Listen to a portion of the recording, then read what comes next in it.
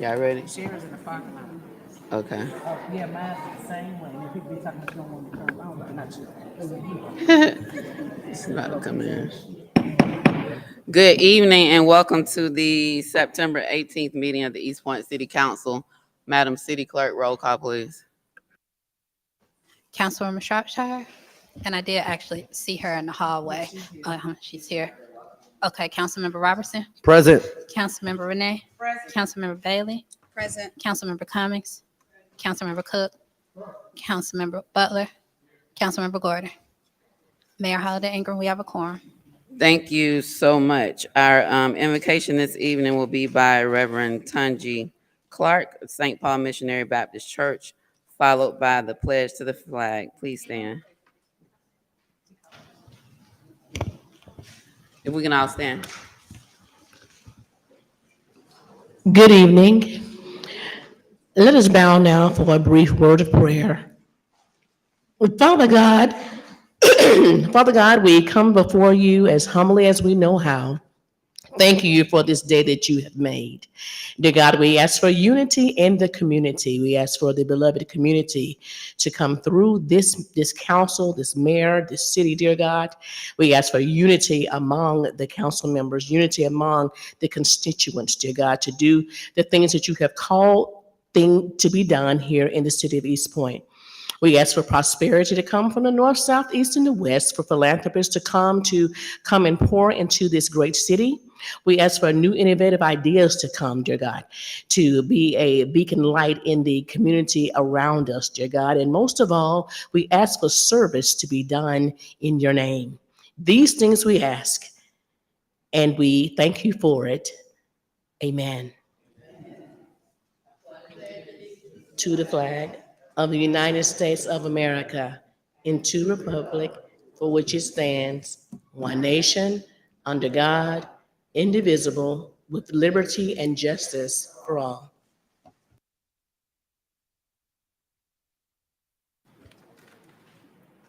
Do we have a sergeant at arms this evening? No? Oh, Lieutenant Farmer, thank you so much for being our sergeant at arms this evening. For presentations and announcements, before I open it up, September 15th was the first day of Hispanic Heritage Month, which goes through October the 15th. And our public arts coordinator had an amazing concert this Saturday with Jesse Diaz. Here it was supposed to be on the lawn, but because of the rain, they were inside. And I'm told it was a good time had by all. So that was our beginning kickoff of our celebration of this Hispanic Heritage Month. And on September the 30th at 6 p.m. On City Hall, 6 p.m., 5 to 9 on City Hall lawn, we will have Salsa in the City for a second year. So I have tried to learn. I just move like I know what I'm doing, but really not. But it's a fun time. So I invite you all to come out and continue our celebration of Hispanic Heritage Month and all that will come during this month.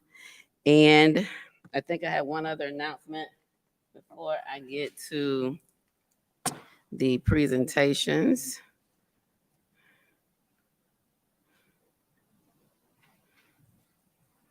Oh, that's what it was. Our East Point pickleball crew won 5 gold medals and 4 silver medals this weekend at the GRPA tournament in Macon. Let's give it up. They brought home all the medals. I don't know if there were any left, but 9 sounds really good to me. So congratulations to them, to Shalora Pinkett, our Parks and Rec director, as well as Daryl Brodus. I think he's the one that works with the pickleball crew. Very exciting. I've played once or twice. It makes me feel like I can play tennis, but I can't. But I can do pickleball. So the classes and are offered, or they have sessions at the Parks and Rec Center, where if you're interested in participating and engaging in a little pickleball, we encourage you to do that. So that was my other announcement. So we have 2 presentations this evening. The first is the Reconnecting Communities Grant Finding the Flint presentation by Atlanta Regional Commission and Hannah Palmer, and they can come on up while I'm speaking. And so Last year, October 3rd, 2022, East Point City Council, just give it to the city clerk and she'll pass it to us. Thank you so much. East Point City Council approved staff submitting an application for reconnecting communities for our city alone, and which would have connected us to the Aerotropolis Greenway Path Plan as well as the Atlanta Beltline, activating those segments of the East Point Path, which would have been segments 2 and 3, to be able to make those connections. And we submitted a valiant effort. We had a valiant effort. ARC was one of our letters of support. We received letters of support from Soccer in the Street, Aerotropolis, Fort Mac, Invest Atlanta, the Beltline, just a number. We had a really good application. Unfortunately, we did not receive it. And so last week I was invited to a meeting where Atlanta Regional Commission is actually applying for a Reconnecting Communities grant focused on finding the Flint, which is why East Point's own amazing East Pointer Hannah Palmer is here for all of the work that she's been doing and shepherding. And to this point, Atlanta Regional Commission is working on submitting a Reconnecting Communities grant application. The deadline is really quick. It is September the 28th.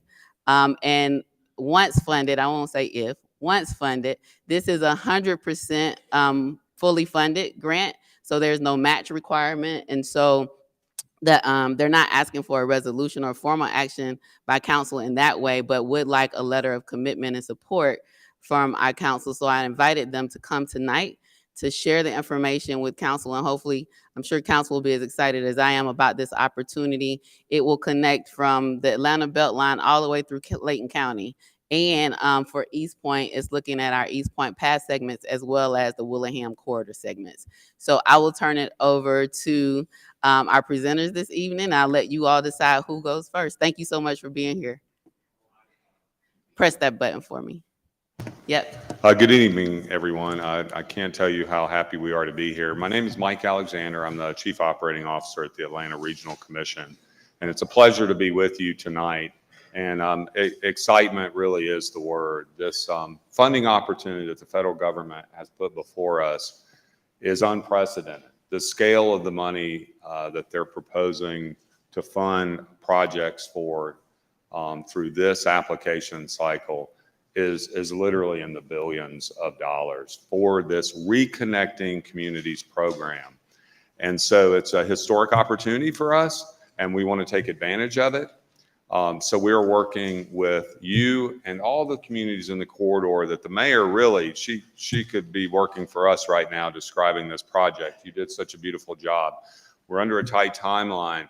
But again, if you just take a second to look at the map before I pass it off, what we're really trying to do is reconnect our South Side communities and really bring these, from my perspective, much needed community infrastructure improvements to the South Side in a way that I think we all recognize will really help people. And that's why I'm so over the moon. And I get the other great thing about this is I get to work with Hannah Palmer, who is like a rock star in Metro Atlanta regional planning. And she's really going to do the quick presentation for you because we know your time is valuable. But again, we want your support. We want you to be informed. We love your questions. We are your friendly neighborhood regional planning commission.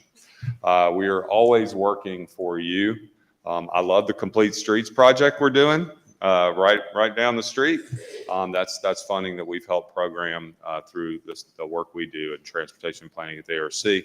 But the point is, we've been working continuously for 50 years to provide these resources. And now we're really starting to see the benefit, and the federal government has put us in a place that we can really do some things that I wouldn't have thought possible just a few years ago. So Hannah? Thank you. Good evening. I'm Hannah Palmer, live at 1841 Broad Avenue. I'm pleased to have a few moments on the agenda tonight to tell you about this exciting opportunity. There's actually two big federal grant opportunities coming our way this fall. The first is Reconnecting Communities and Neighborhoods, and that's the one we're focused on because that's the quickest timeline. I'll be working this week and next week to get letters of support and finish writing this grant. But if funded, it's not just planning, it's construction. We're asking for $150 million. That's to construct the trail from the Atlanta Beltline all the way down to the airport, around the airport, and down to Terra Boulevard. The reason we're connecting those pieces is because Finding the Flint has brought, for the last 7 years, a lot of focus to green spaces and trail opportunities along the river corridor. And if you can see on this map, the little orange pieces are funded or they're in progress. And the purple is all the spaces in between. You'll see in East Point, there's the trail around down Norman Berry that is an extension of the existing path. We just need to fund that. I mean, it's already planned. It's going to be great. I live in that area, so I'm happy that I'll be able to bike all the way down to Virginia Avenue. And then also in East Point is the Main Street down to College Park and the Willingham corridor. This is a very ambitious grant that we're writing. We're asking for everything, and we're bringing in partners from the Atlanta Beltline down to Clayton County to Terra Boulevard. So that's multiple cities and counties. Let me see what I've got. I can't say it enough that this is 100%, so we have nothing to lose by going after it.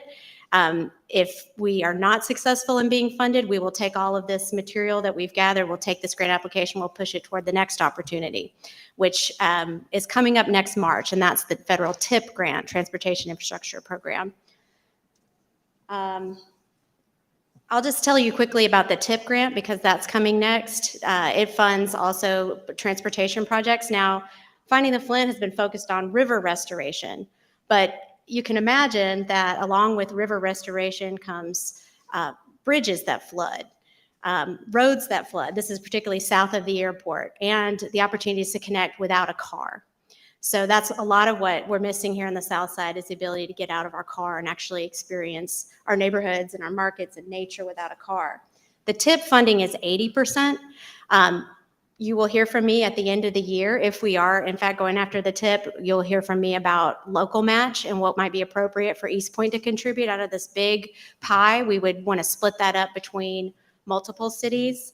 An example that I find inspiring is the Chattahoochee Riverlands project. This is a project that got underway around 2017, and it was Cobb County, City of Atlanta, and the Trust for Public Land. They got a $1.5 million award through TIP to design trails to the river, to the Chattahoochee River. So it's a transportation project with a river at the heart of it. Their study was published in 2020. It was the result of 2 years of community engagement and planning. They created this beautiful study called the Riverlands. And this is a $1 million study, but I want to show you what it's resulted in.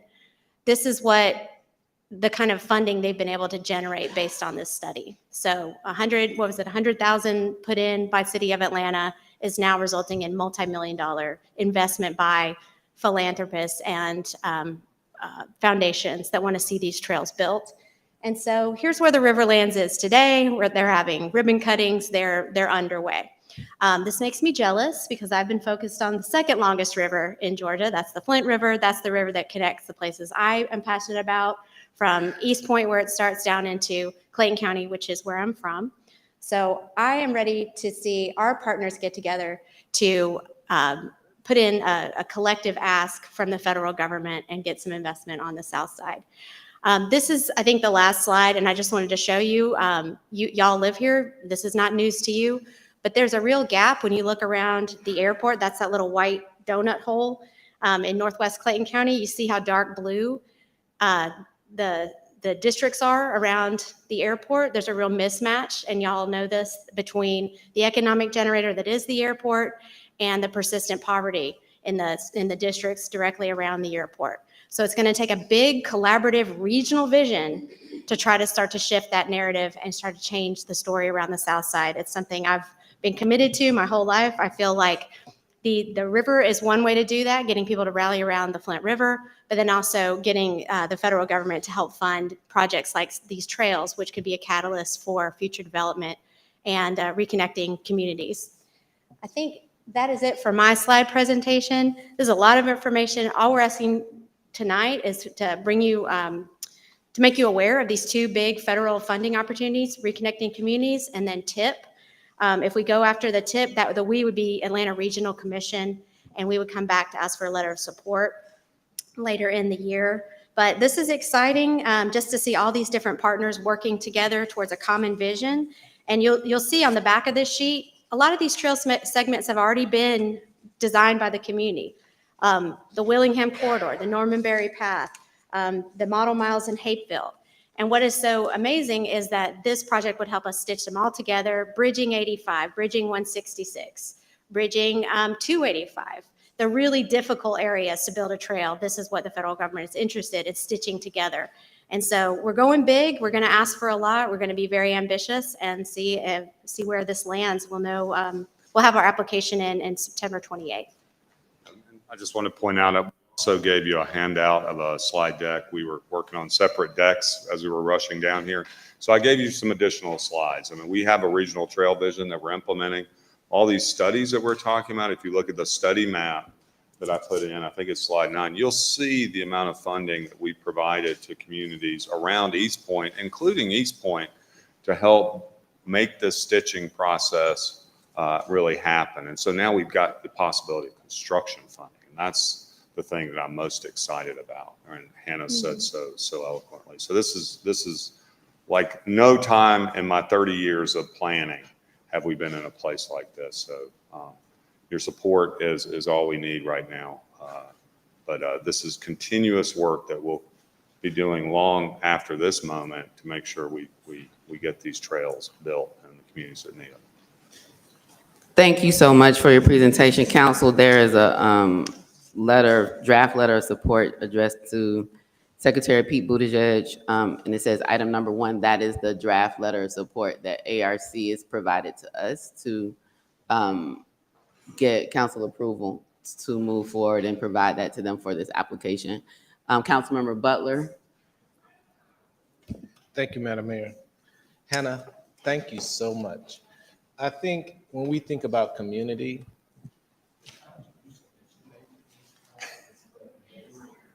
I'm trying to give you your flowers, right? We really do appreciate the work that you've done. I remember maybe 5.5 years ago when we first started talking about finding the Flint. It's one of the first things that kind of got my feet wet with. And then since then, you've talked about the pools, the shadow pools, and now with this, I know you guys are going to get the grant.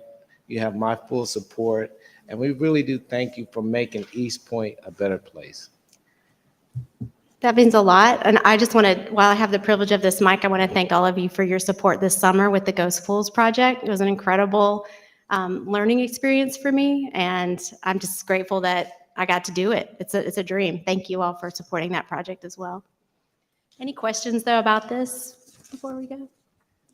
I don't see any questions. I will say Atlanta Regional Commission also selected us for the first city agricultural plan in the region, in the area, and has been an amazing supporter for so much of our work. So we're grateful. Again, for East Point, it would be our downtown pass segments as well as the Willingham corridor. So you'll see it's kind of like a circle of sorts, but surrounded on 3 sides of work within our city. So the ask is for a letter of support. Councilmember Butler.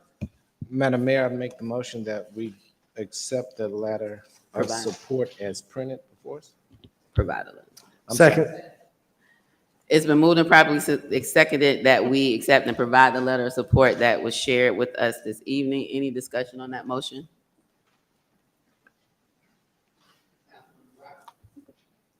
All those in favor? Aye. All those opposed? Motion carries. I'll make sure you get it tomorrow. Thank First you. thing. Thank you. You're welcome. Thank you.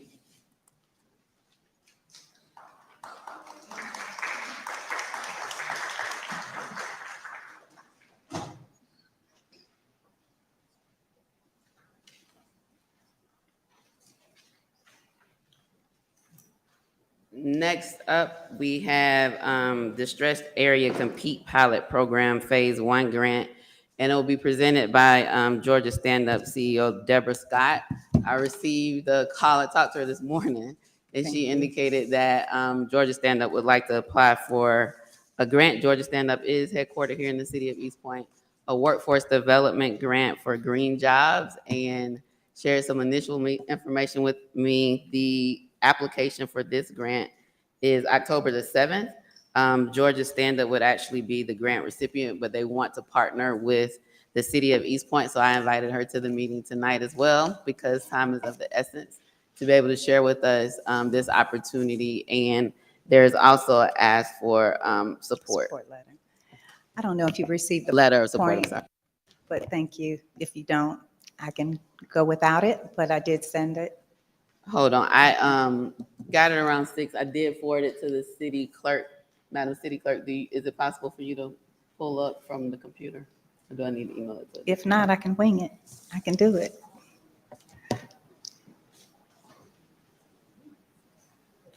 On that? Yeah, okay. She's gonna pull it up for you. Okay. Well, good afternoon. I'll just, in the interest of time, thank you so much for having me. My name is Deborah Scott. I am the CEO of Georgia Stand Up and a suite of organizations, one of which is Georgia Trade Up. We started this program in 2009. In 2012, we won a White House Award, Champion of Change Award, because we started training people that were hard to train, which are considered folks in our communities sometimes. So this particular grant is called a Recompete program. And what we're doing is going to focus on young people between the ages of 25 and 54, and I'm saying young people, in terms of training them for green jobs. So the first, it's a pilot program. And so we'll be talking about energy audits, EV charging stations, and Wi-Fi.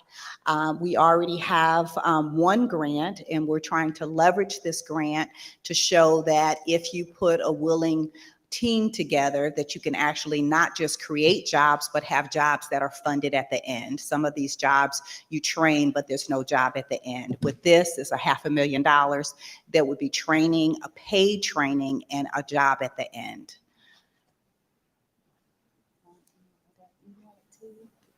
That one. Yeah, that's it. Mm-hmm.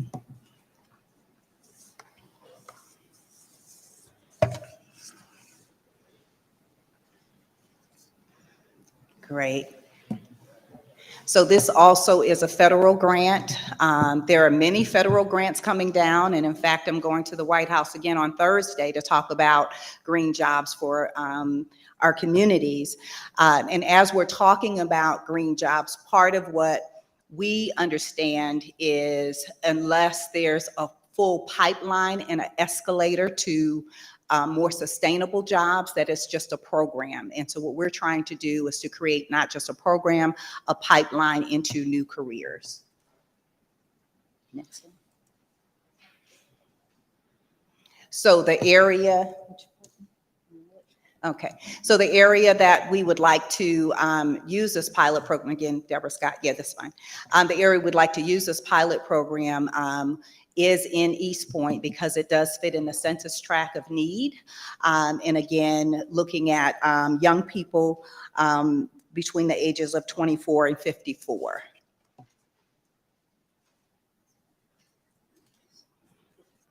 We have partners. The partners are Gemini Energy Solutions and HBCU Green Fund, who have already developed the software that we'll be using.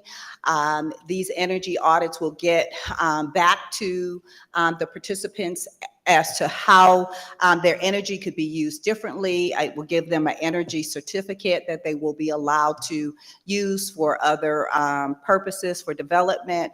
But in the initial phase, we're looking at churches. We already have 100 churches. We're going through 1,000 churches, and then we're looking at other buildings here in East Point as well. Again, this is energy efficiency audits, electrical vehicle installation, solar installation, and broadband infrastructure. And the ask today is, one, that we partner and have a letter of support, but then two, that it's an existing partnership. We do have a training facility or an office on Sylvan Road, but we would need your facility when we grow this training training cohort. So if you have available space, we would love to use some of your space as well. And then we'd like to co-market that this would be a program of East Point as well. And just my contact information. I have given you packets as well as a generic, not generic, but a Template. letter of support that you can customize. And then I'm here for any questions. Well, thank you so much for this, your presentation and sharing this opportunity with us. I will go to Councilmember Renee and then Yes, ma'am. Thank you, Madam Mayor, and thank you, CEO Ms. Scott. I absolutely love this, and I'm very grateful to have you in the city for all of the work that you have done for our communities and the surrounding communities as well. I think this will be a positive impact, and I'm going to tell you why I really believe this. Some of our schools, we have a lot of transient students, and some of the reasons is because some of our parents lack the skills to either maintain a job or to even sometimes get a job. The market that you are targeting will help a lot of our parents and a lot of our students stay in the area so that they won't be so transient as they traverse through the school system. Yeah. This will be an absolute blessing in our communities because a lot of our programs, training program, only target 16 to 24-year-olds. The market that you're going after are parents sometimes who lack the education and the training to sustain jobs. This program will help us reach parents, help them with wraparound services. And so I am so grateful and honored to partner, and I'm hoping that our colleagues here would also agree to help partner with this because I think this is a part of sustainability in our communities. Another thing too, we have housing that were built in 1940s, a lot of our communities. I'm hoping that as you expand out, you will also provide energy audits for some of the housing in these communities because they utilize a lot of utilities like electricities and stuff like that, especially during the summer months and then the winter months. And some of their bills go up really high because they don't have the installations or understanding how the energy may be escaping through bad windows or bad installations and those sorts of things. So this could be a program that I could see on so many levels as a wraparound services, even for our seniors in the communities or people who have housings that are extremely, like that were built in 1940s or even in the 1920s. And so I salute you. And I do understand the work that you do has been tremendous. And thank you for choosing our city to partner with. Thank you, Madam Mayor. Thank you. Councilmember Robertson. Thank you, Madam Mayor. I want to echo what my colleague said, and to you, Miss Deborah, who I've known since young Atlantis from Maynard, 30 plus years. Your work speaks for Tell my itself. age. I'm telling our age. Your work speaks for itself. Thank you. As we continue to move the city forward with actually the ARC Green Communities Initiative It fits that right the in. Green Team has been pushing for, this is a perfect fit. I am familiar with the HBC Green Fund. It's phenomenal. It works well. The area for me is that sweet spot is the AV technology training. That's the Yes. sweet spot because that's what the shortfall is. If we can help fill that gap right there, we're moving the needle much further to where we need to be of making sure that we have much education and people are employed. And more importantly, back in the day when I did work at Georgia Power, I helped with those energy audits, and I remember how important it was for our seniors. So I am 100% in support of Thank this. you. I yield, Madam Mayor. Thank you. Councilmember Butler. Thank you, Madam Mayor. I think it's a wonderful program. I just want a little bit more details about your ask. When would you need to use our facility? How long? Or tell us about the details. It won't be for a while. The grant is actually due October 5th. We won't get notified for quite some time probably, but won't be until the beginning of next year. And there will be an on-ramping, so we could figure that out as we go. We do have a facility right now. We anticipate most of our classes will be 20 people, but as we scale up over time, it would be great to be able to use your facilities, but we don't need it right now. Do you guys currently do workforce training with us? Is that another company? No, we do not do workforce training with you currently. I fully support your initiative. I think we need to make sure we don't have a conflict. We have two other training programs. One is the movie film training, and then the other is the construction training. Yeah, the other one's water. The one that's been consistent is the film and TV, and then the brownfield grant that we received from EPA. And I think we're in our last cohort of that. And then we've done Construction Ready and Strive ATL, but they haven't been permanent. But they coordinate the schedule. They would coordinate availability with either the city clerk's office or whomever is over that scheduling for it. This And facility that we allow people to use right now is the annex. Great, because we also have contacted them because it would be great, some of the members of the cohort that are currently in that water department could actually fit into this. We'd like to continue what I call an escalator to jobs. Sometimes people get into work programs and they just do that program and then the program is over and it doesn't lead to a job. So if you already have some students that are trained that can then pipeline into this, we would love that. So we definitely want to collaborate. Collaboration is key. Madam Mayor, if that being said, if there's no one else who wants to, I make the motion that we approve the ask for a letter of support and that she may work with staff to look at using our facility as long as there is no conflict and allow staff to do that negotiation with them. I second. It's been moved and properly seconded that we provide the requested letter of support. We have a sample tonight as well. And that staff work with Georgia Stand Up regarding coordination at a later date. When they receive the grant, we probably need to do a MOU and it'll come back before council. So we'd have more information about what that specific ask would be. Yes. But there's a motion to authorize staff to work with you all to get us to that point. Thank you. Any further discussion? All those in favor? Aye. All those opposed? Motion carries. Thank you so much. I'll get Thank this you. to you tomorrow. Thank you very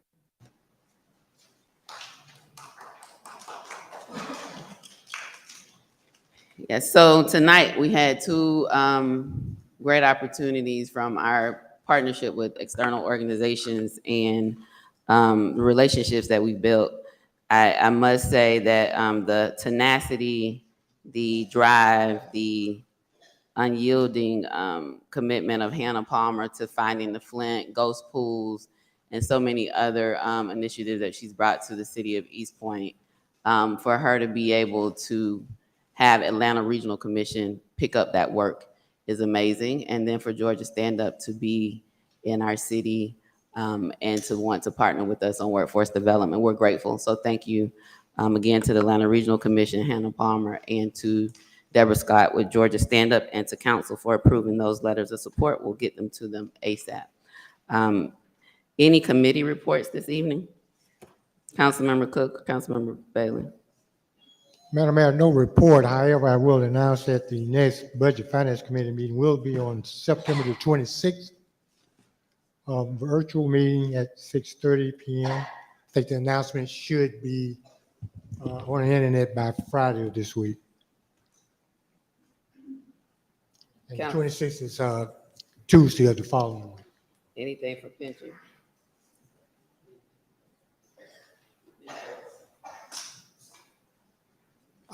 Briefly with the pension board, the last quarterly meeting, we got an update on portfolio performance. And simply put, we're still in pretty good shape. But between now and the next pension board meeting, we should receive some information from actuaries as to whether or not there will be certain classes that they will recommend that may have a cost of living adjustment. But all that is in the planning stages, and I won't know for sure until the next quarterly pension board meeting. Thank you. Councilmember Bailey. Thank you, Madam Mayor. The Human Resources Board met and established a performance evaluation tool, a draft of it, which we'll be sending out for feedback to the other council members. And we also discussed a timeline for implementing or for starting the performance and completing the performance evaluations for our direct reports. And that concludes my update. All right, next up is adoption of the council agenda. Is there a motion?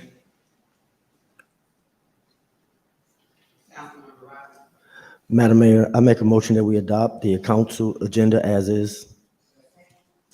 It's been moved and properly seconded. Any discussion? All those in favor? All those opposed? Motion carries. Next up is approval of city council minutes from the September 5th regular meeting of the East Point City Council. Is there a motion?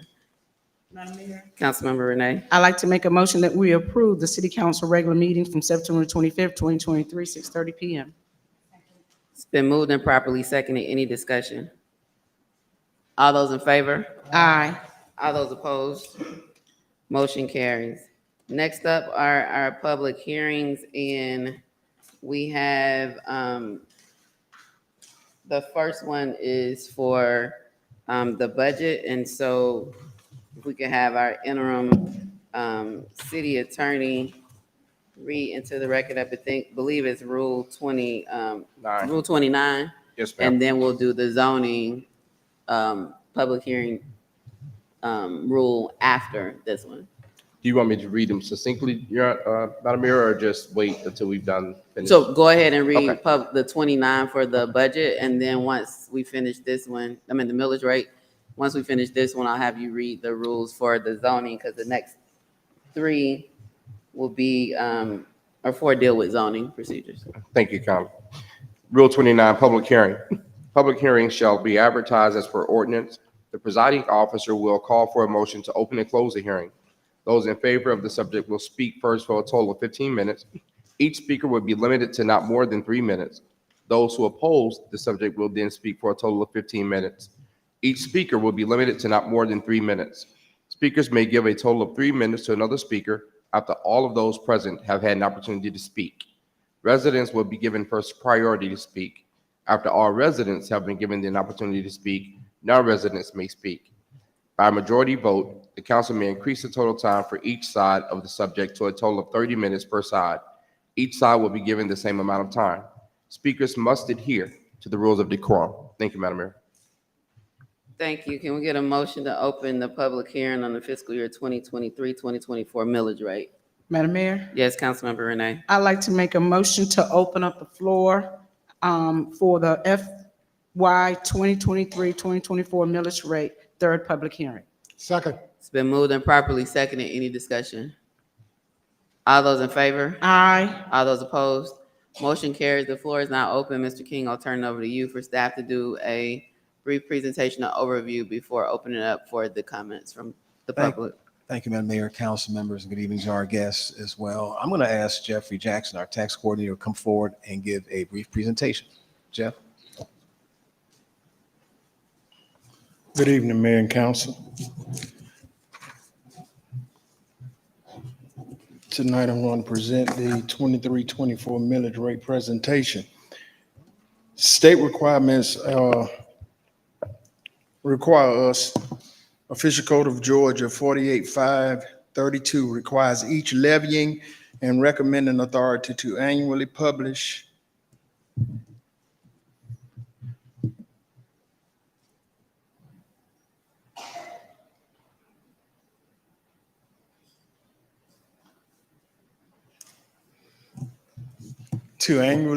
the assessed taxable value of all property by class and in total, the proposed millage rate for the levying and recommending authorities, purposes for the current calendar year, and assess taxable values and millage rates for each of the immediately preceding 5 calendar years. The advertisement must also indicate the percentage increase and total dollar increase for each year advertised. Official Code of Georgia 48-5-32.1 also requires each levying authority and recommending authority to complete a rollback millage rate. Anytime that we suggest a millage rate above the rollback millage rate, we have to have 3 public hearings. This is the 3rd public hearing. The current 23 tax digest and 5-year history of levy.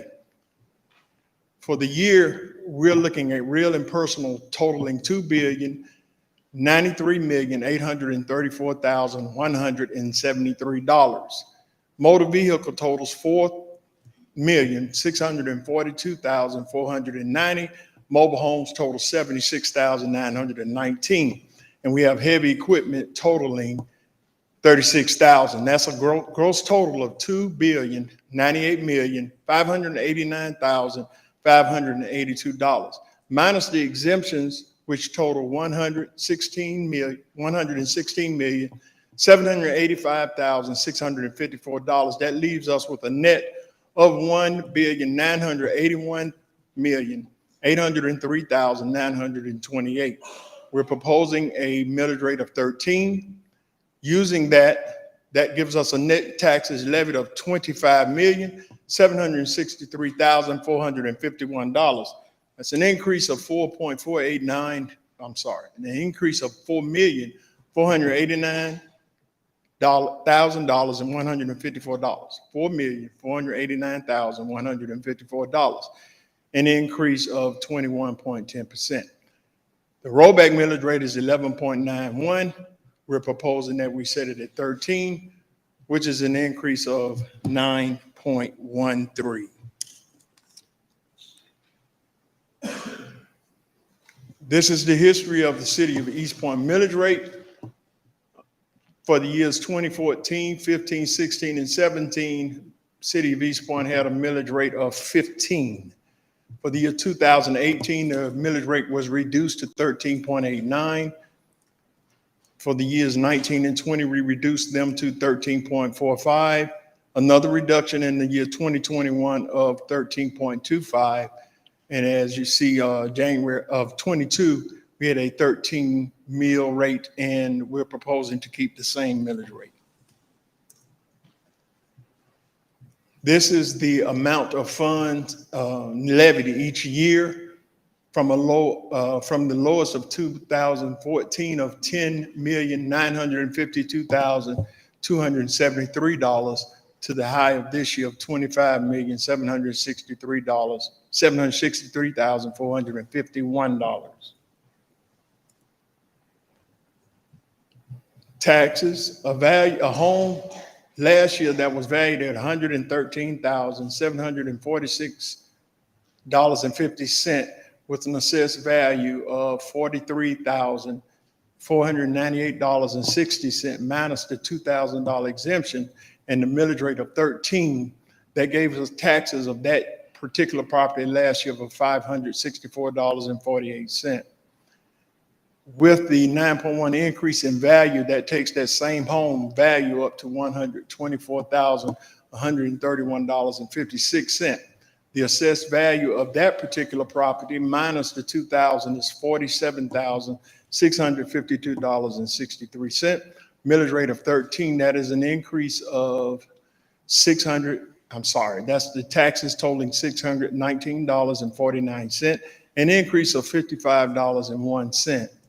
Using the homeowner's tax relief credit sponsored by the Georgia House, which is an $18,000 reduction, the same home with the $47,652.63 assessed value would then become $29,652.63. Using that same millage rate, that's going to reduce that taxable tax to $385.48, which is a savings of $234.49.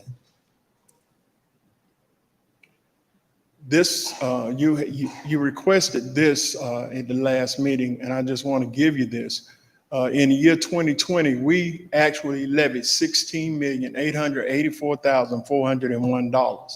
Out of that, we collected $16,074,058. We have an appeal process. When you appeal, we have to give that money back after it's been paid. So we had appeal refunds of $234,213, which gave us an actual collection of $15,839.45. Using the same process, $15,839,845. In the year 21, using that same process, we had appeals totaling $339,263. Subtracting that from the amount collected, that left us with an actual collection of $1,431,941. The year 22 appeals have not been finalized because it's not the end of the year. So we had to project out, and if we look at that, for year 22, we collected $935,110 minus what we project to be the appeals. That leaves us with actual collections of $19,648,372. We used the same process in 2023, where we had to actually project what we were going to collect, and we're normally collecting between 90 to 93% in taxes. So that's going to allow us to have, we're projecting to actually collect $655,237. That ends the presentation. All right, thank you so much for the presentation. This is a public hearing on the recommended 13 mills for the FY 2023-2024 millage rate. Is there anyone who would like to speak in favor of the recommendation of 13 mills? Anyone who would like to speak in favor of the recommended 13 millage rate? Anyone who would like to speak in favor? Is there anyone who would like to speak in opposition to the recommended 13 mil for the FY 23-2024 millage rate? Good evening, Mayor and Council. Ernestine Pittman, City of East Point. Residents need a break. Property taxes are increasing in neighborhoods because of investors' infill housing or renovations where residents can't afford to have their roofs fixed so that they can get homeowners insurance. In the City of East Point, homeowners, except for a limited few, pay 13 different taxes this year. One, the transportation SPLOST, that's an added increased tax. Water and sewer SPLOST tax. You have a tax on your electric utility bill for the city buying electricity. You have your regular state and local sales tax. You have a miscellaneous fee on your utility bill of $3. You have the power cost adjustment and the ECCR, environmental compliant cost recovery on your utility bill. All of these are taxes and fees. You have a stormwater fee. You have a fee for debit or credit card transactions. Then you have Fulton County taxes. You have the Board of Education taxes. Even if that millage rate were to remain the same as last year, just like the city, they will collect more taxes because the assessment has increased. That's 12 and 13. East Point does not need to raise the property millage rate to 13 mills. The residents are not getting a break. We don't have anything to show for 13 taxes except for the county and school board that has to be paid. I don't pay taxes. If you're 70 years over plus as of January the 1st, you don't pay taxes. There are way more head of household, single women with children than there are married couples in the city of East Point. These head of household, whether they are renting or buying, will see an increase in their mortgage or rent. Commercial apartment owners, they're not going to take a hit. They're going to pass it on to their tenants. So wake up, residents in East Point. You need information and you need it badly. when you get that tax bill from the county, with the county tax that you have to pay, because we voted for certain bond issues that pays for the maintenance and operations of the East Point Library and the Bowden Center. Thank you.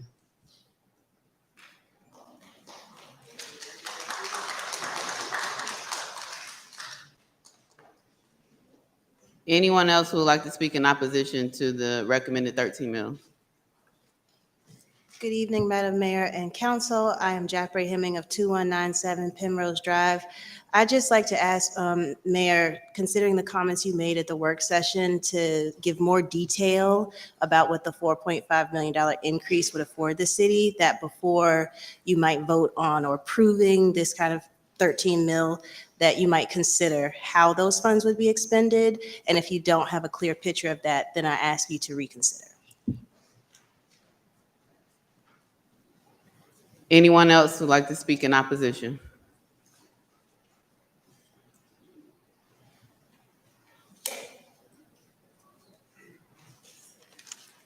Good evening. My name is Anna Adams. I live on 2187 Noonan Street in Ward B. First, thank you for discussing the millage rate during last week's work session. That was very informative. And also thank you for adding the missing fiscal year 18-19 data to slide number 3. I am still opposing the proposed millage rate of 13 mils. Instead, I'm advocating that the city adopts the rollback rate of 11.91 mils. And to be clear, I am not suggesting that the city adopt a millage rate below the rollback rate, because that would mean that the city would get less money than in the budget. I am opposing the increase of the millage rate above the rollback rate for 2 main reasons. First, from the last week's work session and today's discussion, I did not see specific numbers or hear a strong argument for why additional taxes need to be raised so that the city can meet its set objectives for fiscal year 24. Secondly, looking at the 5-year history presented today, property taxes and city budgets have steadily increased every year. In fiscal year 18-19, it was actually 17.7%, not 0% increase. In other words, over the last 5 years, we already have added more and more money with the goal of improving quality. We have a budget and we have a plan. My request is to take also a breather on the property tax increases so that people can experience the full benefit of the HTRG credit and property tax relief. Thank you for listening.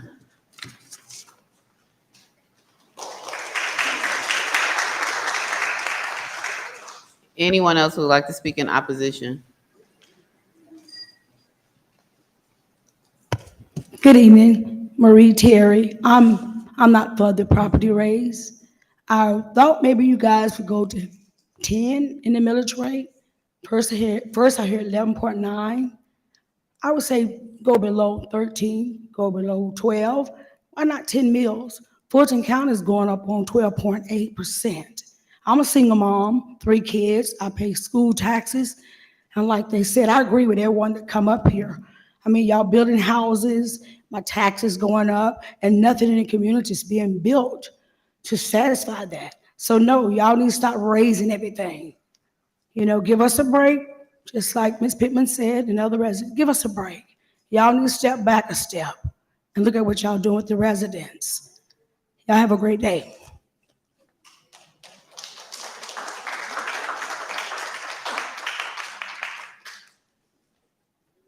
Anyone else who'd like to speak in opposition?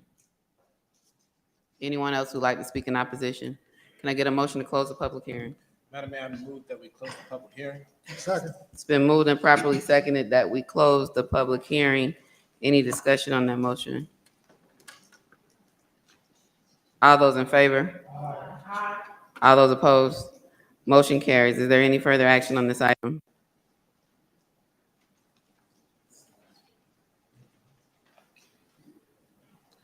Councilmember Butler.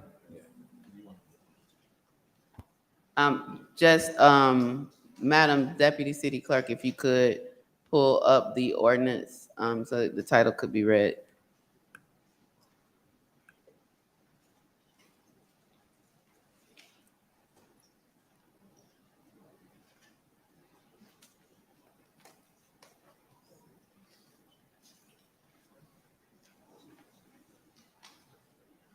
Madam Mayor, I move that we have a brief discussion before we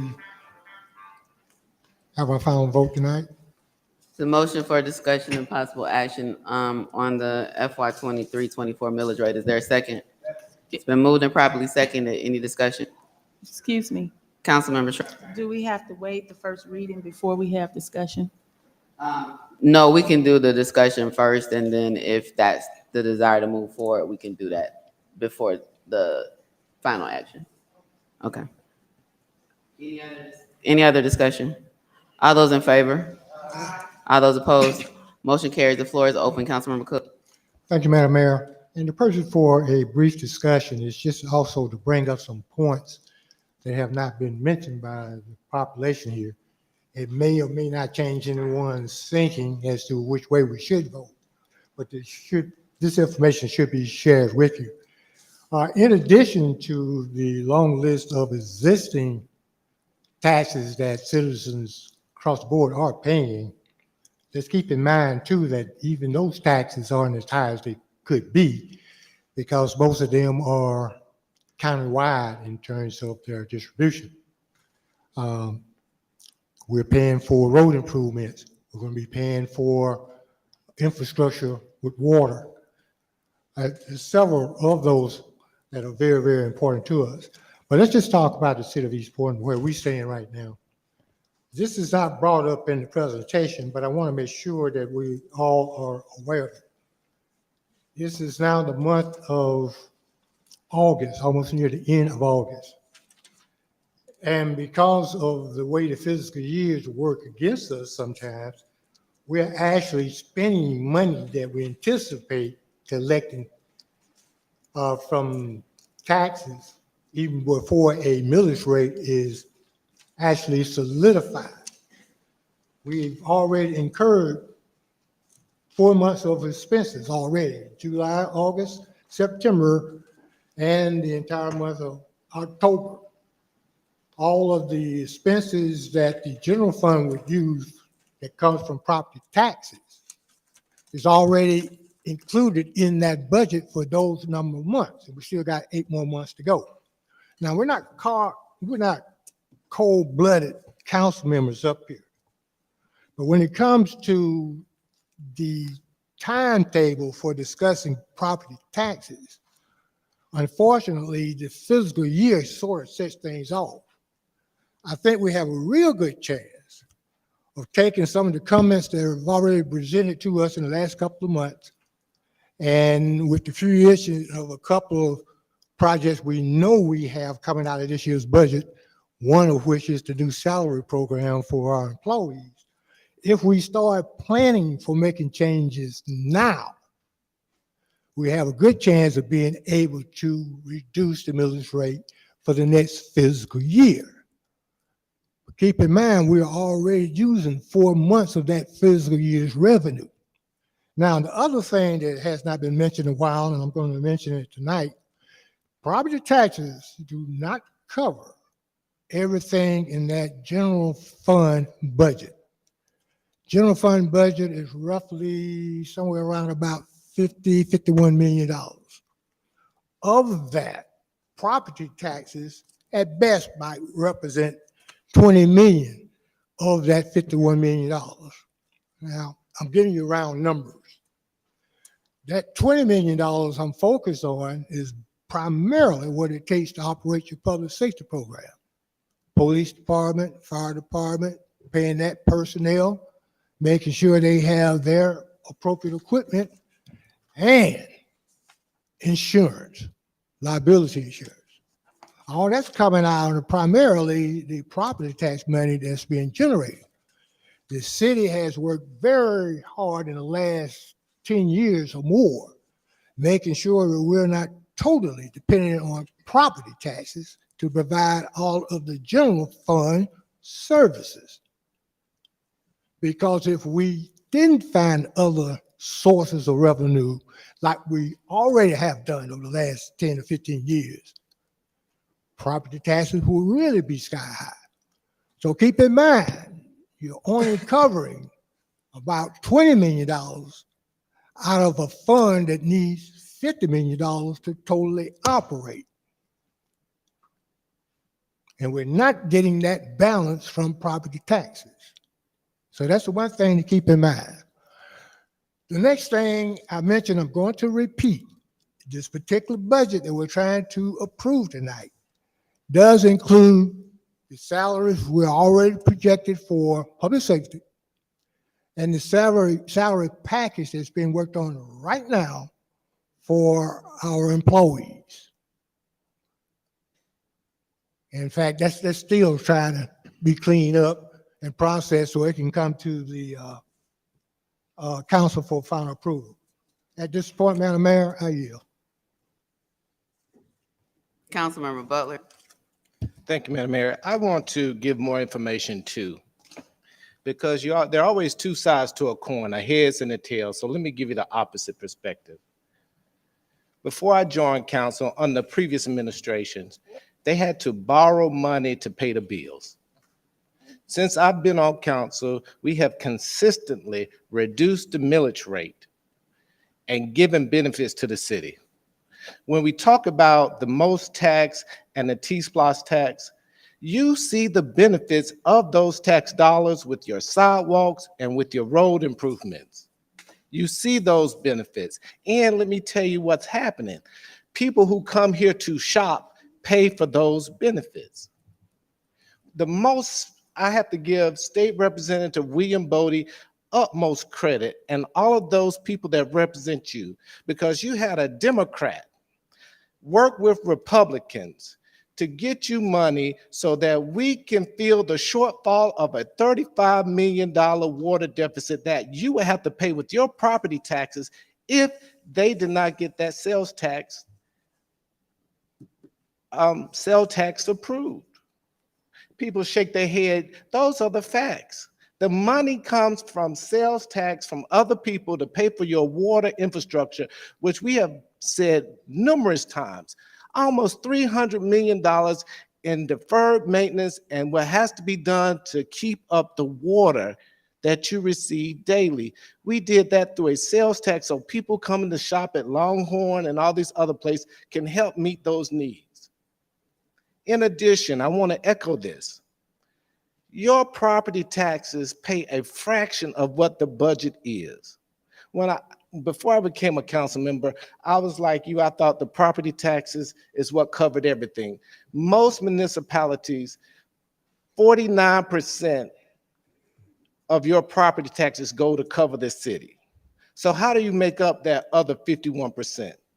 Through the fees that we charge our businesses, through the other means that we collect fees and services. So I just want to say this. You're not being given all the information.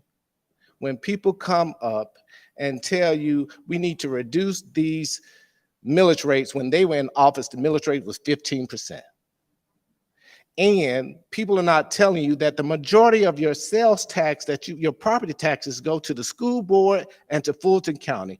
And the last time we spoke about this, I told you I would be there right with you when you go down there to the county and ask for a reduction, because while they're charging you more in taxes, they'll give you less services. And here at East Point, we're trying to increase those services and do more for you. And an example of that is the pay raise that we gave to our public safety officials. When the chief took off, became the police chief here, we were down considerably in number of police officers. It was tragic how low we were in police officers, but this council voted to increase the pay so that we can get our numbers back to where they should be so we can protect you and have public safety. So when you tell the whole story, tell both sides of the coin, and you still may disagree, and that's fair, because you have the right to feel how you want to feel. But at least now you have all the information that you may decide what is best for you and go with an open heart. But to come and to give you one perspective is not genuine and it's not honest, especially during a campaign year.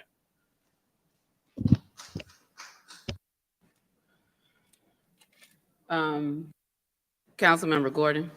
Thank you, Madam Mayor. My question is for Mr. Jackson, if I can ask you directly. I think this was brought up, my question was brought up last week in work session, but because we're here with a full house tonight, I wanted to just ask it for the record again. This process requires public hearings. We are at the third as required. If council were to, if it were the will of council to go with a rate, let's say less than 13%, what would that process be at this juncture, at this time? What would that entail and how would it impact our deadlines and our goals towards collection? If you were to readjust at this time, the first thing we're going to do is we're going to end up paying again to advertise. Then the second thing is we start all over, even if you begin on the 19th by submitting all of your paperwork, we will not be able to get started until November 20th at the latest, the end of November at the latest, at the earliest November 6th, which will put your collection date on January the 6th, which will put your funds, normally we collect at 75% on the due date. That's 75% of your money that you normally get to fulfill your budget. We're not going to get that. That's going to be put back 2 months. So instead of working 4 months, you're going to be working 6 months out of that, but the funds are not going to be there. So that's how it's going to work. Thank you. I just wanted to have you elaborate on that. Thank you. I just have some comments to make. So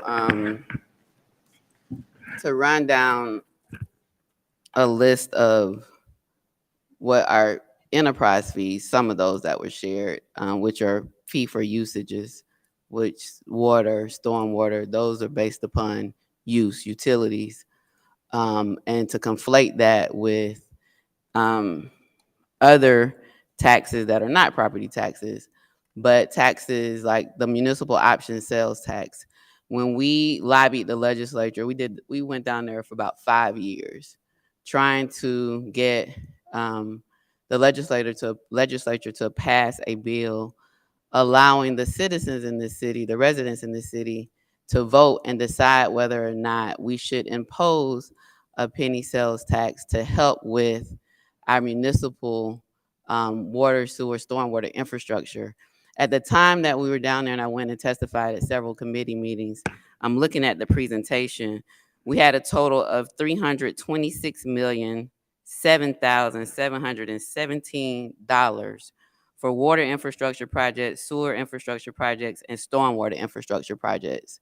Because the stormwater infrastructure fund or program was set up in the city by just pulling a number out the sky, it was never funded to be able to actually operate and maintain that fund, to provide the staffing, to provide the equipment, the operation and maintenance. And so $326 million plus. And staff had tried to come to us a couple times regarding rate increases for water. And the reality of it is, and I said it when I was testifying at the Capitol, it was unfair to put that burden on the residents because 60 to 70% of the infrastructure in this city is 60 to 70 years old. So these are decisions that were made that we've now inherited, and we can no longer kick the can down the road. We had to come up with a solution, but it'd be absolutely unfair because there's not enough, we couldn't increase the rate high enough for residents to cover $326 million of infrastructure needs, existing 60 to 70% of our infrastructure, 60 to 70 years old. No plan in place. And so our water and sewer director, Melissa Echevarria, mapped our entire system and was able to tell which which lines needed, like were emergency and which one, like categorize them. Emergency, phase 1, 2, and 3, right? And the phase 1 totaled about $80 to $90 million. I think that's in this one as well, of money that we needed to deal with. So when I first took office as mayor, within the first month, we had 3 water main breaks. You all probably remember we were having these water main breaks about once a month, once every other week. That's aged infrastructure. We have secured GFA loans, government, environmental, finance, from the state, GFA loans, to help provide that. We actually received some grant funding or some funding from Congresswoman Williams, as well as our senators, to try to deal with that $326 million or $80 million in immediate needs. And we did not want to raise rates. They asked me at the state legislatures, several senators, while I was testifying, why don't you just raise rates? We can't raise them high enough, and it's unfair to put that burden on our residents. So a municipal option sales tax, a penny tax that anybody pays whenever they come in and it's not just East Point, let me say that. We talk a lot about College Park and Hateville, so the municipal option sales tax applies in East Point, College Park, and Hateville. We were able to get those 3 cities approved because the initial legislation only applied to the city of Atlanta. If you remember back in the day when Mayor Shirley Franklin was mayor and they had their water crisis and there was a need, the law was initially drafted for that and was narrowly tailored just for Atlanta. We were able to get the amendment for the 3 cities who are tied into Atlanta's system, but we're not receiving the benefit of having others. So a sales tax is not just borne by residents. Anybody who comes into our city from around the world pays whenever they buy something. And so that's a way to make sure that the residents are not bearing 100% of that cost. And through that, we project that over the next 4 or 5 years, we'll receive $35 to $40 million. Let's talk about the transportation special purpose local option sales tax. That is a 0.75 cents tax that applies in all cities in Fulton County, all 15 cities, not just the city of East Point. And that is for transportation projects. And that gives us around $7 million a year, which is $35 million over 5 years, which is why you have seen for the first time in the history of this city, unprecedented repairs and replacements of roads and sidewalks, miles and miles, because of that tax. That is not based upon your property tax, because if we didn't have the sales tax, that 0.75 cents, again, that would be something else that we'd have to figure out how to pay through property taxes. Let's talk about the local option sales tax. So that's a penny tax that is charged in every city in Fulton County, not just East Point. And of that, we get about $12.5 million for our general fund. So in addition to the property taxes, is that we just went through loss negotiations. That's negotiated every 10 years. We had to fight the county. The county wanted initially 35%, and they are in only like 0.8% of the county is unincorporated. So the cities band together, 15 cities strong, including Atlanta, and fought and advocated, and we were able to ensure that the city of East Point does not lose money from that local option sales tax. And in fact, over the next 5 years, it's positioned for us to get an increase based upon population. But because while our population increased by 14% for census purposes, a lot of cities in the county increased. So there was a lot of negotiation, and I definitely am appreciative of our other cities within the county to ensure that no city lost out this time around, to make sure that we could stay whole, a whole harmless provision. We get at least what we have, and then the opportunity to get more based upon inflation. So those taxes are put in place, not just by the city of East Point. The most is 3 cities, East Point, College Park, and Hateville. The local option sales tax, and the transportation special purpose local option tax is all 15 cities in the county. And this is the way that cities get revenue to be able to help ensure that we're providing services and the quality of life. So the transportation sales tax can only be used for transportation projects. We can't use it for anything else. The municipal option sales tax can only be used for water, sewer, stormwater infrastructure. And I just told you we inherited $326 million of needs through those three departments or three areas. And then the local option sales tax can be put into the general fund to help cover other things, and we get about 12.5 million. So I think it's unfair to conflate those issues and to suggest that we, the city of East Point, has imposed 13 taxes on you. That is absolutely not true. And I think and I always tell residents, you can check anything that I'm saying. The information is online. We have a lot of information about T-Splot, most local option sales tax. I would not lead you astray. And I ask you actually to look at it for yourself. And if you have questions, ask me. Because what we want to make sure is that you're armed with factual information. All of that said, I did ask at the work session for an explanation or a breakdown as to how the additional $4,589,154 would be spent, because I think that's helpful. So while the presentation was amended to add some other information, we requested, like, how much do we assess, how much are we collecting, and how much is appealed. It would have been helpful to have that information, because I think it's important to let our residents know if we are going to keep the millage rate the same at 13 mills. So, and you saw the history and the trend. We're not making up the millage rate or what it's been over the past, I guess, since 2018 we shared. And even prior to that, I do think that information is helpful. And so I asked about it at the work session. I put it on there to have that discussion. So hopefully we have that information today. I do understand the time constraints that we're under that Mr. Jackson just shared, but it would be helpful if someone could share what that money will be used for. Yes, I mean, we have issues in public safety. We have issues with planning and permitting. We have issues with economic development. We talked about a clean city. We talked about parks and recreation. Like, what will we be using those additional funds for?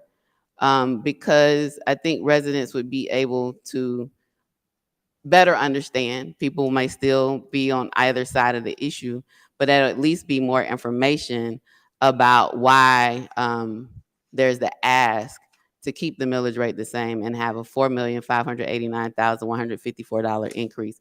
So, Mr. King, I'll either turn it over to you or Mr. Jackson, but I think it would be helpful. Like, what is that additional revenue needed for? We don't have a $4,589,154 gap or a deficit in our budget. Like, we're not in the red by that amount, so we're not using it to cover a loss in the general fund. But if you could shed some light on that, that would be helpful. Thank you, Madam Mayor. I can give you information as it relates to the salaries. I know that was alluded to. We have 141 employees who are currently making $15.45 an hour.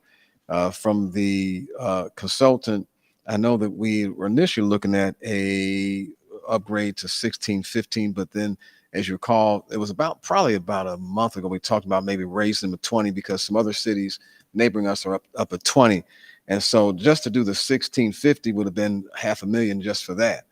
And but they're estimating that it'll probably be, once they get through with that, it could be up to $1 million for that group.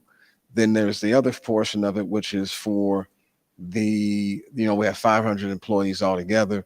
And so they're crunching numbers for that. They estimate maybe about $1.5 million for that, but that's something they'll have to figure out once they get some more details.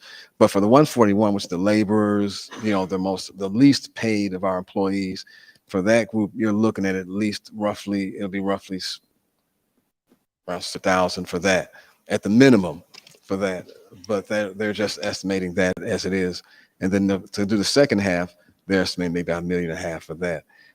Now for police and fire, the salary survey showed that, we're at 52 and for the police, 49 for the firefighters, and the neighboring cities, they were just telling us just had an increase, such as College Park, which just gave an increase for all of theirs.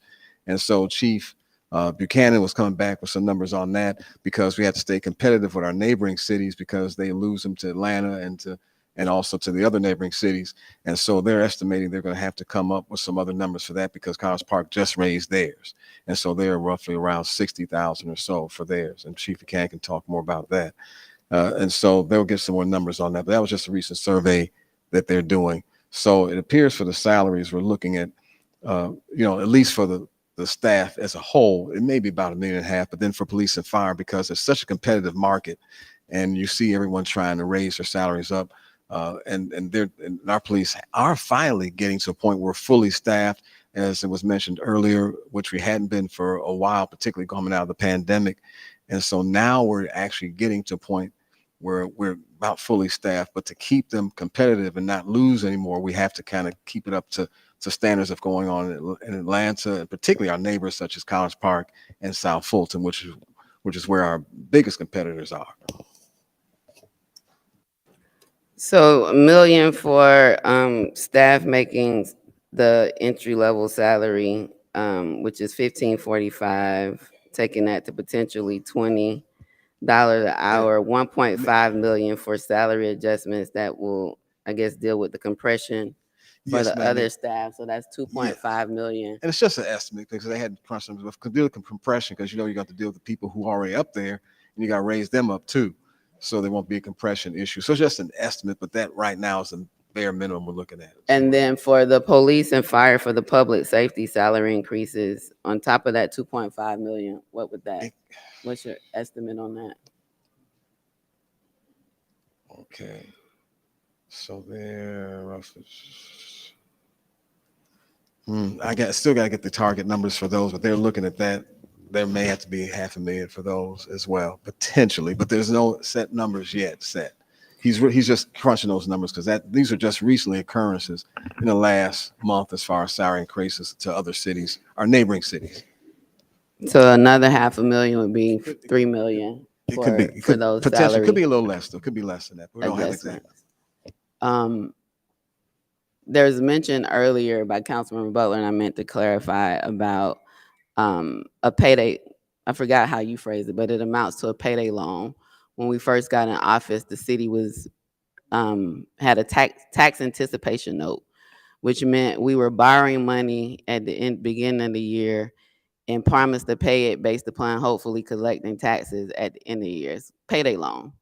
And that's how the city was balancing the budget for years. That was back through 2013. One of the first things we did in 2014 was ensure that we never had another tax anticipation payday loan again, to ensure that we were basing our budgets based upon actual revenues and actually approving budgets timely.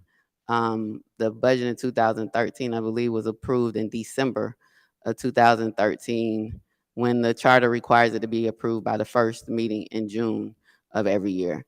And so we've had some improvements, and there are ways that we ensure that we have other revenue streams to be able to provide the services to our residents that you are entitled to and deserve. And then again, there's also the accountability piece of what is this money going to be used for? And so what we've just heard was a total of about $3 million as it relates to salary increases. And I will say that this council has expressed unanimously, while not in vote, a desire to ensure that we're competitive and that we're paying our employees to be competitive with other cities. And that pay and compensation study has been talked about for quite some time, the compression issues and getting forward and moving forward with that. I will say that with salary increases, we do that to show we value our employees, but we also expect a higher level of accountability. And we have to ensure that those things are in place. And so I was thinking about this and looking at our charter. There is a provision, Section 4-101, Administrative and Operating Departments. It says the city council by ordinance shall prescribe the functions or duties and establish, abolish, alter, consolidate, or leave vacant all non-elected offices, positions of employment, departments, and agencies of the city as necessary for the proper administration of the affairs and the government of the city, and the exercise of the city council of the powers shall not be deemed to constitute interference with the management authority and responsibility of the city manager. And so as we are thinking about, and if this millage rate was approved and we have these salary increases, I really think we need to be looking at our authority to actually determine and prescribe the functions and duties of employees and of jobs within the city, positions, as well as departments, to increase accountability. We will, tonight, there's on the agenda approving the forensic auditor. We will have an internal auditor report to us. So as we move forward with more accountability, this is a provision in our charter that I think will prove us well moving forward as we get through these challenging times. And so I don't know if Councilmember Bailey. Thank you, Madam Mayor. I actually had the question earlier regarding what the 4 million would be used for. And looking back at our agenda on August the 14th, we did talk about the classification and compensation study project where we, at that time, was going to implement phase 1. So perhaps with this additional money, we can move forward to implement the additional phases and increase the salary. Because with that, I believe that we can offer more quality services to our residents if we're able to implement that. And then my second question was for Mr. Jackson regarding the actual millage rate. What is the process that's followed to determine what you're going to suggest each year? I noticed that it was going down steadily and it stayed the same for this year as it was last year. So just an understanding of the process that's followed to make the recommendation. Excuse me.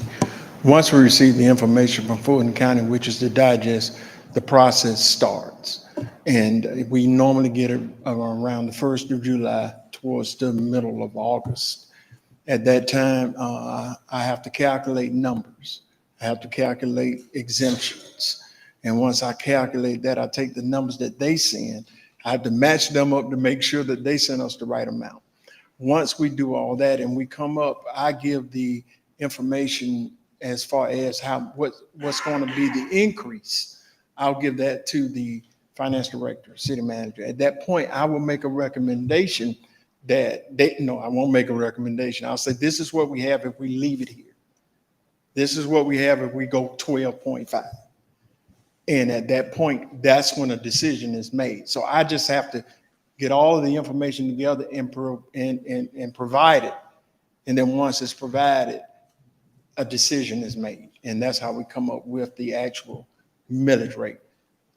Thank you so much. No problem.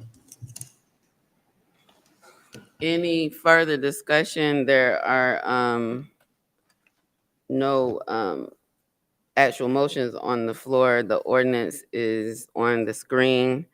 If there's a desire to move forward, there would be a need to waive the first reading. Mr. King, I see your light on. Did you have something else? I was gonna say at least a minimum of 2 for the employees at a minimum, but they're still working the numbers for everyone, a minimum of 2.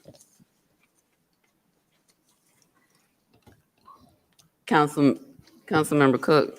Thank you, Madam Mayor. And I said this earlier, I'm going to repeat it.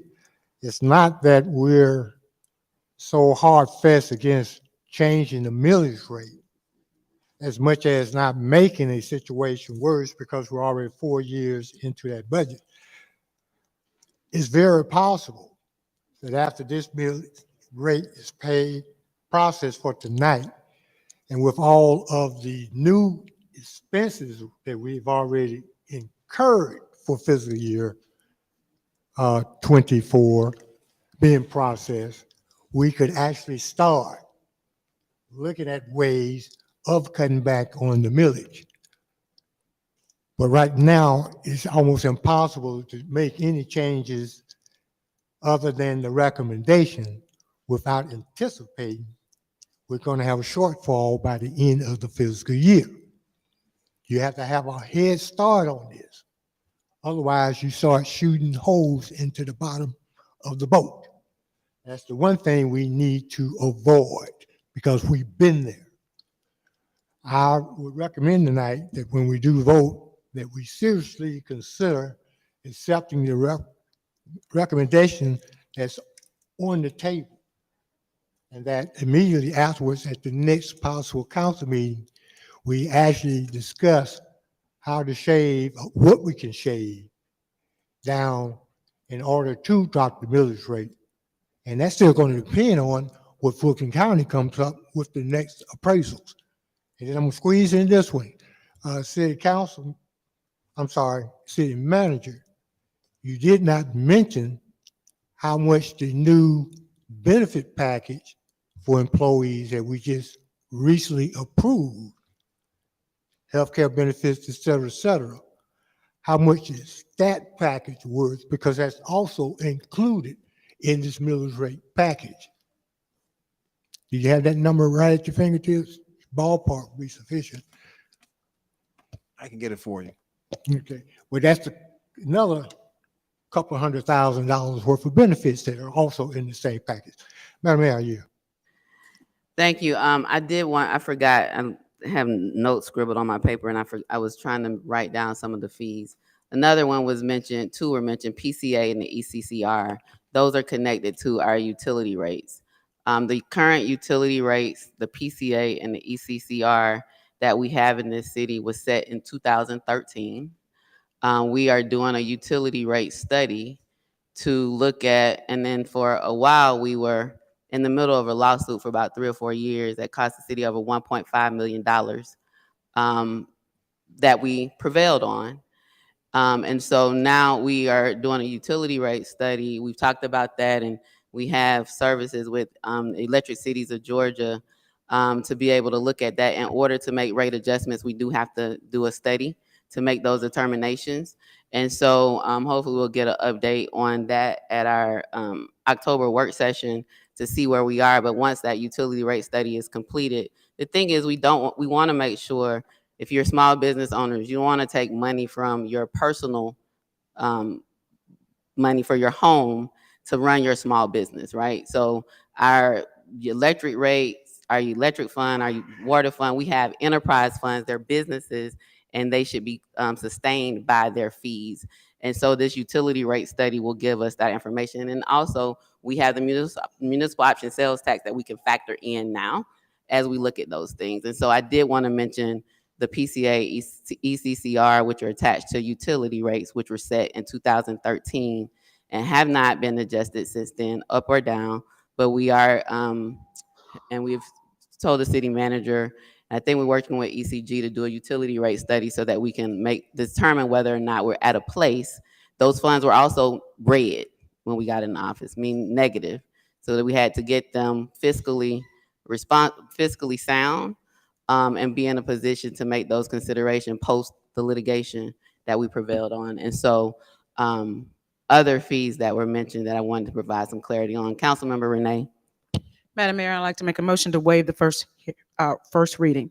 It's been moved and properly seconded that we waive the first reading. Any discussion on that motion? All those in favor? Aye. All those opposed? Motion carries. Madam Mayor, Yes, Councilmember Renee. I'd like to make the motion that we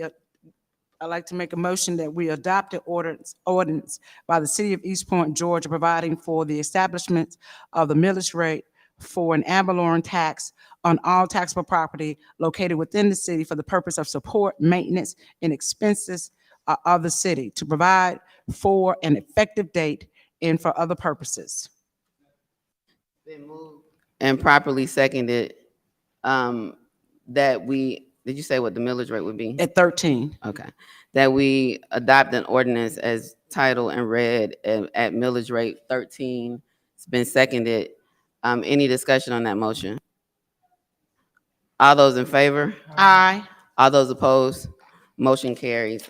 We have 4 more public hearings this evening, and I know we have a lot of people here. I want to make sure that you're aware that our council ordinance, Rule 6, determines the order of our business.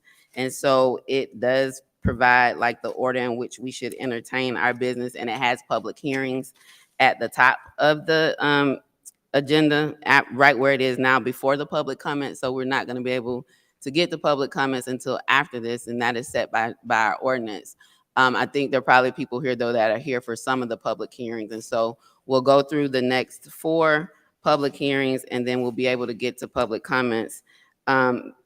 Interim City Attorney, if you could read the rules for the zoning public hearings.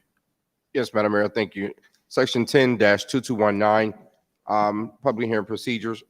Before adopting any change to zoning maps or text of the zoning ordinance, the City Council shall hold a public hearing following the public hearing by the Planning and Zoning Commission where a recommendation was made on the petition. Public hearings before the City Council shall be conducted as follows. A, the presiding officer will call for a motion to open and close the hearing. The presiding officer or his or her designee, this is zoning, right? Okay. The presiding officer or his or her designee will introduce the proposed zoning amendment before the City Council. Staff will then be called upon to present the Planning Commission's recommendation and summarize the staff's written report. Persons both favoring and opposing the proposed amendment will then be provided an opportunity to address the council. The applicant for the proposed amendment or applicant's designated representative, if any, will be entitled to speak first, followed by other speakers in favor of the proposal for a total of 15 minutes. Those who oppose the proposed zoning amendment will be then permitted to speak for a total of 15 minutes. By majority vote of council may increase the total time for speakers provided that each side is given the same amount of time. If there's more than one speaker for a side, the presiding officer may limit the time allotted to each individual speaker other than the zoning applicant. The zoning applicant may reserve a portion of his or her allotted time for rebuttal. Speakers must adhere to the rules of decorum prior to speaking. Each speaker shall identify him or herself and state his or her current address. Each speaker shall speak only to the merits of the proposed zoning decision under consideration, shall address remarks only to the council, and shall refrain from making personal attacks on any other speaker. The presiding officer may refuse a speaker the right to continue if, after being first cautioned, the speaker continues to violate the rules of decorum. Thank you, Madam Mayor and Council. Thank you, Interim City Attorney. Can I get a motion to open the public hearing on item number 4? Madam Mayor? Yes, Councilmember Renee. I'd like to make a motion to open the public hearing for the habitat structure located at 1826 Chapel Avenue. Is there a second? It's been moved and properly seconded that we open the public hearing for the habitable accessory structure at 1826 Chapman Avenue. Any discussion on that motion? All those in favor? Aye. All those opposed? Motion carries. The public hearing is now open. Mr. King, I'll turn it over to you for staff to give a brief presentation prior to hearing from the public. Thank you, Madam Mayor. I'll have Tyler McSwain, our senior planner, and also Taylor Solomon, our associate planner, who will give a brief overview of item number 4. Tyler?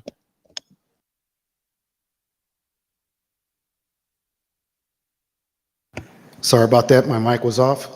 Good evening, Madam Mayor, City Council, East Point. Tyler McSwain, Senior Planner for the City of East Point.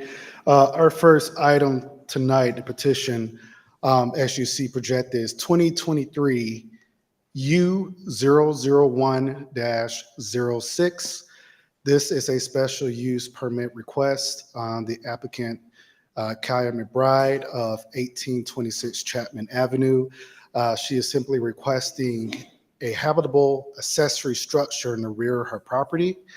What you're seeing here is a survey and aerial view of the subject property that is currently zoned R1A, urban residential. And you can probably see here in the rear of the property, the structure in question is the shed or garage that's going to be converted in the rear. Here's a look at the property from the front facade and the current zoning map for the area in question, with the subject property being dotted in the center. Future land use map for the City of East Point has designated this property for a redevelopment neighborhood. Redevelopment neighborhood information is provided as part of our comprehensive plan for the City of East Point. Go ahead. And the site plan associated with this request shows here that there are existing 2 structures on the property, which the subject accessory structure being located in the rear. With this recommendation, the staff did do analysis of the request and found that there were no negative effects or impacted by the requested use. With this being mentioned, staff did recommend approval of the applicant's request. And as a note, the Planning Commission also favored approval as a recommendation to this body before you this evening. I'll be happy to answer any questions that you have. All right, thank you so much. Is the applicant here for this public hearing? The applicant, the applicant was here, but she had to leave. Okay, I just asked because the applicant can speak first. So I'll now open it up to anyone who would like to speak in favor of the ordinance granting a special use permit for a habitable accessory structure at 1826 Chapman Avenue. Anyone who would like to speak in favor? Staff, if you could. Mr. Taylor, if you could move from the podium. Anyone who would like to speak in favor of the request for a special use permit for a habitable accessory structure at 1826 Chapman Avenue, please come forward at this time. Anyone in favor? Is there anyone who would like to speak in opposition to the request for a special use permit for a habitable accessory structure at 1826 Chapman Avenue?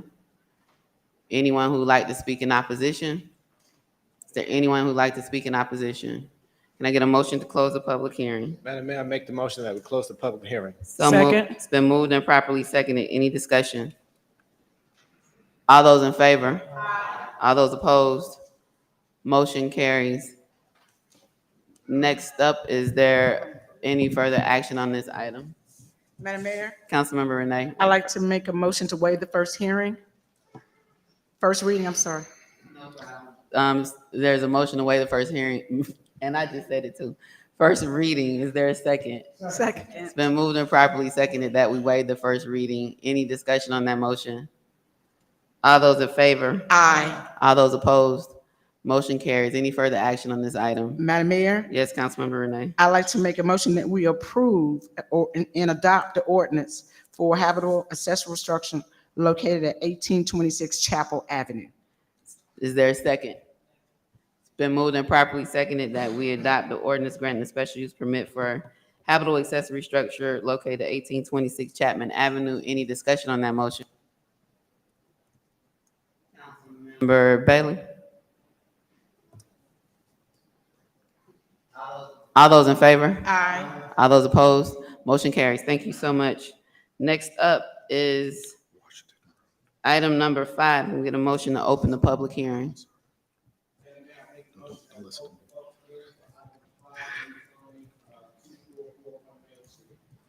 So moved. Is there a second? It's been moved and properly seconded that we open the public hearing on the ordinance to amend the official zoning map of East Point, Georgia for property located at 2441 Main Street from commercial redevelopment zoning district to I-1 light industrial zoning district. Is there any discussion on that motion? All those in favor? All those opposed? Motion carries. The floor is now open. Mr. King, I'll turn it over to you for staff to give a brief presentation. Thank you, Madam Mayor. I'll turn it over to Tyler McSwain, our senior planner for the Planning Community Development Department, and Taylor Solomon, our associate planner as well. Go ahead, Tyler. All right. Good evening again. This is a rezoning petition. I'll read the address and the subject property address and project number for the record. Property address is 2441 Main Street. This is case 2023 RZ-002-06. The applicant is Todd Shoemaker, and the current zoning is commercial redevelopment, CR, and it is also located within the downtown overlay district. This petition is for, again, a rezoning. They're requesting to rezone it from commercial to industrial. That's the I-1 light industrial zoning district to establish an automotive repair training facility. We'll give a brief. Thank you. Before you is the subject property and building in question. The current zoning for the property and synopsis of the overall area. The commercial redevelopment zoning designation is really geared for this corridor and specifically for the downtown overlay district. Currently, the property had been used for automotive uses before, but now sits vacant. The future land use designation for the property, traditional urban neighborhood. Our comprehensive plan pushes for redevelopment as well as medium to high density residential developments in the area. And that's per our comprehensive plan for the city of East Point. Information regarding the applicant's request. The applicant did submit over a site plan, including some dimensional specs of the existing building and how they're requesting to use it. The site plan showed here indicates the current lot configuration and the building with the setbacks in question. Again, this is for one parcel of land that they're trying to rezone. Just a little bit of information in regards to the legal nonconformity. Again, the use that was there before was operating as a legal nonconforming use. Currently, right now, that status has been void due to the lack of business being held there with a proper business license. With the information stated before this board, staff did recommend to deny the applicant's request, and please excuse that recommendation, but it was a request for rezoning. Staff did request to deny the request. Planning Commission also requested to deny the request as well. Staff did receive a notice from the applicant in lieu with their presentation as well, that they would like to defer for 30 days. And we believe that the applicant is here to support that as well. I believe there are some additional details they would like to discuss in that time being, but I'll be happy to answer any questions if you have any for staff at this moment. Yeah, so questions for staff will be addressed during discussion.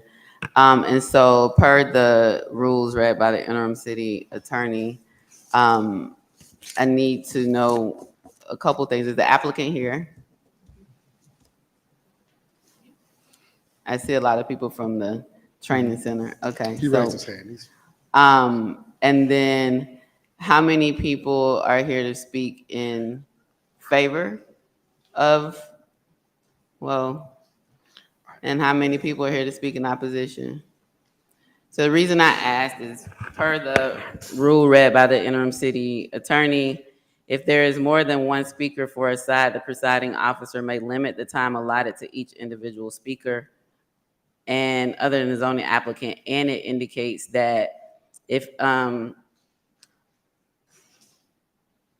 applicant for the proposed amendment or the applicant's designated representative, any, will be entitled to speak first, followed by other speakers in favor of the proposal for a total of 15 minutes. Those who oppose the proposed zoning amendment will then be permitted to speak for a total of 15 minutes. By majority vote of council, the council may increase the total time for speakers. Seeing the number of hands, I am going to limit the responses from each speaker to 3 minutes. I can do that part, but even if I limit it to 3 minutes, there are way more than 5 people who are here to speak in favor of the application. And so council can, by majority of vote, extend the total amount of time. I mean, I saw probably at least 20 hands that went up. And so I'll defer to the interim city attorney, although I'm limiting the time by 3 minutes. I believe there are 1 or 2 options. I'll defer to you procedurally and then ask council what they like to do. One could be to extend the total amount of time to allow all that are here to speak in favor with the 3-minute time limit. If that is done, Madam City Clerk, I'll need you to have a running time for it because we'll have to give the same amount of time to the opposing side if there's anybody here for opposition, so we can do it without giving a specific time limit and allow everyone here who would like to speak to speak. and keep the running total time so that can give the same time to the opposing side, or council could decide to actually give a specific total time. It just says that council may, by majority vote, may increase the total time for speakers, but it doesn't say that it has to be a specific time frame, a time number of minutes.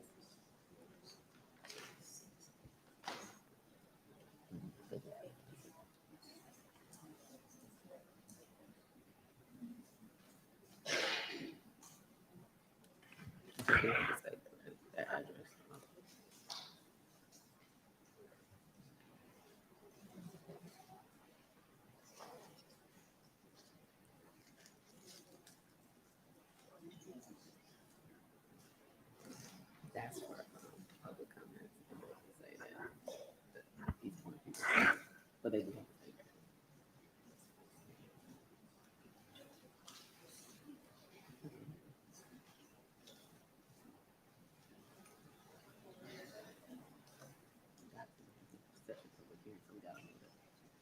Interim city attorney, are those two viable options?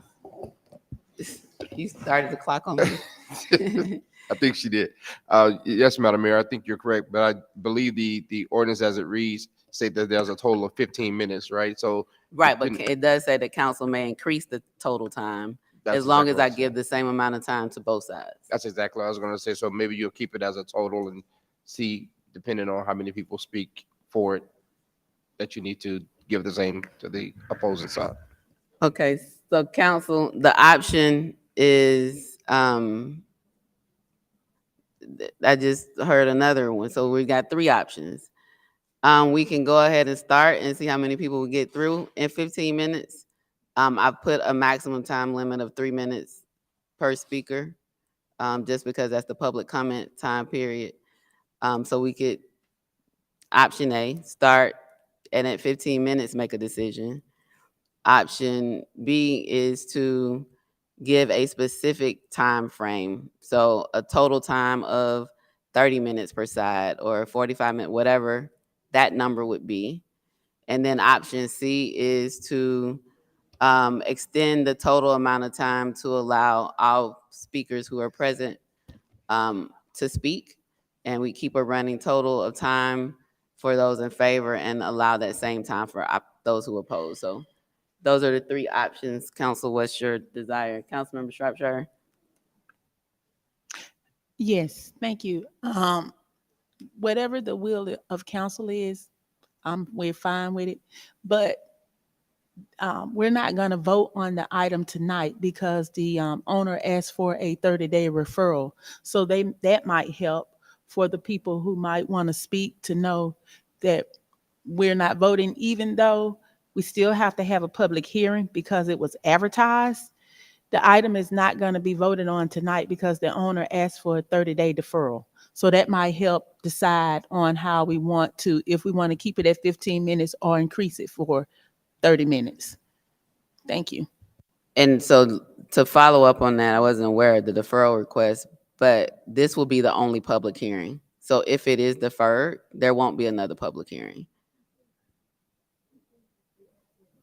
No, I'm sorry. I wasn't paying attention then. I missed that. I'm human. I missed that part. But that being said, this will be the only public hearing. If it is deferred, there won't be another public hearing on this item and we have to have it tonight, as Councilmember Shropshire said, because it's been advertised in the paper for tonight. So we still have three options on the table though, and I don't see anyone for a motion, so we need to make a decision. Madam Mayor? I'd like to make a motion that we grant both sides 15 minutes to speak, a total of 15 minutes each. That's already an ordinance. Well, that's what we should do. We should follow the ordinance. So we don't, the option of extension will not be granted. The ordinance already states 15 minutes per side. So Councilmember Renee, you want to withdraw your motion? Yes, Madam Mayor, I thought that we had 3 options, so I just wanted to. Yeah, make that clear. the 3 was to make a decision after 15 minutes, but we're good. Okay, so the motion is withdrawn. We will now, we've had the presentation. The applicant can speak first. Madam City Clerk, please make sure you're timing. And I will say that the rule says that the applicant cannot be, his time limit, the applicant's time limit cannot be limited. So there's 15 total minutes on the side for support. Go ahead.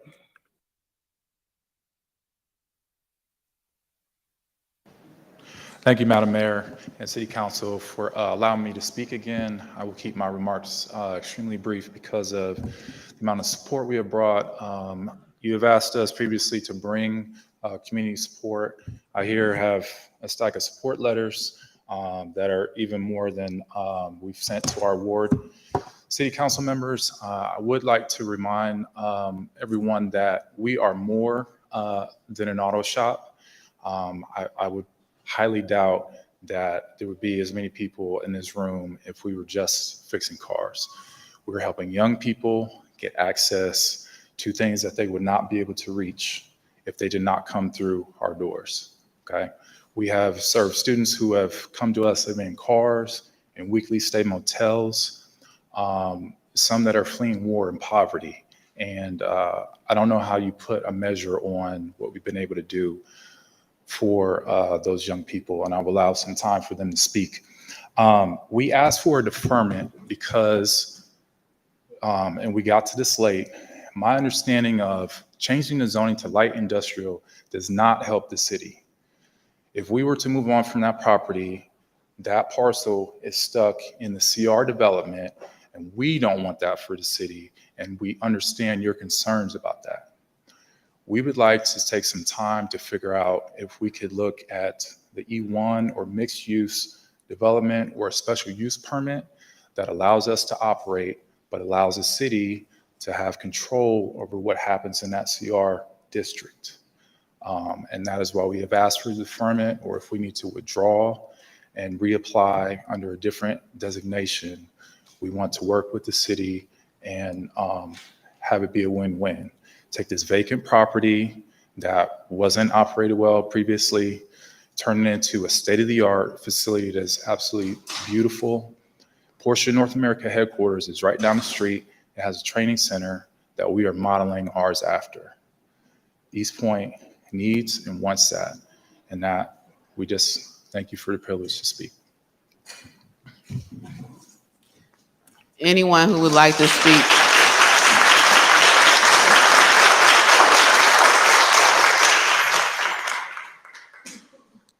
Anyone who would like to speak in favor, please come forward at this time. Good evening, Marie Terry, 2855 Seven Road. I am in support of what he's saying, even what he said to you guys. At least he's giving you guys the respect. At least he's giving the city the respect. Because my son himself went to a training, automotive training, and it does help because he fell into some type of, he had his finger cut off, but him being in automotive, he now fixes cars. That's what he do for a living. He got into a little bit of trouble, but still, he fixed cars and he made good money. So that training center is good for our young kids too, because I got young kids. They might not want to go to college, but they might want to get into some type of curriculum as to fixing cars, automotive, and it could be good for the schools too, because they can send some of our kids over there if they want to be an automotive. They might not want to be no lawyer or no sheriff, or they might just want to fix cars. So yeah, I'm in support of that. When he gets ready, I'm in support of it. Thank you. Anyone else who would like to speak in favor? Go ahead. I'm Andrew Hogan. I live at 1900 Neely Avenue. So I just wanted to come out and support. I mean, finding a mechanic you can trust is always something that's a little difficult, right? And then let alone finding a business that's using their platform to do good as well.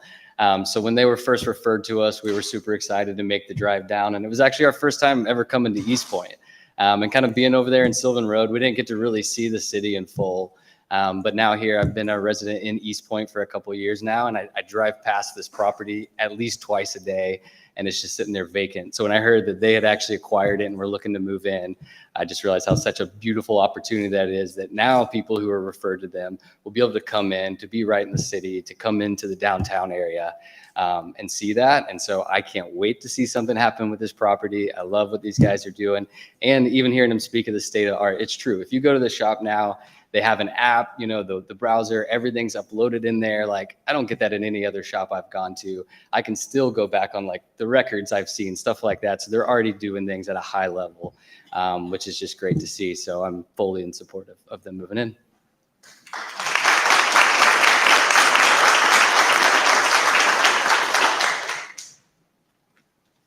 Good evening. I'm Corey Cox. I live at 2817 Pearl Street. I moved to East Point about 4 years ago, and not long after found ATC. This is a great organization. I work in education. I work for Columbia Theological Seminary in Decatur. So I'm going to support the school, always. Communities need ways for citizens to get an education, and schools will increase the overall value of a community. And ATC is doing that. This building is empty. The school deserves to be on East Point's Main Street because of what they're doing. It shows by putting them there, front and center in our community, that we value education, that we value these kids, these young people. We value the systems that are here to improve, to help them improve their way of life. So I wholeheartedly support this and hope you all too. Thank you.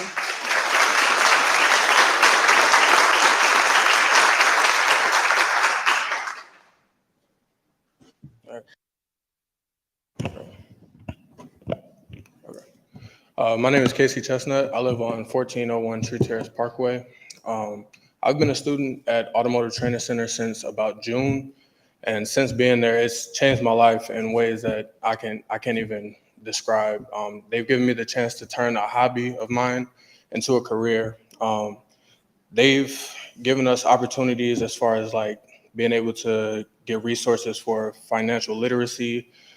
We've gone to many shops, independent and dealerships as well, to see what the work experience would be like, talk to different service advisors in the automotive industry. They've just given us every opportunity that we can ask for. And the fact that it's completely for free just makes it even better. So I believe having a facility like this would double the students that they're allowed to have and train. So I believe that this will be a great addition to the community. Thank you.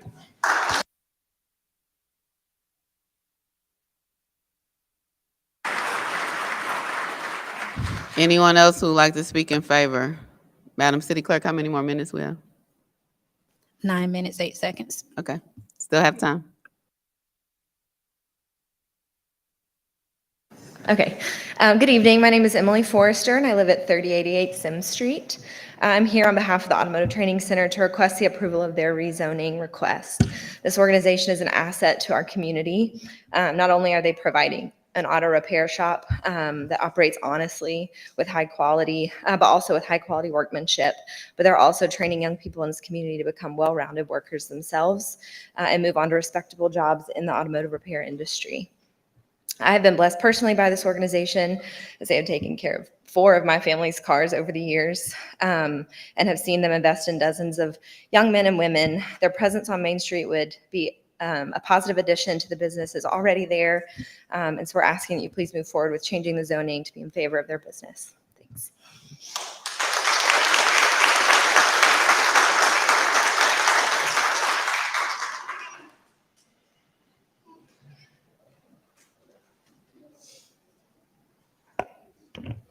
My name is Roman Geist. I don't live around here, but I came up to show my support anyways.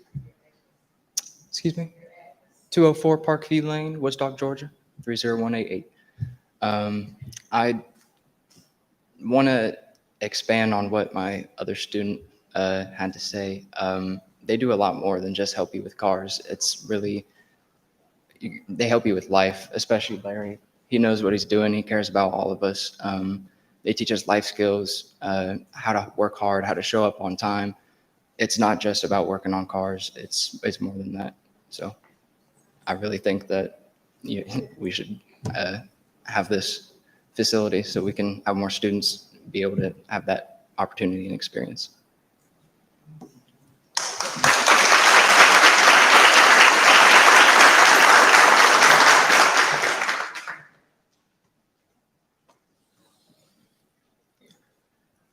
How y'all doing? My name is De'Aaron Radcliffe. I'm a former student at Automotive Training Center. I feel like this is a great place for them to set their business up and grow these children to become multiple people who they are. I feel like this Automotive Training Center just sets kids up for success in life. It set me up for success. So I feel like if they get this new building, it'll set more children up for success in life. Thank you very much. I'm sorry. I live Fayetteville, close to Fayetteville downtown. Yes, ma'am. Thank you very much.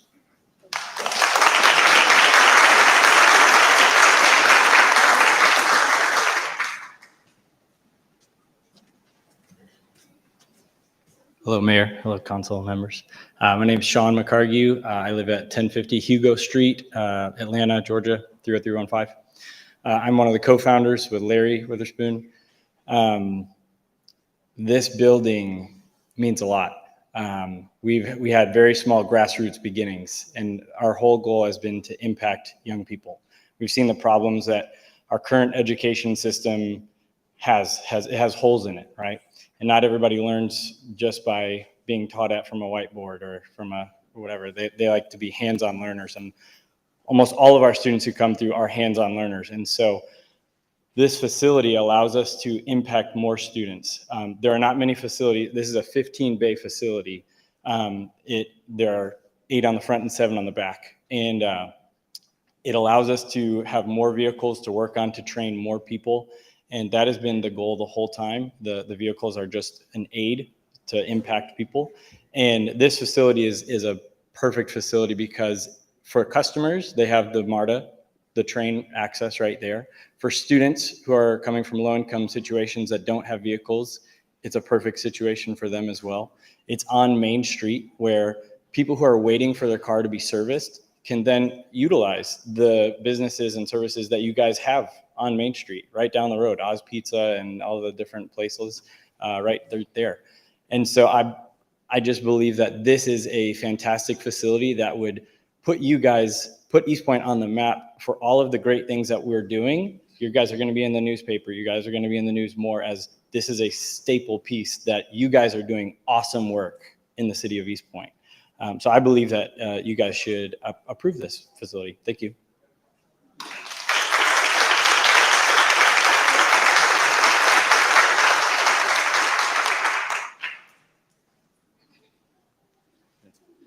Good evening. My name is John Gibson. I live at 65 Silver Ridge Road, Covington, Georgia. I've been a friend of this program since the beginning. I've been a full-time instructor since early 2020. And I just feel blessed to be able to offer my skills as a technician to this new generation of technicians coming up. And this new facility would allow us to broaden that reach and that stroke so much further than we are now.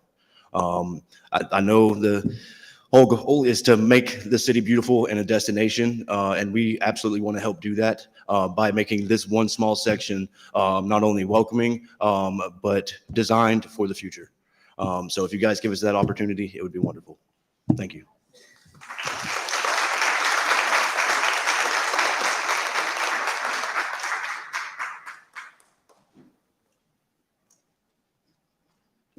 Good evening. My name is Tammy Cook. I live at 1415 Womack Avenue. This eyesore that has been in my community for a very long time needs to be utilized to do something good in our community. I understand that we have this architectural overlay for our city. However, we've been waiting and waiting and waiting and waiting for development to come to our city. This is an organization that is ready to start right now making some positive changes in our community. And I think it's important that you hear from actual citizens who are in support of this. I wholeheartedly support whatever we need to do to make this happen for our community. It's not about just feeling good. It's about making some progress and making some progress now. Thank you.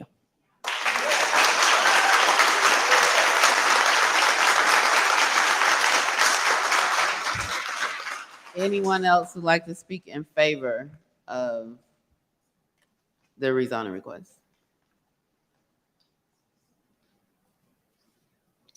Hello, I'm Ayunde Landrum. I'm a former student. I live in Riverdale. Excuse me, I'm nervous. The program has provided a lot for me. Fresh out of high school or even while in high school, it's not presented to you all the opportunities that you can have in our community. It's either basketball or become a rapper. For me, myself, I really have a passion for cars. And it's nice to be in a place where others have a passion for cars and are not just looking, to make money off of cars. It's a passion. I mean, you can't just make money off it, but, it's good to have a passion too. And this is something the community could definitely use. It helped me out a lot. I'm pursuing a career with Mercedes now, and that's not something that I could have done on my own. Being a part of this program gave me a leg up above others. So I really hope that y'all would consider to approve zoning.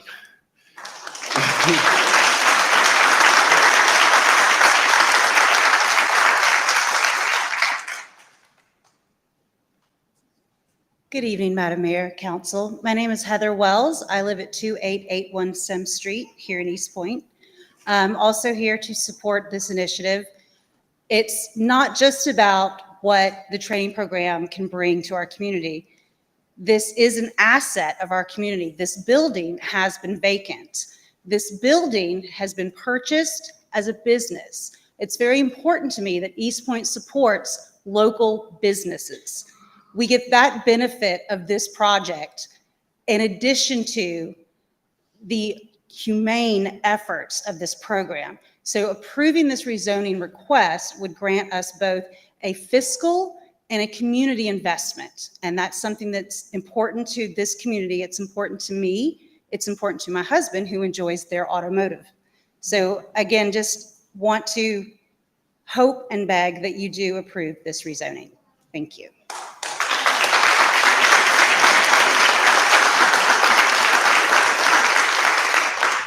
Anyone else like to speak in favor? How many minutes we have left? 2 minutes, 55 seconds. Got 3 minutes.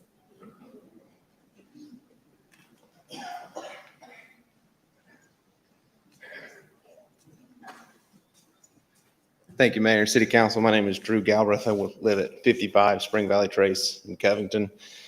I started with, I'm the service advisor at Automotive Training Center. I started about a year ago now. I didn't realize at first what I was getting myself into as far as the volume of impact I was able to have on these kids' lives. I mean, just seeing these young kids taking time out of their day and swallowing that fear to come up here and stand in front of you guys and participate in local government is huge. And you don't really see that with young kids anymore.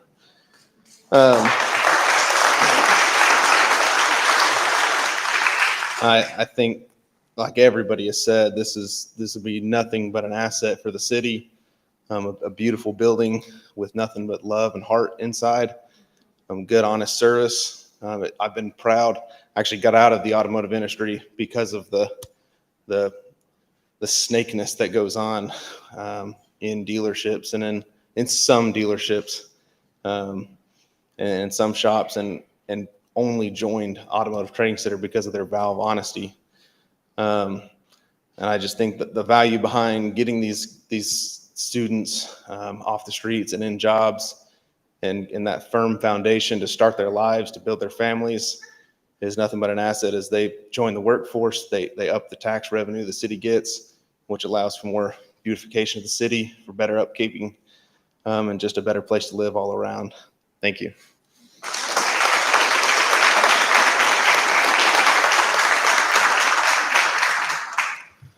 Thank you, Madam Mayor. My name is Bill Schnitzer. I live on 1080 Peachtree in Midtown Atlanta. I'm a member of the board.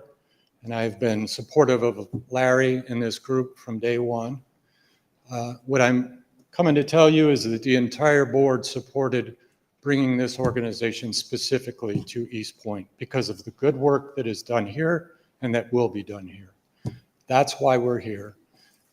And what I'm asking all of you to do is vote for hundreds of young people's futures that wouldn't be what they can be without your vote. Thank you very much.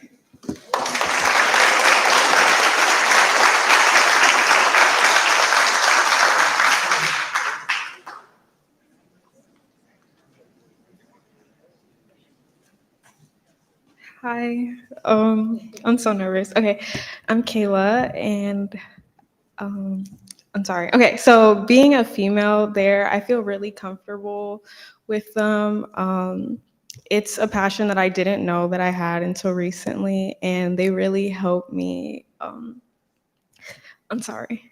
They're just really supportive. They make me feel comfortable, and not only do they teach us about, you know, the automotive business, but they also care about our mental health and like education about I'm sorry, like financial things and stuff. And I just wanted to say that this is a great business and that they should really get the building. Yeah. 100 Heritage Court, Fayetteville, Georgia. I don't live here. Okay, bye.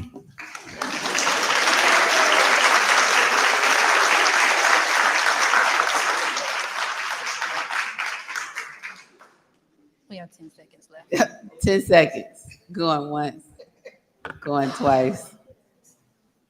Anyone else who'd like to speak in favor? Anyone who'd like to speak in, and we're at 15 minutes? 10 seconds. Good evening, Madam Mayor, Council. If this is going to happen, it's going to be great. I found out today that there's nobody that works on cars if it's 10 years old. So you have to go to Marietta or Douglasville just to get your car worked on if it's 10 years old or older. So we need this.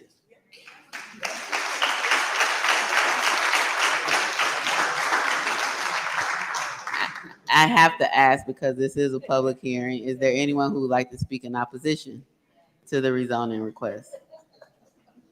Is there anyone here who would like to speak in opposition to the rezoning request? Anyone who would like to speak in opposition? And a motion to close the public hearing. Madam Mayor, I make the motion that we close the public hearing. So moved. It's been moved and properly seconded. Any discussion? All those in favor? All those opposed? Motion carries. I missed it myself, but there's a request to defer. Is there any action by council? Madam Mayor, before we do that, I have a motion that we open the floor to discussion about the proposed deferral of this property. Oh, motion to open the floor for discussion and possible action. Is there a second? It's been moved and properly seconded. Any discussion? All those in favor? All those opposed? Motion carries. The floor is open. Councilmember Butler. Thank you. First of all, I'd like to thank the gentleman who owns this business. Could you stand up for me? And I'm sorry, your name again? Larry Witherspoon. Larry Witherspoon. I want to thank the community of Colony Hills too. I was able to hear their response because this directly affects them. And Mr. Witherspoon came and spoke. And I want to say this for the record. I think there's something that we can do so you can open your business. And Mr. Witherspoon, right? Yes. We have had conversations about a possible solution that will be a win-win. And I think as we defer this, we can work that out. And I want to say this to the public. Well, because I know you guys want to defer it. And the issue here is a technical one. Because if we revert that to industrial and something happens, then you could put an Amazon warehouse on Main Street. So those are the things that we want to prevent. And because of his amenability and because the community that came out and they really want to see this business, I'm hopeful that we can work a situation where you guys can open and contribute to the community, but we don't have to worry about an Amazon warehouse opening up on Main Street in the future. So I want to share that with the community. Thank you guys for voicing your opinion. Thank you for organizing your people and coming out and all the good things you do with the young people. I applauded the young people for coming to speak, because it does take courage to come out and speak to people that you don't know. So I'm hopeful that this council and the city can work out something so you can continue to educate young people. Thank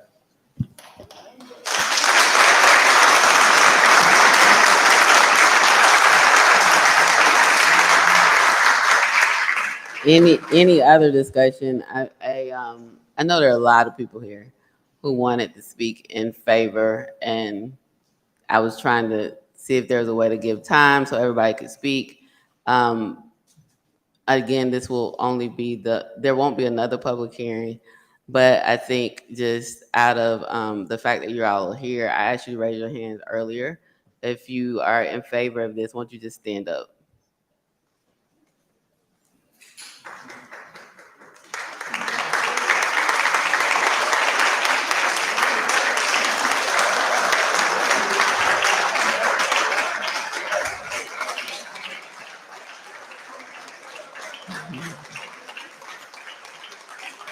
All righty, so that's my middle ground from this being the only public hearing, a 15-minute time limit, but wanting to make sure that the persons who were here who were supportive were presence was made aware. Thank you to Mr. Witherspoon, because this business is already in East Point. It's been here since 2016. And so for 7 years, you've been doing the work in East Point, providing opportunities for youth, it appears, across multiple counties. I was about to say this county, but multiple counties. And really, you can tell, a lot of times people do things that are impressive, but doing things that are impactful are what's most important. And we can tell by the comments, I can tell by the comments from the young people whose lives you've touched, that it's more than cars, that it is a relationship, the training, helping them with life, and to be, to excel and soar in all things that they do. So I want to say thank you for that. The request is to, and thank you to all of the people in the community who showed up tonight as well. The request is to defer it for 30 days. If we do 30 days, that would be I think it's thereabouts, our October 16th council meeting. If not, that will be the last meeting in October. So we then be at our November the 6th council meeting. And then even with the deferral for 30 days for a council meeting, I would recommend that this actually come back to a work session prior to that, so that we can get updated on what staff is working out with them as it relates to a win-win solution. So the action to be taken could be deferred until either October 16th, that's the 30-day request, close to 30 days, or November the 6th. But I would also recommend that it be placed on our October 9th work session to get an update from staff about where we are with the win-win solution. Councilmember Butler and Councilmember Renee. Yes, ma'am. Well, I'd like to make a motion that we ask staff work with them for a special use permit. And maybe they can look at the legality of that to see we can issue a special use permit. So I think the applicant mentioned a number of options, and I don't want us to box them in. He mentioned mixed use development, another type of zoning that would actually be compatible with CR. So I think at this point we'll allow staff to explore all options and give us an update at the October 9th work session to see. It could be the special, it could be, I mean, if we rezone it to something that's more compatible with commercial redevelopment, then we wouldn't have the issue of what happens when it leaves. It would still be compatible. So I think maybe an abundance of caution based upon what Mr. Witherspoon said, and the things that he wants to discuss with staff, which includes special use, mixed use, other types of zonings that we leave that open to them. So I change it to, I would like to make a motion to instruct staff to work with Mr. Witherspoon and his team to find a win-win situation for this property without rezoning it to industrial. So I think what we need for the zoning piece is to act on the deferral request.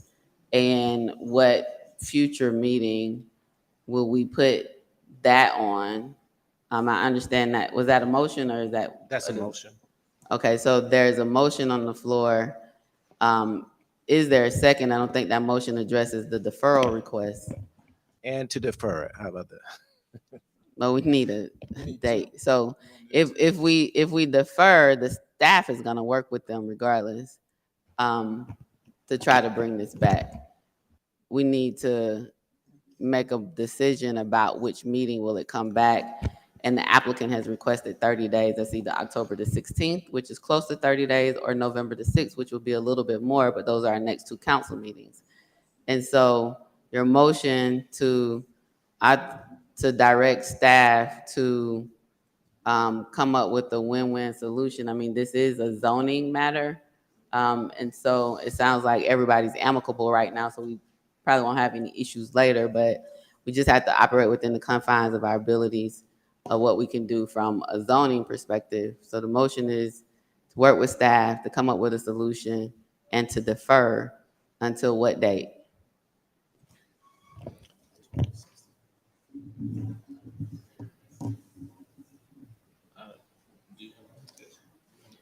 It's either October the 16th or November the 6th. November the 6th would be more than 30 days. October the 16th is close to 30 days.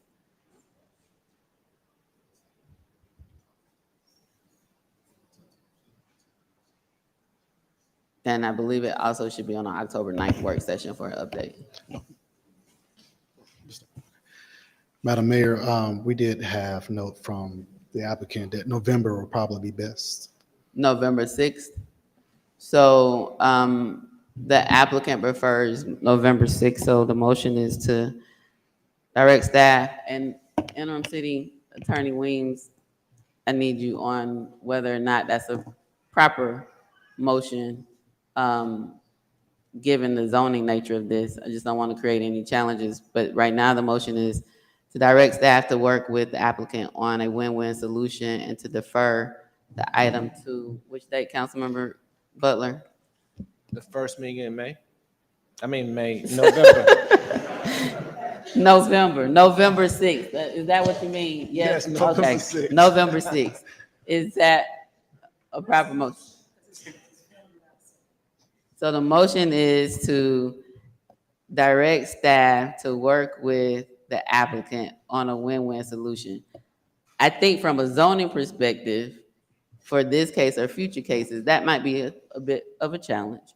The request is to defer to a date certain, which was 30 days, but the applicant has indicated November 6th would be a better date.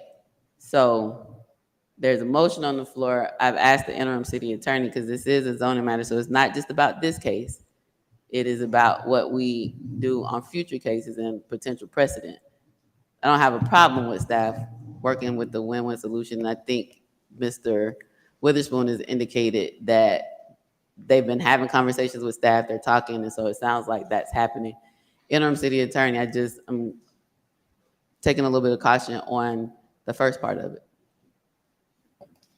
Madam Mayor, with an eye towards not creating a precedent, understanding that the deferral to November 6th will probably get us where we are. I did, while I stepped out, reach out to our zoning attorney and ask her to give me some guidance on that, because that's her bailiwick, not mine so much. But if I'm just listening on the first blush, I think that the motion is broad enough that it will not put us in a bind. But I'm still a little concerned about the direction to work on a win-win. That's my only concern. So But it is Council- broad enough. Councilmember Butler, do you want to withdraw your motion and do a motion to defer to November 6th? No, I'll amend the motion to two motions. The first one is I make the motion that we defer this to the November 6th meeting. Is there a second? So just for the record, you withdrew your first motion, right? Yes, ma'am. Right, okay. Yes, ma'am. So now the motion on the floor is to defer the item to the November 6th city council meeting. It's been moved and properly seconded by Councilmember Renee. Is there any discussion on that motion? All those in favor? All those opposed? Motion carries. Any further action on this item? Yes, Madam Mayor, I'd like to make the motion that we instruct staff to work with Well, that's the challenge, the zoning challenge that the interim city attorney just mentioned. I think everybody's here is amenable to staff working with the applicant, and they're working. But what the interim city attorney just indicated from a precedent perspective, and this is a zoning case, what is needed is a deferral, which is the motion that you just made.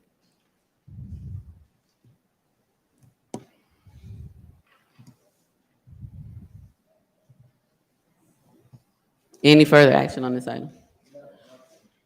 I would just ask, and I don't know if we need to do this by motion, that we place this on the October 9th work session agenda, so it's not the first time that we're seeing it, that we can have a discussion and be updated on where it is. And so that's something that staff could technically do, but I think waiting until November 6th for us to hear where we are, get an update, might not be the most efficient use of that time, because we'd like, if the council would like to make a decision on November 6th. All righty. Okay. Next up, we have item number 6. We open the public hearing on 3480 Washington Road, rezoning from RL residential to R1 single family dwelling. Their motion. Madam Mayor, Yes. I'd like to make a motion to open the public hearing for the official zoning map of East Point, Georgia for RL Residential Limited to R1 Single Family Dwelling located at 3490, 3480 Washington Road. So moved. Is there a second? It's been moved and properly seconded. Any discussion? All those in favor? All those in Yes. favor? Yes, aye. All those opposed? Motion carries. The floor is now open. Mr. King, I will turn it over to you for staff to do a brief presentation. Is the applicant here? Okay. Go ahead, Mr. Thank you, Madam Mayor. I'll turn it over to Tyler McSwain, our senior planner, and also Taylor Solomon, our social planner, will give an overview of this item. All right. For the next petition, item number 6, this is a rezoning with a concurrent variance. I will read the address and the project number for the record. Address is 3480 and 3490 Washington Road, case number 2023 RZ-001-02, and variance 2023 VC-002-07. Staff did get a notice from the applicant today regarding a 30-day deferral request. I just want to put that in the record and note, and I will continue with the presentation from staff and also the recommendation. The applicant is Neil Bridges, Bridge House Realty, and the subject property in question, the current zoning is RL Residential Limited. The applicant is requesting to subdivide, non-residential lots and rezone them from residential limited to R1, which is a single family dwelling district, and it has a concurrent variance for relief of the minimum lot standards regarding the minimum lot width of those homes. The subject property currently right now, again, is zoned residential and was going to be zoned to R1 single family residential. Continue. The future land use map or future land use map, is it flipped? Yes, flipped, okay. The future land use map designation is suburban residential. And the subject property, we have a few photos. I believe this is the corner of the intersection of Washington. And continue. Before you is the current layout proposed by the applicant. We mentioned 9 residential lots, but in total there are 10 lots, which one is not developable. Lot 10 which is identified before you, will be reserved for detention or storm pond area. The rest of the lots from 1 to 8 will be part of the cul-de-sac and the layout and design that you see before you. Only lot 9 will have road frontage on Washington Road. Ben Hill Avenue is part of an existing subdivision, and this piece will be carved out of the proposed the 2.8 acre tract between the 2 parcels of land. So again, the development standards were listed before you. With consideration of the layout and comments received, staff did mention that the rezoning is in unison with the comprehensive plan designation. As mentioned, staff is going to recommend, or they recommend approval of the applicant's request with the rezoning as approval, and also the variance as approval as well. With consideration of the rezoning, there are conditions moved forward. I'll read them for the record. 1, the architectural facade and siding must match the materials of the neighboring residential homes.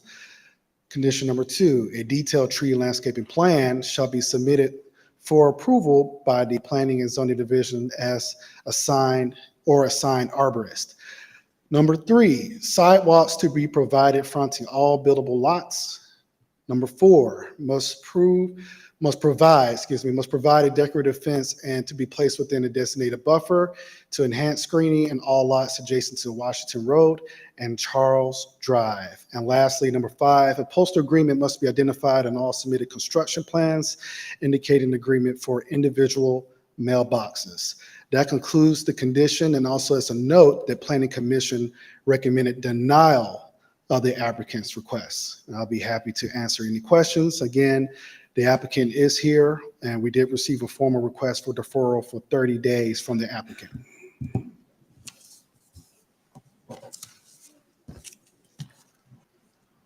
Do we know why Planning and Zoning recommended denial? I'm sorry, Madam Mayor, I didn't hear that. Why the Planning and Zoning Commission recommended denial? Yes, so the recommendation for denial was based upon the proposed density. The Planning Commission believed that the current zoning as is could accomplish some layout and design, and it felt that the rezoning would have been too high in terms of the density requested for the area. All right, thank you so much. This is a public hearing. Anyone who would like to speak in favor of the rezoning from RL Residential Limited to R1 Single Family Dwelling at 3490 and 3480 Washington Road, please come forward at this time. Anyone who would like this, oh, I'm sorry, is the applicant here? The applicant can come forward first.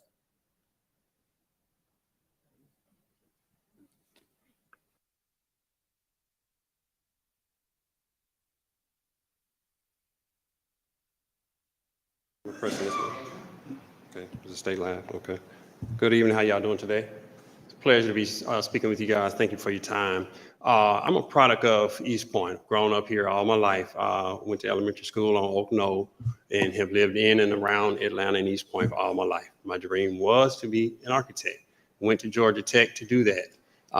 So now I'm out here in the landscape and just trying to go about this profession and bring some beautiful properties back to East Point. So that's what our mission was here, and that's what our mission is. As we started this project, we talked to several people with the city as well, top down, and have asked the city what the city needed. We've had several meetings, even outside of the ones we were supposed to have per the city standards, in terms of just talking to the community and asking the community what it needed and what it saw best fit for this particular site. We were encouraged to actually do some things that would have require even a more dense sort of project, but we saw a better fit to simply rezone to what the fabric of the neighborhood already is, which is R1. R1 will allow us a max of 9 units, and this will be an increase of a lot size. Well, it's 2 lots that we are developing on. We are proposing to combine them and then subdivide for our particular project. One property was already fronted off of Washington Road, so we will not be increasing or changing that condition as far as Washington Road was concerned, which was a concern by, I believe, Public Works. So we were already in lockstep on that vision in terms of the Washington Road and the density and the traffic, things that they were concerned about. So we tailored everything back to R1, which is what the neighborhood is particularly zoned at. Our property sits at the front of the neighborhood, and its zone was rezoned at some point to RL.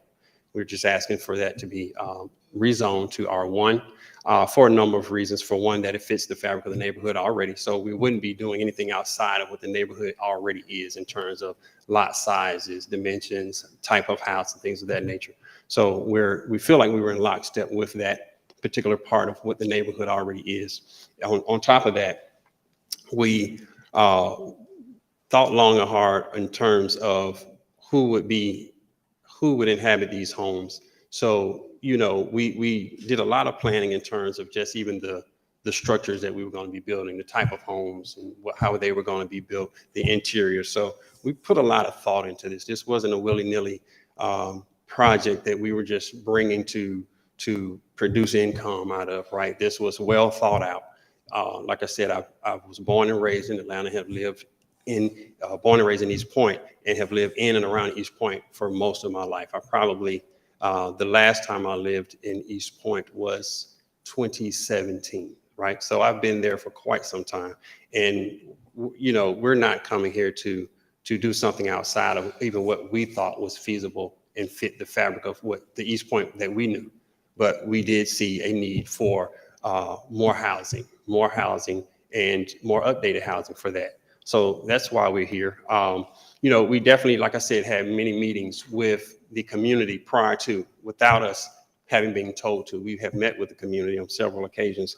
And really the 2 complaints that were brought up was the increased number, right? So at RL, we can build 6 homes, right? With R1, we will be able to build a maximum of 9 homes. The community's fear is that we will try to build what the density of the zoning allows, which is 11 homes. We, you know, based on planning and zoning, based on all of what will be required for this site, we can't build but maximum 9 homes, right? We've also approached which is why we asked for the deferral. We also approached the neighborhood and community in an effort to say, okay, well, what is the middle ground here?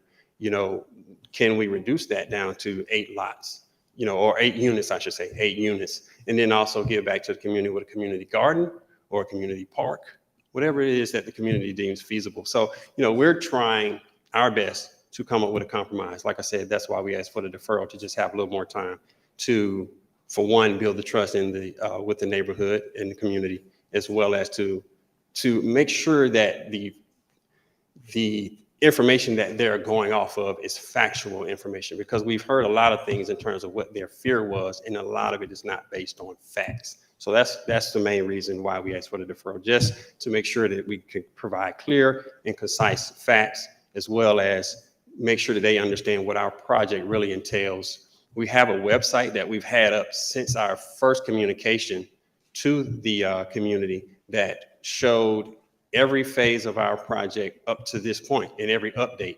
We also have a support form that's on our website that allowed folks to go on there and get whatever information they wanted. They could ask us questions, email us, call us, whatever it was that they needed to do. So I think we've gone, you know, a kind of above and beyond to ensure the neighborhood that, you know, we have their best interests at heart as well. So thank you for your time. All right. Thank you, Madam City Clerk. How much time do we have left? 9 minutes, 22 seconds. Anyone like to speak in favor of this rezoning request?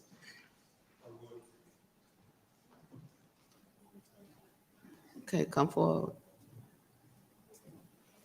Good evening. How's Good evening. everybody doing? I'm Keith Patterson. Thank you for your time. I would like to speak in favor of this project on 3480 and 3490 Washington Road. And just to kind of echo on what Mr. Bridges was saying, we have made some valiant efforts, I feel. I'm sorry, is there a question? Oh, my address? Sorry about that. The address I'm living at is 421 East Green Street, Monticello, Georgia. Proceed? Okay, thank you. Yeah, so just to echo on what Mr. Bridges was saying about the development that we're looking at doing on 3480 and 3490, these are new construction homes. We originally started off with 11 units. We've downsized to now we're at about 7. It's between 7 and 8 of what we're looking to build. We've had several meetings with the community itself just to kind of let them know that we want to be a listening ear, right? We don't just want to come in and turn the neighborhood topsy-turvy. We do want to be a listening ear, but at the same time, we would like for our points and things that we are mapping out to be heard as well. So that's why we've been asked for the deferment, so we can have a meeting of the minds with the community once again to see if there is a win-win solution or a solution to where we could offer the community something that we didn't see over there, i.e. the community garden or a playground. Everything that's on Washington Road, we went through the process of several hearings, knowing that we couldn't have more than 3 entry points or driveways on Washington Road. We would use the current curb cut that's there to build the one that's in the upper right-hand corner from looking at the map that was presented to you all earlier. And then fence and tree line along Washington Road and Charles Drive as well. So that kind of would shield the new homeowners from some unsightly area over at the Dollar General that's adjacent to that neighborhood. So we want to do something to provide even what we're hearing from the community about that being an eyesore. So with the new community coming in, the new inhabitants wouldn't have to look at that as well, and maybe that'll put some pressure on the Dollar General to clean up that little area right in there. So again, we are looking at and hearing what the community is saying, and we're just asking for them to hear what we're saying as well. Thank you for your time. All right, anyone else like to speak in favor? Anyone like to speak in opposition to the rezoning? Please come forward at this time. Anyone like to speak in opposition? Come forward. Just one at a time.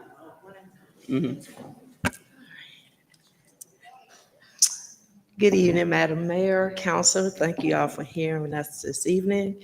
My name is Etrenda Castle. I reside at 3667 Commerce Circle. I am the president of Carriage Colony Community. This is the actual community that sits behind this proposed site of development. We are definitely in opposition with this development. We have been having conversations with the actual developer since we were notified of the potential plans to develop this site. The residents, as far as even myself, we had a substantial amount of concerns with this.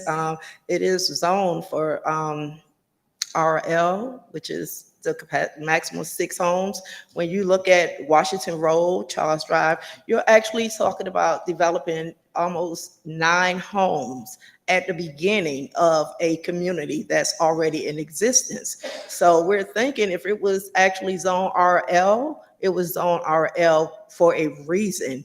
After that development took place, this is a legacy community. When you're talking about having that kind of infrastructure take place, you're talking about actually you're causing a snowball effect, even with our emergency services that have to come in and out, even with cars turning off Washington Road, everything actually creates a snowball. When you're talking about building 9, 8 single family homes, now you're talking about an influx of at least 4 to 5 bodies in that resident.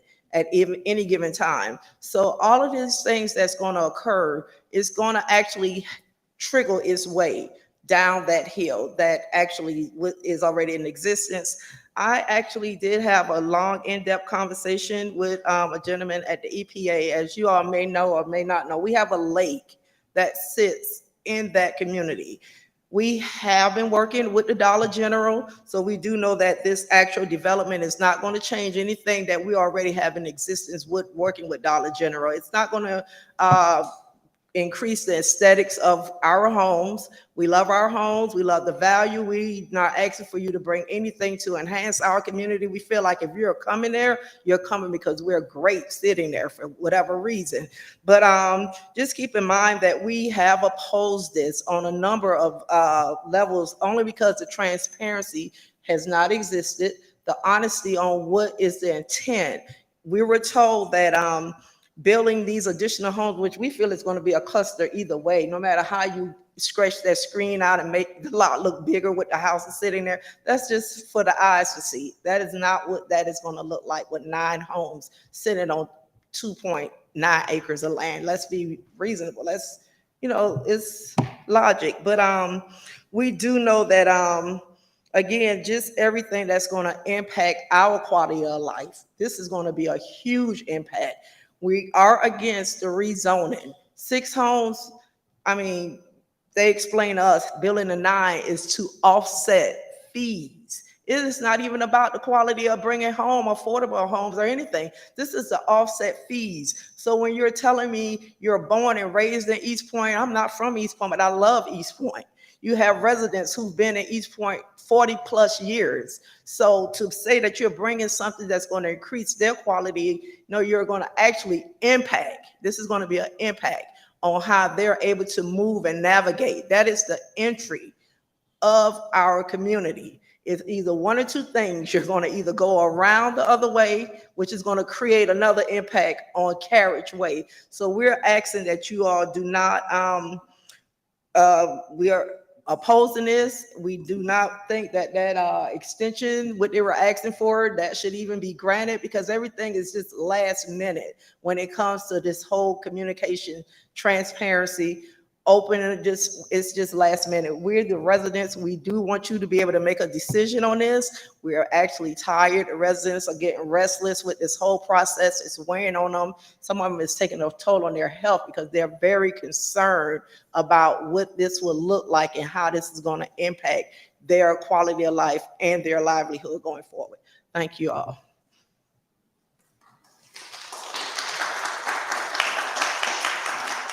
Anyone else would like to speak in opposition?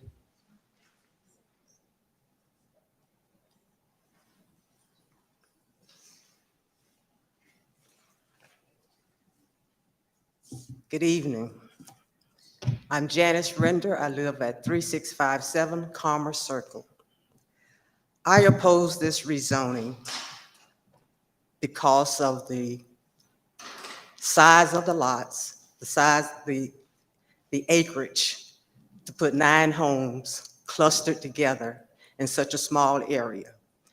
And what also I'm looking at is the infrastructure, the already questionable infrastructure of the city of East Point.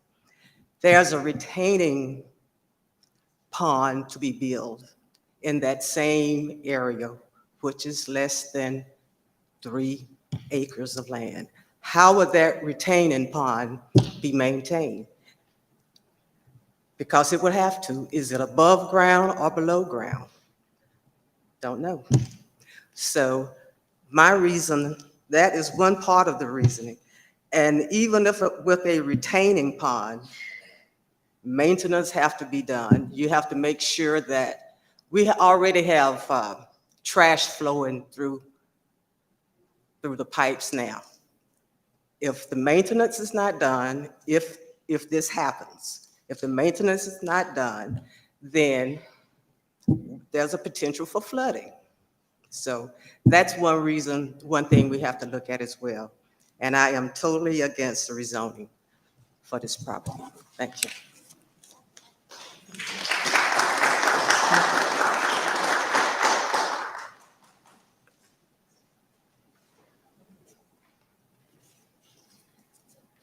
Good evening. My name is Phyllis Waddell. I live at 3481 Carriage Way, which is around the corner from this particular location. And I have several concerns about it. One is if there are any, I can't see how 6 or certainly not 9 homes can go on that lot without being on top of each other, which is right at the corner of Washington Road and Charles Drive.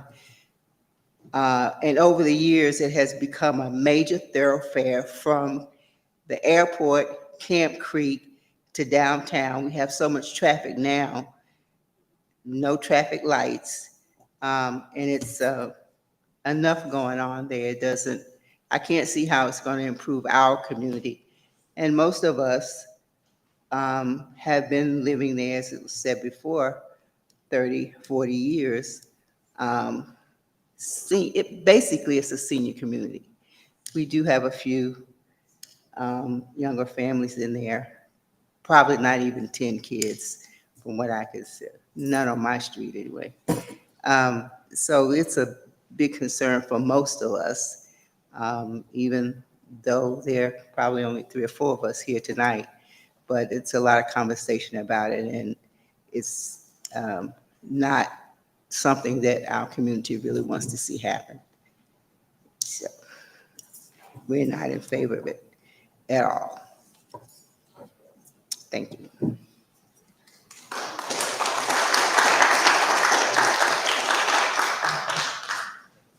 Anyone else would like to speak in opposition? Jacqueline Slaughter. I live at 3652 Carmer Circle.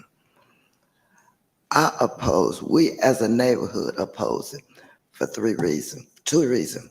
We already have lots of traffic coming out of Charles Drive and Carriageway.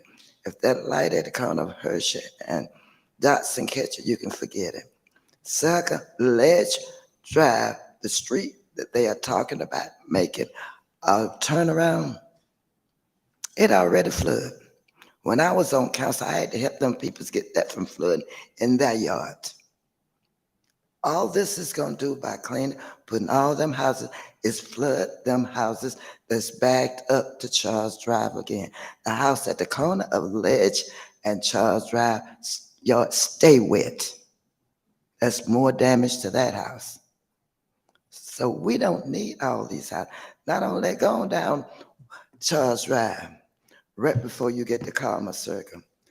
It's a dip there, water run through there. There's gonna be a backup that runs into the creek in the back of some of the people's houses on Carriageway. We don't need all those houses at that location. Plus, putting those houses there, and if they're close in, it would change our fire insurance code. How I know? 8 years ago, 12 years ago, I investigated that. It would change and make our fire insurance go up and stormwater insurance. So we don't need all those houses. So please do not change the L1 because it was changed in 2000, in the first year I was on council. It was changed to L1 name. Myron was there with me. He know why we changed the same way down the street, down that Washington Road at Arlington and Potomac for the same reason, because it's water all through that area. It's a lake go around that whole subdivision we live in. But please do not change the code. Leave it where it's at.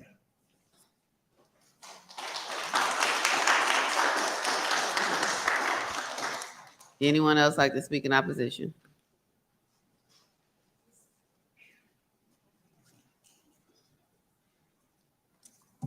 Ernestine Pittman, 2645 Arrowwood Drive. Could you all please turn this air down? It is freezing in here. This community has already been asked to do more than most other communities in which you live sitting on that council. they've had to deal with a parking right for the airport there. That was not there when they bought there. They have a retention pond there. If the city is not holding who owns the detention pond? The city of East Point didn't put it there. Whoever put it there are long gone. So who is going to pay for it? But more so than that, does the city owe residents who are already in an established neighborhood less consideration than from someone coming from outside who wants to make money by adding 3 houses on paper now, as he stated they could go up to 11 or down to 9, instead of the 6. We don't owe them that. I look at the news. I have publications that I read every morning from all across the country. We have the same problems here that they keep showing on 60 Minutes and elsewhere. You have these out-of-state, out-of-country investors buying these properties. They don't care whether or not they sell them. They'll rent them. They're still going to bring in the same amount of money. It's a write-off for them. East Point residents can't afford to be written off. 6 homes. Where will any children play? We don't have a kiddie park there. No, we don't have it. They need yard space.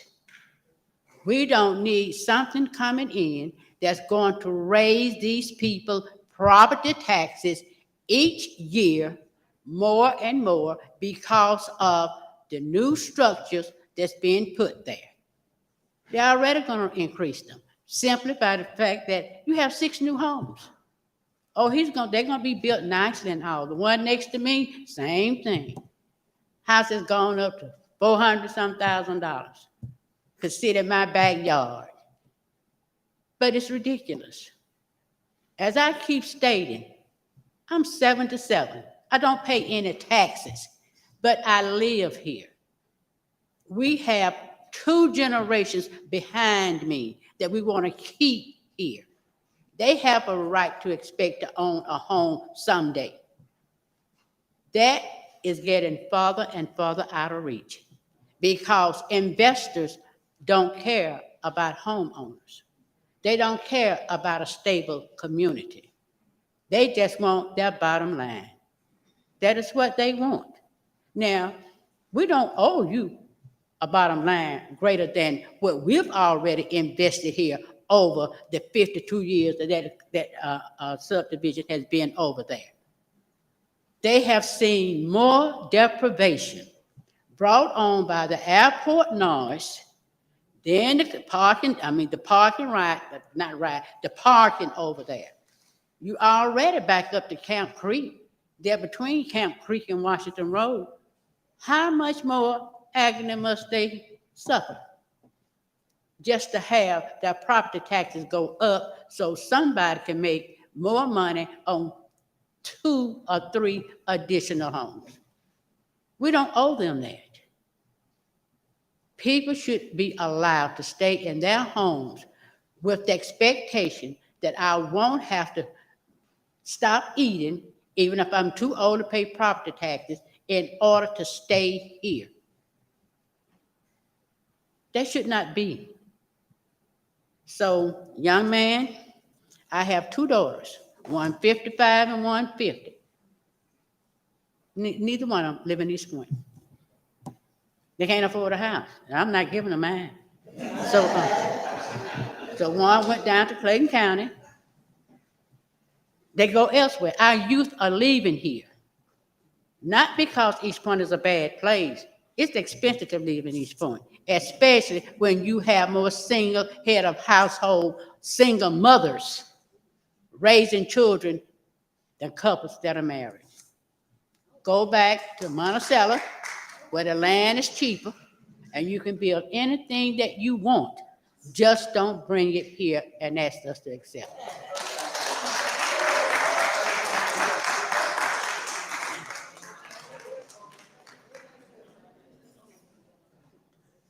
Good evening again. Rome Harrison, Carmel Circle, East Point. Somewhere I read, it says something about domestic tranquility. Some of you may have heard that as well. Well, we live in a retirement community, basically. And right now, we got at least two. I'd probably make the third one that's over 85 years old.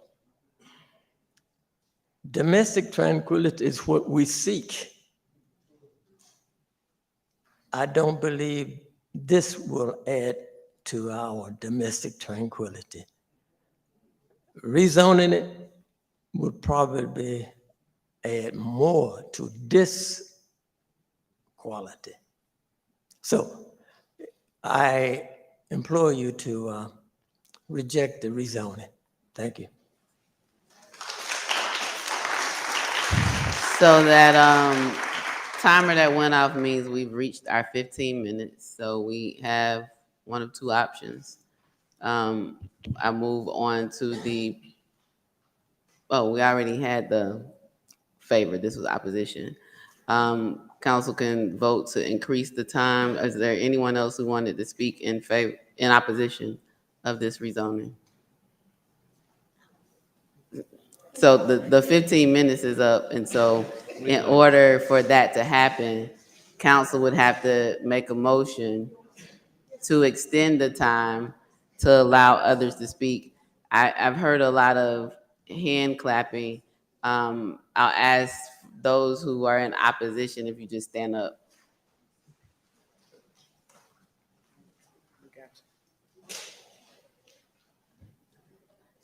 All right. So council, quite a few of the ones who stood up actually have spoken already. I've asked if there's anyone else that would like to speak in opposition. I see only one person that wanted to speak. So the option is we can just go ahead and either close the public hearing or extend more time. And so I'll take whatever motion. Madam Mayor, I'd like to make a motion to close the public hearing. Second. It's been moved and properly seconded. Any discussion? All those in favor? Aye. All those opposed? Motion carries. There is a request to defer and know if there's a motion to open the floor for discussion of possible action or any other action on this item. Madam Mayor. I have Yes. a motion. I'm trying in first. I defer. Councilmember, he said he deferred. Go ahead, Councilmember Renee. Madam Mayor, we do not have to accept the deferment. We can actually vote it down if choose be, right? So yes, council has several options. One is to take action on the actual item that is before us tonight because it has been noticed and it is ready for council to make a decision. Or council can accept the request, grant the request by the applicant for a deferral, but either, council has the option to do either. Am I correct, interim city attorney? Okay, yeah, we have a bunch of lights on, so hold on a minute. I'll take mine off and I'll just wait as we proceed. Councilmember Butler, Councilmember Cook, and I saw Councilmember Cummings' light was green as well, so need a motion to be able to have any type of discussion, so. Madam Mayor, Yes, Councilmember. since I was first, I'd like to make a motion, but I like to make a motion to not accept the deferment and to move to not accept, To deny the order. to deny the ordinance. Second. Motion on the floor is to not grant the deferral and to actually deny the ordinance to amend the zoning map from RL to RI for 3490 and 3480 Washington Road. It's been moved and properly seconded. Any discussion? Councilmember Butler and Councilmember Cook. Councilmember Cummings, your light turned green, so if you're in, you have to chime back in. I defer to Councilmember Cook. Madam Mayor, it's been my benefit that over the years since I left planning and zoning to always appreciate the decision made by staff and compare that with the decision made by the commission. And one thing stays consistent. Staff will always acknowledge what's possible. It's the commission's job to make sure what's possible is also the best decision. The commission has already recommended denial of the applicant's request. Madam Mayor, I copy that by recommending the same. Councilmember Butler, Councilmember Cummings, and Councilmember Gordon. Madam Mayor, I don't have anything to say. The people have spoken. Councilmember Cummings, Councilmember Gordon.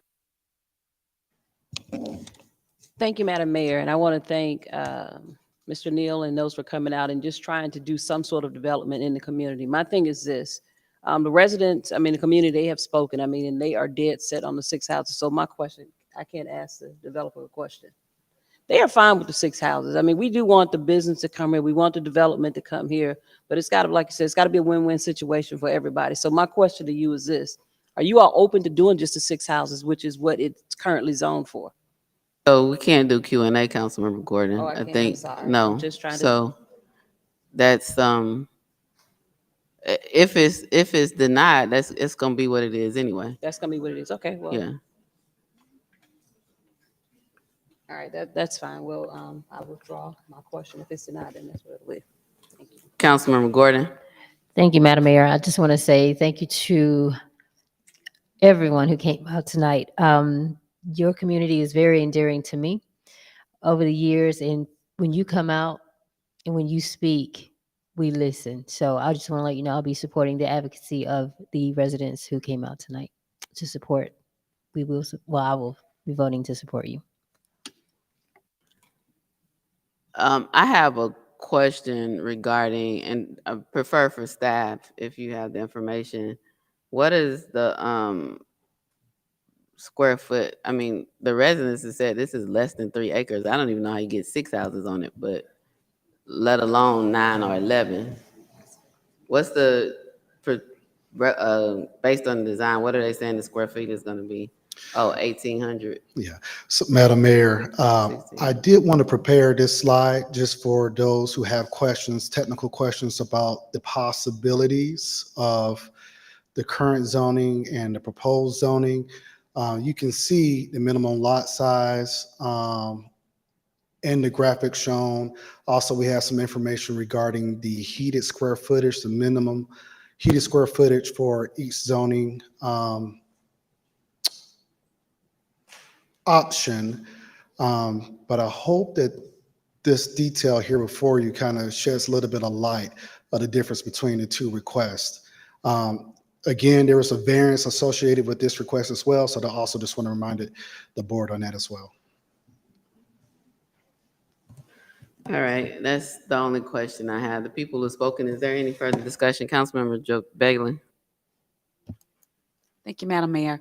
Just a clarifying question. Did Councilmember Cummings say that the residents were in support of 6 homes? Councilmember Cummings wanted to ask a question of the residents to see what they would support. And I reminded her that we don't have Q&A. The residential limited, which is currently zoned on the screen, staff has indicated that the maximum number of lots means homes. So the maximum number of lots would be almost 7, which is where you get the 6.7. That's correct. Okay. Thank you, Madam Mayor. All right, any further discussion? There's a motion on the floor to deny the ordinance to amend the official zoning map from RL to R1 for property located 3490 and 3480 Washington Road with concurrent variances. All those in favor? All those opposed? Motion carries.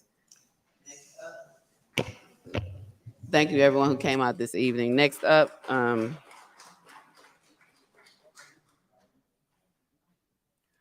is item number 7, street name change for the portion of Cheney Street between West Forest Avenue and Normanberry Drive to Bell Ethnic Way. This is a public.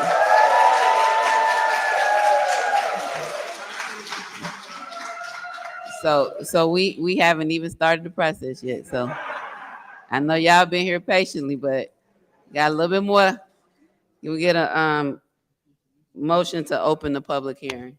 Madam Mayor, Yes, Councilmember Renee. I'd like to open a public hearing for the adoption of the ordinance for the street name changing for the portion of Cheney Street between West Forest Avenue and Normanberry Drive to Ballethic Way. It's been moved and properly seconded. Any discussion? All those in favor? All those in favor? All those opposed? Come on, y'all. So like I'm allowing a lot of leeway with the applause and all of that, but help me out. We got to get through this in order. All those in favor from council? All those opposed? Motion carries. The public hearing is now open. It's my understanding that actually that the action item is asking us to not make a decision tonight and to wait until the October 2nd meeting. Mr. King, I don't know. That's what's in the it's in the action item printout. Yes, Madam Mayor. Christopher Swain, our arts coordinator, give you an overview of this item. Go ahead, Chris. Good evening, Christopher Swain, City of East Point Public Art Coordinator. The reason that that date was put on there is because there's currently nothing in the ordinance that supports a street name change. If you look further down on the ordinance to number 20, let's see, agenda item, no, it's not here. 24. That is an ordinance that we put in place for the City of East Point to have a street name change process. Prior to knowing this, we'd already advertised for the public hearing tonight. So we're moving forward with the public hearing tonight, as well as you guys adopting the ordinance. We thought it would be kind of pretentious of staff to assume that you would have passed this tonight and also changed the street name tonight. So not to be presumptuous, we try not to get ahead of ourselves. We're going to follow protocol. So tonight we have the public hearing, and then you can adopt if the ordinance adopted tonight, then we can move forward, unless it's the will of staff of mayor and council to go back tonight and pass it. If that's your pleasure, we're here for it, believe me. So the interim city attorney is looking as pensive as I am at this point, because procedurally, if there is no process or ordinance in place, we can't do anything right now. And the hearing has been set with no ordinance in place. And I know we've changed the street name because some of my colleagues on council are probably thinking about Freedom Parkway, but that must be for a city initiated street name because we have a process in place. Is that for city initiated? Is that what you're trying to distinguish between? That is under zoning, and from my understanding, one of the zoning is for only for public health, safety, and welfare. It's not a process that changes the street name to honor an organization or an individual. That has not existed. So hold on, because we're in the public hearing. And that's why I'm trying to find out procedurally where I need to go. It was advertised for a public hearing. It sounds like there's no ordinance to have a public hearing. If I'm hearing what staff is saying. I absolutely support Bal Ethnic and all of the great work that they've done in our community for over 3 decades. But we don't want to, what they say, cut off your nose and spite your face. We want to make sure this is done correctly. So I know there are council members in for comments. This part, we just opened the public hearing. So generally, council does not comment until after we close it, and then we open the floor for discussion and possible action. Interim city attorney, procedurally, do I need to move forward with the public hearing? Because I'll do that, and then we can open the floor for discussion and for discussion. I don't think there could be action, but it actually would be ceremonial if you do, because if there's no ordinance in place at this point, it was kind of rhetorical. But we have a lot of people here this evening, and I mean, we've advertised it, and it's been posted on the property. And mailings have gone out as well. I understand that. So we posted a public hearing. I'm not sure based on what ordinance we could have one because of the notice. While it would be ceremonial, it sounds like this whole process has to start over if an ordinance is adopted. And the ordinance that's on the agenda tonight, this is the first time I think we've even seen it, and it has a number of provisions in it. So I know we have a lot of people here. I know they want to share their support, but I need to know procedurally where we go. I would encourage mayor and council to allow them to speak as a matter of public comment, so that you can know the will of the people. But with respect to taking an action, I would not recommend that. And I would ask to see the draft ordinance because I had nothing to do with it and I would want to look at it. Ooh. So the challenge is public comment speakers are required to sign up between 6 and 6:20. We have 15 already, and we have to definitely hear those who are here for public comment. The public comment rule does allow us to amend the rule to provide for more time, but not for new speakers, right? So like if there were 30 people here to speak, 3 minutes a person, that would be 90 minutes. We could extend the time beyond an hour that's allotted. But the time for people to sign up is 6 p.m. to 6:20 p.m. So it doesn't allow us to add new people. So I hear what you're saying, but I don't know how we resolve the existing rules that we have. That's a good recommendation, but our public comment rules, if that's the case, I'd have to allow everyone here to speak during public comments if they want and just open it up as a free-for-all. And I'm not sure if there were people who showed up who wanted to speak in public comments that didn't get a chance to sign up and may have left. I mean, it just creates a number of fairness questions. But we have advertised, that's on us, that we advertise. There's a purple sign posted on the property or posted on the street about this. And so public hearings are limited to 15 minutes per side. We could do that and understand, I think we got a lot of procedural issues.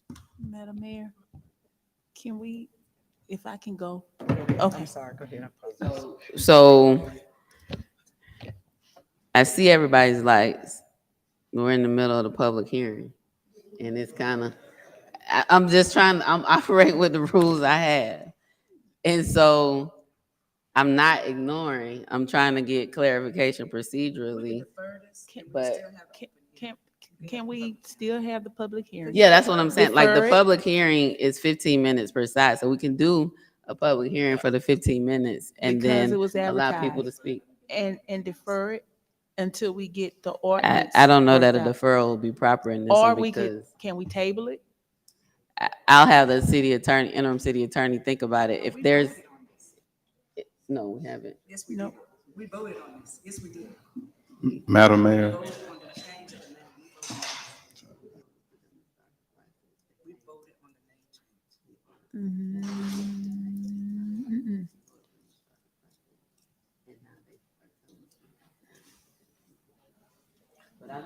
The interim city attorney. So we have people here. It's set for a public hearing. It's 15 minutes. And then after that, interim city attorney, I'm gonna come to you about what we should do. There's a thought of a deferral. I'm not sure what this application is based on if staff is standing before us telling us we don't have an ordinance or a process in place. So Or table. we'd have to take it off the table at the end of the meeting. So let's go ahead with the public hearing. We already had a motion to open the public hearing. I assure you this is not about not supporting the name change. I assure you of that. Just need to make sure we have it procedurally proper so that we can make sure that this is done correctly. So the floor is open for anyone who would like to speak in favor of the name change for Cheney Street between West Forest Avenue and Norbury Drive to Val Ethnic Way. Anyone who would like to speak in favor, come forward at this time. Go ahead and start the clock, Madam City Clerk.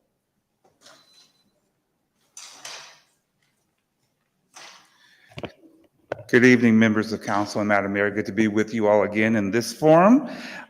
Usually when I'm here, we are sharing a dance or two at Wind Down Wednesday, so good to be with you in the council chambers. My name is Imara Kennedy, and I reside at 2170 Montelli Place, Atlanta, Georgia.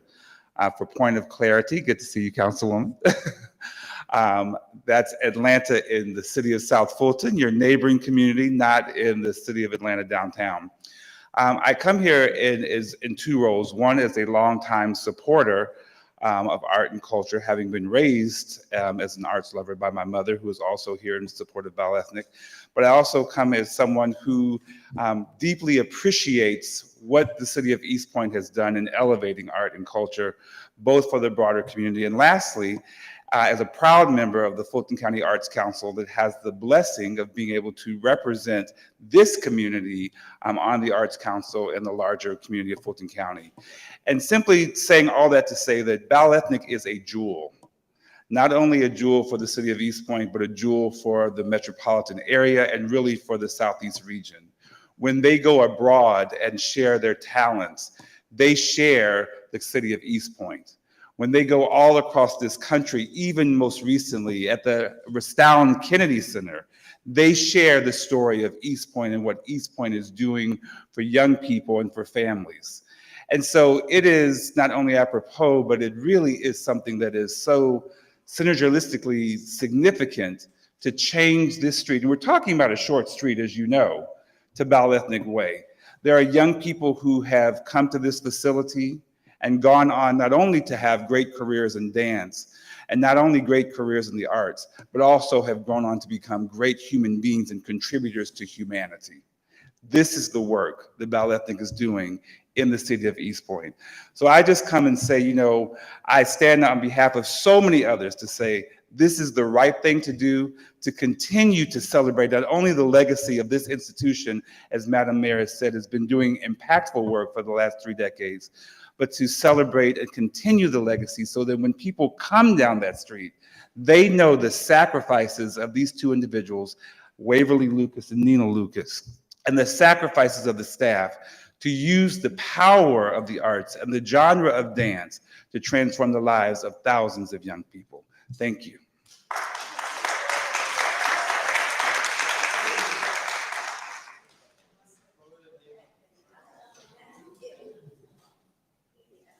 Hello, everybody. Good evening. Mayor, council, and management. Thank you all. I'm truly excited about our street being named Bioethnic Way. It's not only a name, it is a way of life. I know. Well, actually, let me back up. I reside at 2672 Colonial Drive, College Park, Georgia, 30337, because we could not afford a property in East Point when we first came to the Southern Crescent. But we did invest our business in the area. And it was at a time where a lot of people were saying, East Point is so far, who wants to go out there? But we put our anchor in. Waverly Lucas, that's my husband, I'm Nina Gilreath. We have put our whole adult life in making the community great. We have been able to be a ripple effect for many young people. So today I stand up here in honor of the past ancestors who put their blood, sweat, and tears into Bioethnic, into the space where we are on Cheney Street. The people who I will say they were dollar heirs because they gave their time, their treasures. They didn't have a lot of assets, many of them, resources, but they gave their all to support our vision. And then the present people who've sat here for these number of hours that have come along to support us. And then the future generations, you see the younger people. So the work that we do now in renaming that portion of the street is for the future. It is an anchor. As Imara has so graciously shared, Bioethnic is global Bioethnic. We have traveled to Canada in the past few months to take our children to the National Ballet School of Canada.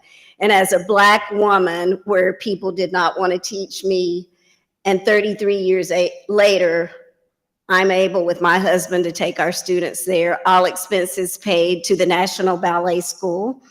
And then we've traveled to Africa most recently to teach ballet, to introduce ballet to Tanzania. And we have a program where we teach ballet over Zoom. So that's another great thing. And then we'll be going to London at the end of the month to the Royal Ballet School to talk about best practices. So we are global Balethnic. World-class work deserves a world-class space. Changing that part of the street will be an anchor for the fundraising for our capital campaign. We've always had a big vision. It's our time. We started in our 20s with a really big dream, and now we're helping to pass that dream on to the next generation. So as we see our way into the future, we want it to be better for the next generation. We want them to be in a beautiful space with the name Balethnic Way when people turn that corner. So it's now, whatever needs to happen with the ordinance, we know you all will figure it out like you've done through other things this evening. So thank you for your time, your energy, and we look forward to our new name, Balethnic Way.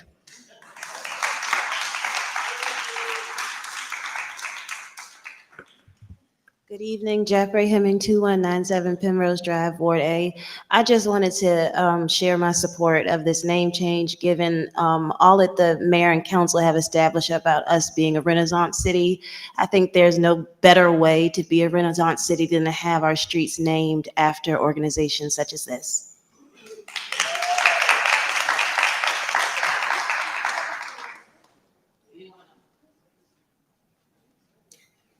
Hi, I'm not going to speak long. My name is Lydia Abarca Mitchell. I live at 1196 Larson Lane in Marietta, Georgia. And I've had the pleasure and the honor of teaching and directing rehearsals at Balethnic for over 20 years. And I want to just share the joy of watching thousands of youth and children and adults come through and just transform their whole personalities. And I can speak from first-hand experience. I'm a founding member of Dance Theater of Harlem, and the street that Dance Theater of Harlem is on is called Dance Theater of Harlem Way. And I can't tell you the sense of pride that changing the name to Balethnic Way will give that community, because they love what they're doing. And to call that street Balethnic Way will just bring up the pride in their community. So.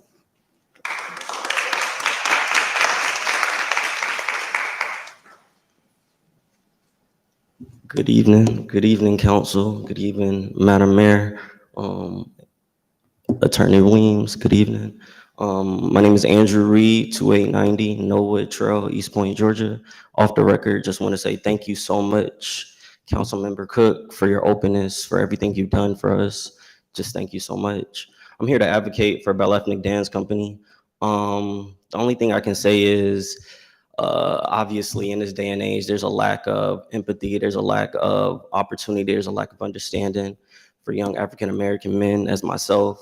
The people of Balethnic cultivate those opportunities each and every day. They cultivate that, and not only do they cultivate opportunities for you, but they cultivate the community. Obviously, they have a garden, if you've ever been down there. Cultivating crops is free, and they're pretty plump. So come get you some food. And cultivating the culture. Everything you can say for 35 years plus, Balethnic Dance Company has just been literally an anchor, not only for this community, but for obviously the citizens of Atlanta, obviously the citizens of Georgia, New York, Detroit. Wherever there is a need of culture, there's just a need of understanding, excitement. That's where you'll find Balethnic at. Obviously for 35 years, they've been like a fixture in this community. I can just remember this summer, we actually had the opportunity to drum at the Ghost Pools. And that was just enlightening, to say the least. We brought out the ancestors, of course, Ashe, Ashe. Like the list goes on and on as far as the achievements and the glory that not only Ms. Nina, but everyone else that Balethnic has cultivated. So obviously this is a no-brainer. I don't want to tell you how to do your job, but if there's a will, there's a way. And I'm here to say Bell Ethnic Way is the way to go. Y'all have a great day.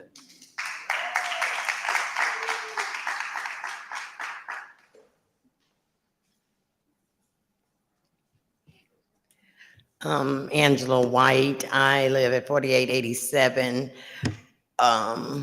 Martin's Crossing Road, Stone Mountain. So I travel all the way from Stone Mountain to East Point, but I do a lot of business in East Point. I provide community service in this area. My sorority house is in this area, and this is the area that we have served. Bell Ethnic have provided service to my daughter, who's a grown woman, and now my granddaughter, and they have poured so much into both of them, but it goes a little deeper than that. For me, it's the essence of a name of a street, especially with renaming streets and streets named after all kind of stuff that we as individuals wasn't even aware of, the streets we traveled. But for me, when I think of changing the street name to Bell Ethnic Way, I go back to what, the name of a street, it evokes imagery for you. You wonder, how did this street get this name? What is this all about? And I had someone told me a while back that if you want to find magic and mystery, study the streets you walk on. And for me, the magic and the way Bell Ethnic has impacted my family, going to the studio daily is like going to family's house. They accept you for what you are and bring you to what you need to be, not just as a student, but as a parent too. And it cultivates the love of art. So to have that street named Bell Ethnic Way is so deserving for this business. And like Nina said, I know it's some stuff we need to do to make that happen, but I pray you find favor when the time comes to name that street. Actually, I had a sign in my car. I was gonna go and hang it up tonight, but I'll hold off. Thank you.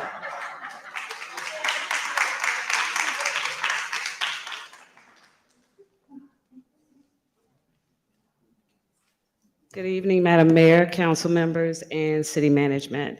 My name is Lisa Conley. I'm a 25-year resident of East Point, Georgia. I live at 2529 Woodhill Lane, my neighbor. And Bell Ethnic is a special place, as has already been mentioned, but it's very special to me. I've supported it for many years because my daughter started as a dancer at Bell Ethnic. I think 9 or 10 years old, came back from college, became a member of the dance company. Bell Ethnic, of course, is the first professional dance company in the South that was founded for and by African Americans.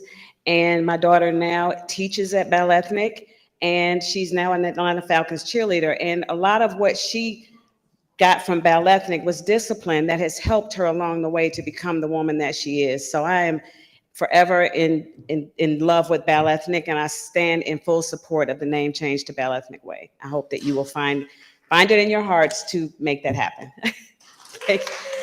Hey, Lance. That's my high school friend.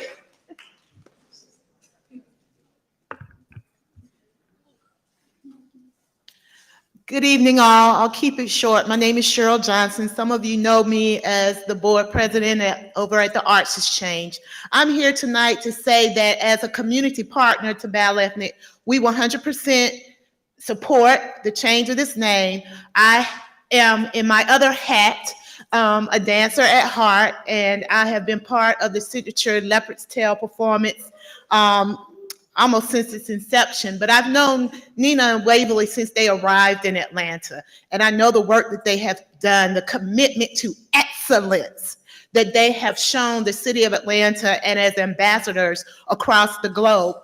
We should be proud that they are part of our community. And it's not just dance, it's more than dance, it's a way of life. And by naming this street after Balethnik, we will say to the world, we support the arts, we support youth, and we support excellence. Thank you.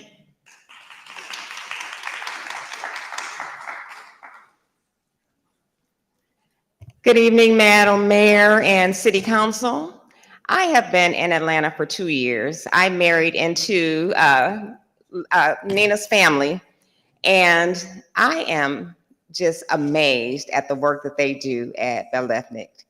I am an educator, I'm a retired principal, and one thing that is being taken out of many schools is the arts. And the arts gives students the freedom to be who they are and become great members of society. And what Nina and Waverly have done is giving kids an avenue to be who they are. And I am in full support of naming the street Balethnik Way because they're leaving a legacy.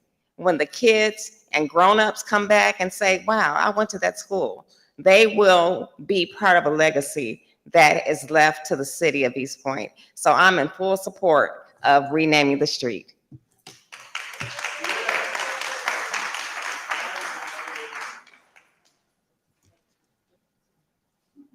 Good evening. Thank you, Madam Mayor, Council. I'm Shady Radical, 300 MLK Drive, Southeast Atlanta, Georgia, 30312. This is Wendy Radical, my daughter. I'm also Dr. Shady Radical and the company archivist at Balethnik Dance Company.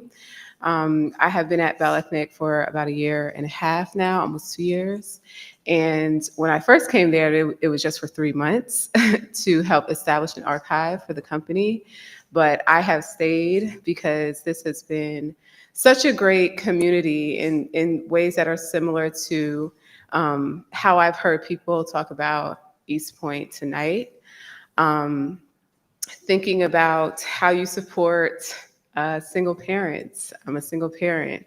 How you are giving shape to community, all of the voices that I heard about the Automotive Training Center. It was just so, so beautiful.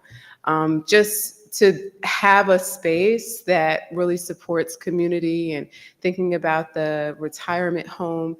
I mean, I understand now how Balethnik has been able to thrive because they have support from a community like this. So Balethnik Way, as I have learned in my 1.5 years there at Balethnik, is a way of building community and doing life. I got you, I know about that. And I think, kind of like what Ms. White was saying, that it helps give definition to what they're doing, what they have done as a strategy, as a method to help communities and families come together, not only learn and practice their traditions, but share their traditions and their culture. And I just want to support Balethnik as well. Thank you.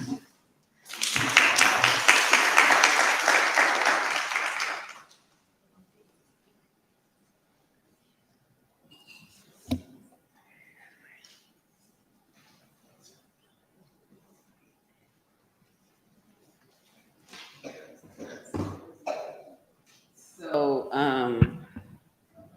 that buzzer meant we have reached our 15-minute mark.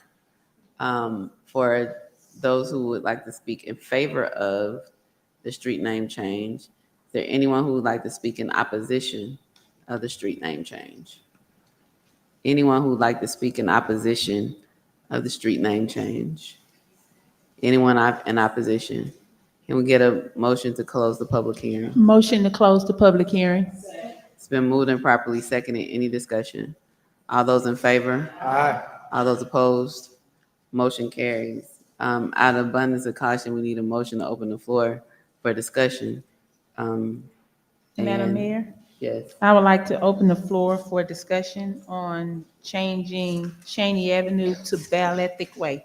Second. It's been moved and properly seconded. Any discussion? All those in favor? Aye. All those opposed? Motion carries. The floor is now open. Councilmember Shropshire. So what do we do? I know we had an ordinance because we changed the street. John Freeman Way, if I'm not mistaken. So I would like to make a motion that we change the street name to Ballethic Way. Second. So there's a motion on the floor and a second. I think we need to go, I'll ask for discussion on that motion. And I'm gonna go straight to the interim city attorney. We just had staff stand before us and tell us we don't have a process. There is a ordinance 10-8006 that talks about public safety, public health, safety and welfare.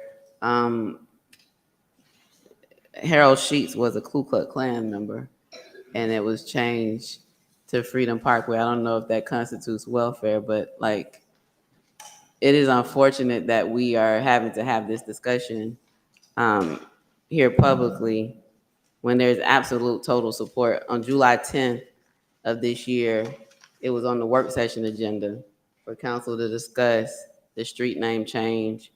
And I believe I just asked the city clerk to see if she had some notes from that work session. I believe the discussion was that we were in agreement with moving forward through the process.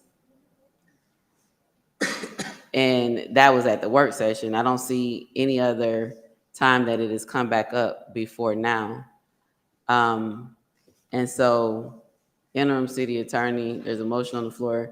And the second, I see Councilmember Butler's light for discussion. I'm gonna turn it to you procedurally because I don't know what the basis of the current street name change would be.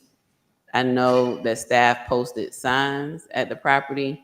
I'm not, maybe they can say what they relied on to post that purple sign, but interim city attorney, then I'll go to Councilmember Butler and Councilmember Renee. Thank you, Madam Mayor. My brief research leads me to section 10-8004 and 10-8006, where it does speak to the changing of existing roadway names and addresses. There is an ordinance under that, but it does, as Madam Mayor has referenced, require that this body determine, and it is your determination to make, whether or not the change fits within public health, safety, or welfare. And that is determined by this body because it's not defined. When I look back in the ordinance definition section, that's not defined as far as this section. Madam Mayor, so it really does depend on, the definition section is under 10-8002.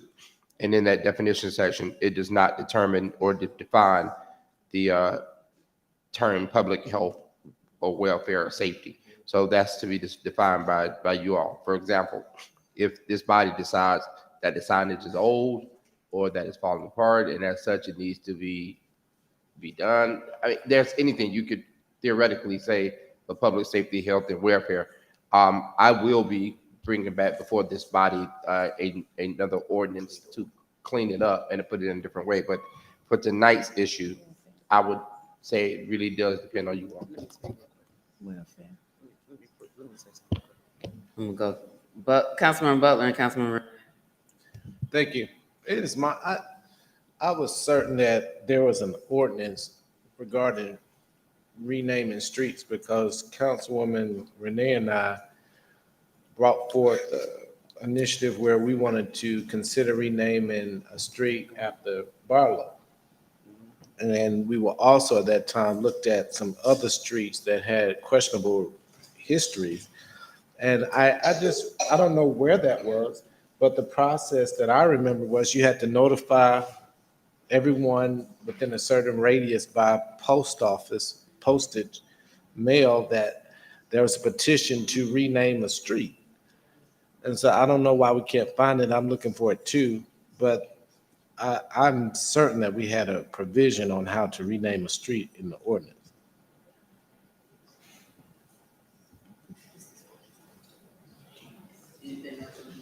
No, ma'am.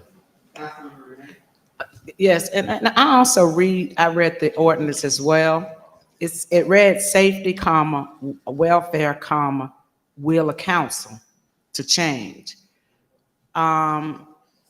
So if it's the will of council, because they had the comma, welfare, comma, safety, then will of council.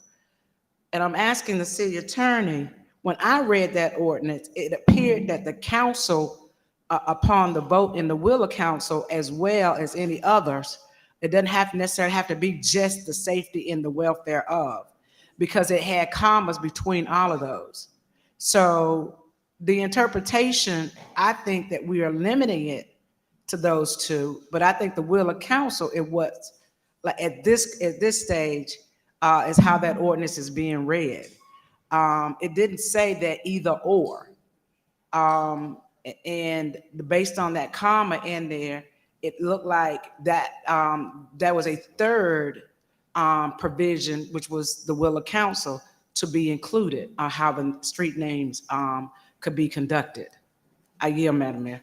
I'll wait on the city attorney. Interim city attorney.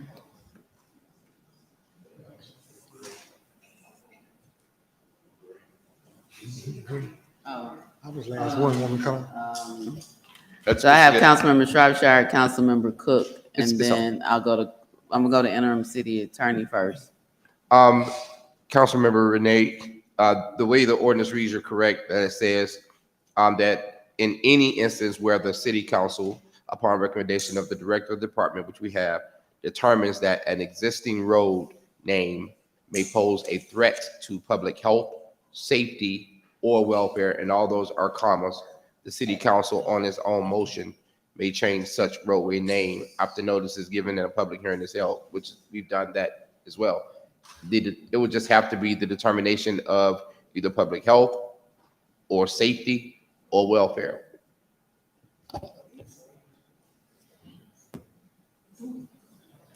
Councilmember Shropshire, Councilmember Cook, Councilmember Renee, did you have anything else? Councilmember Shropshire, Cook, and Thank you. Being that it is the will of council under those three guidelines, I think the welfare, if I heard correctly, if that's in there, would be the reason why we can change the street name to Bell Ethic Way. So that's my motion, is to change the street name to Bell Ethic Way under the ordinance that pertains to the welfare, if I'm making it correctly. so your original motion was to approve the street name change. It was Yes. seconded. So are you clarifying or amending your Clarifying. original motion Clarifying, to indicate include. welfare? Yes. Councilmember Robinson, does your second still stand? It does. Okay, Councilmember Cook, then Councilmember Robertson. Thanks, Madam Mayor. I almost want to yield my position, but I just want to make a comment. If I'm not mistaken, I think the last time we seriously had to deal with this issue, we did appreciate just how complicated and how well spread it could be. And we solved a particular request at that time by not changing the street name, but by adding a cap on the corner of that street with the desired name. And because of the location of that street and what have you, I think that went over pretty well, because I'm not aware of any negative feedback. But just for the audience to make sure that you understand what we're talking about, changing street names aren't just simple things to do, because you got to deal with every location on that street that has to make some type of change as how they are identified. In this particular case, I almost personally feel like we ought to be able to challenge it because the street itself is so short. But it sounds like what's on the table right now from Councilwoman Shropshire may make real good sense. So I yield, man. Thank you, Madam Mayor. Again, I want to say I am in 100 support of my colleague, and I do believe under the public health and wellness that this does fall under. Val Ethnica, your time has come. This is your moment. I yield, Madam Mayor. Interim City Attorney. Madam Mayor, as I read the ordinance under 10-006, 10-8006, in any instance where the city council, upon recommendation of the director of the department, determines that an existing road name may pose a threat to the public health, safety, or welfare, the city council on its own motion may change such roadway name after notice is given and a public hearing is held. And then when I go to the definition of welfare, it speaks to the health, happiness, and fortunes of a person or group. So that I believe that certainly would fit if this body makes that same determination. I think you have fulfilled the obligation, and that you should be able to move forward. So, All right, there's a motion on the floor to change the name of the portion of Cheney Street between West Forest Avenue and Norman Berry Drive to Val Ethnic Way, pursuant to welfare. The welfare being the reason. I'm not sure how I'm formulating this motion, but Madam City Clerk, maybe you can read back how you have it. The motion was amended before the question was called to add based on welfare, I believe. That's the part that I added when I walked back in, that Shropshire amended. To amend it to Val Ethnic Way based on welfare. Yeah, Okay. but that pertains There's to a welfare. second by Councilmember Robertson. Any other discussion? I don't see any. All those in favor? Aye. All those opposed? Motion carries. The name is changed.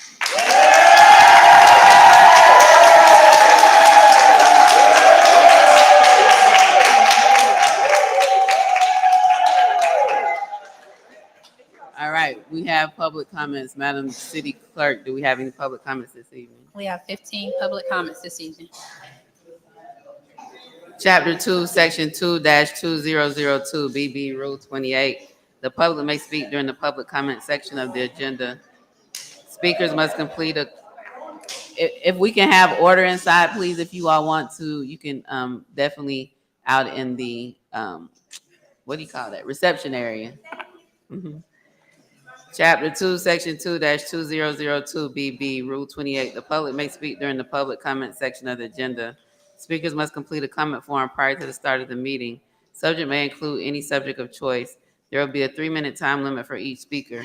Speakers that have signed up to speak may give all or a part of their time, up to 3 minutes, to another speaker for a total of 6 minutes of speaking time. Speakers may address the council only once during this time of the agenda. Speakers must identify themselves and their address prior to speaking. Questions from the speakers may not be addressed during the public speaking section of the agenda. East Point residents will have priority over other speakers. There will be a total of not more than 60 minutes for the public speaking section of the agenda.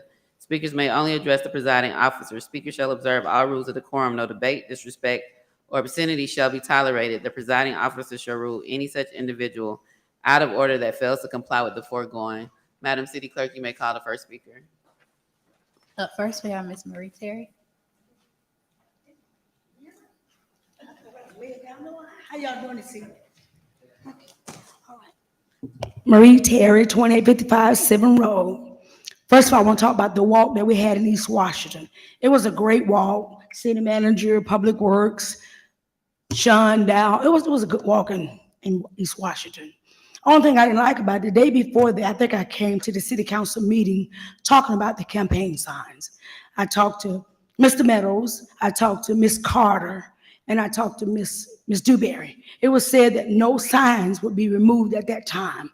the last time I came to the council meeting. That's what it was said. So when we had that walk Thursday, we walked East Washington, and we was going by different houses on Pine, 1277 Pine and 1271 Pine. Now, that morning, they had picked up all the campaign signs. I know I had 50 of them.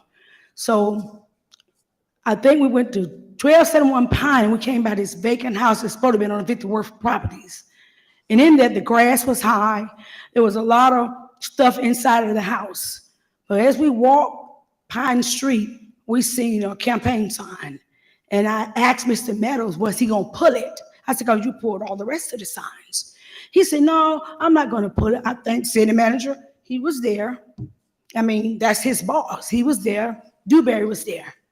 And it was a campaign sign in the yard, which was Council Lady Josetta Bailey. And it was so tricky there that we was looking, Miss Belita and Joan, the president of East Washington. And Meadows just want to say, why don't you click fix it? I said, why don't you pull it? Pull the sign you pulled everybody else's. He said, no, just click fix it. So I figure, and if I'm allowed to say it, it's showing favoritism. So Council Lady Bailey said, then I'll pull it. I didn't know how it got there.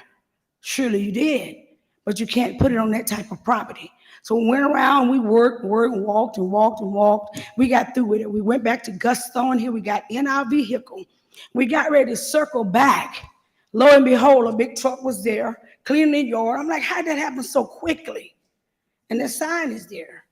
But if y'all gonna pick up everybody's signs, pick them all up. If they are not in compliance with the code that you guys have decided to enforce, then leave mine alone. I came down and I picked my signs up on the police station. And they're gonna tell me that they didn't, and they give me all they could give me. I paid too much for my signs, Madam Mayor. All y'all have ran a campaign. I don't like it. I don't think that your city manager, he didn't even do his job being over Dewberry and being over that. He should have had that sign pulled. So they gave her favor with that. The sign never did get pulled. Then I'm walking on Saturday. I went to a very good yard sale Saturday. It was raining in Jefferson Park. I enjoyed it. I took my kids with me. Oh God, that was quick, wasn't it, girl? But That's I want to your call 3 out minutes. one thing. Can I call out one thing, please? 3 minutes. 3 minutes. Come on, you're 3 minutes up. You didn't That have nobody- you didn't have anybody give you time tonight. No, they should have gave me some time. All right. Have a good evening. Next. Up next, we have Mr. Ralph Berry. He had time given to him by Ruth Fleming, so he'll have 6 minutes.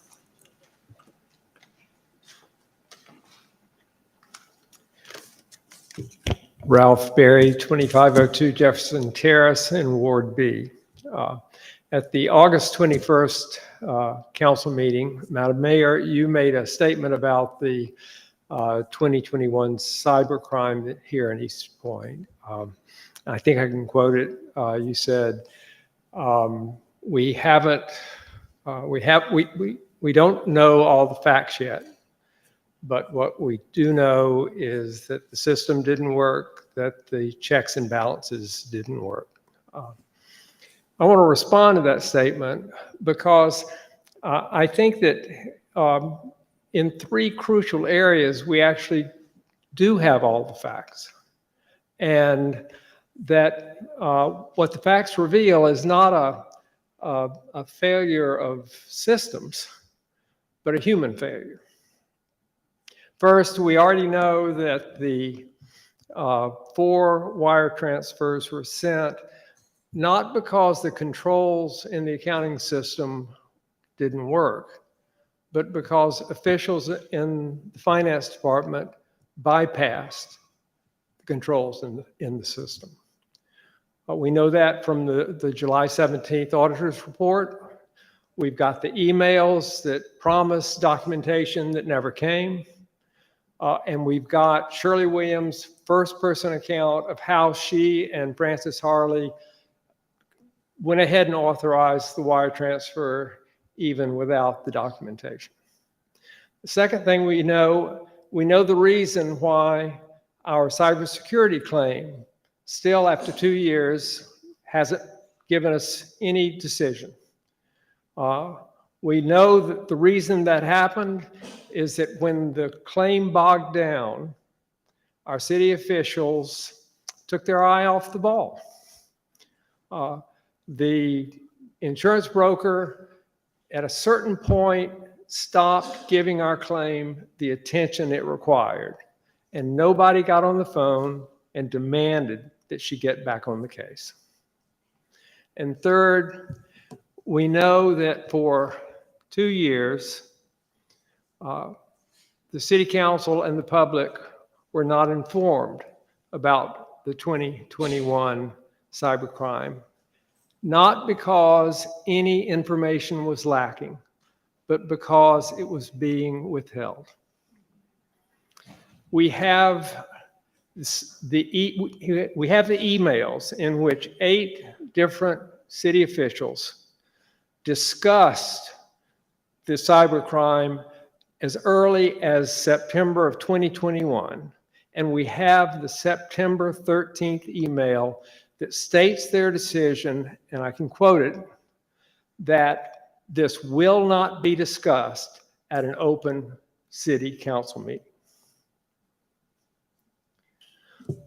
Madam Mayor, you are definitely right.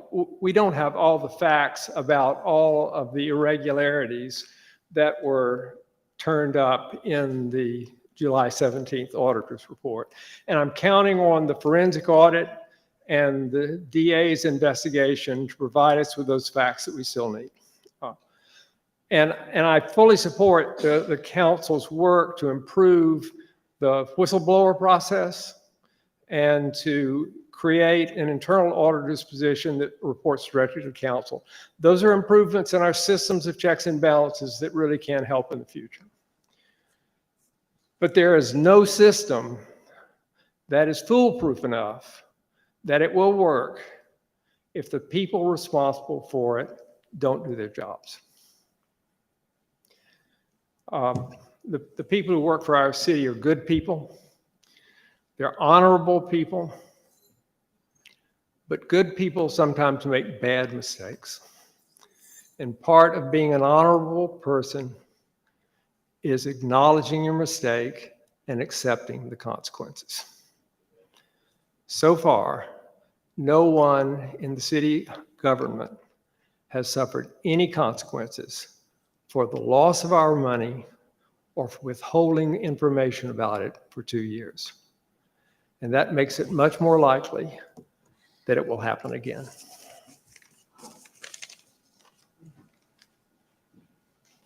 Up next, we have Miss Ernestine Pittman, and she had time given to her by Kenneth Yancey, so she will have 6 minutes.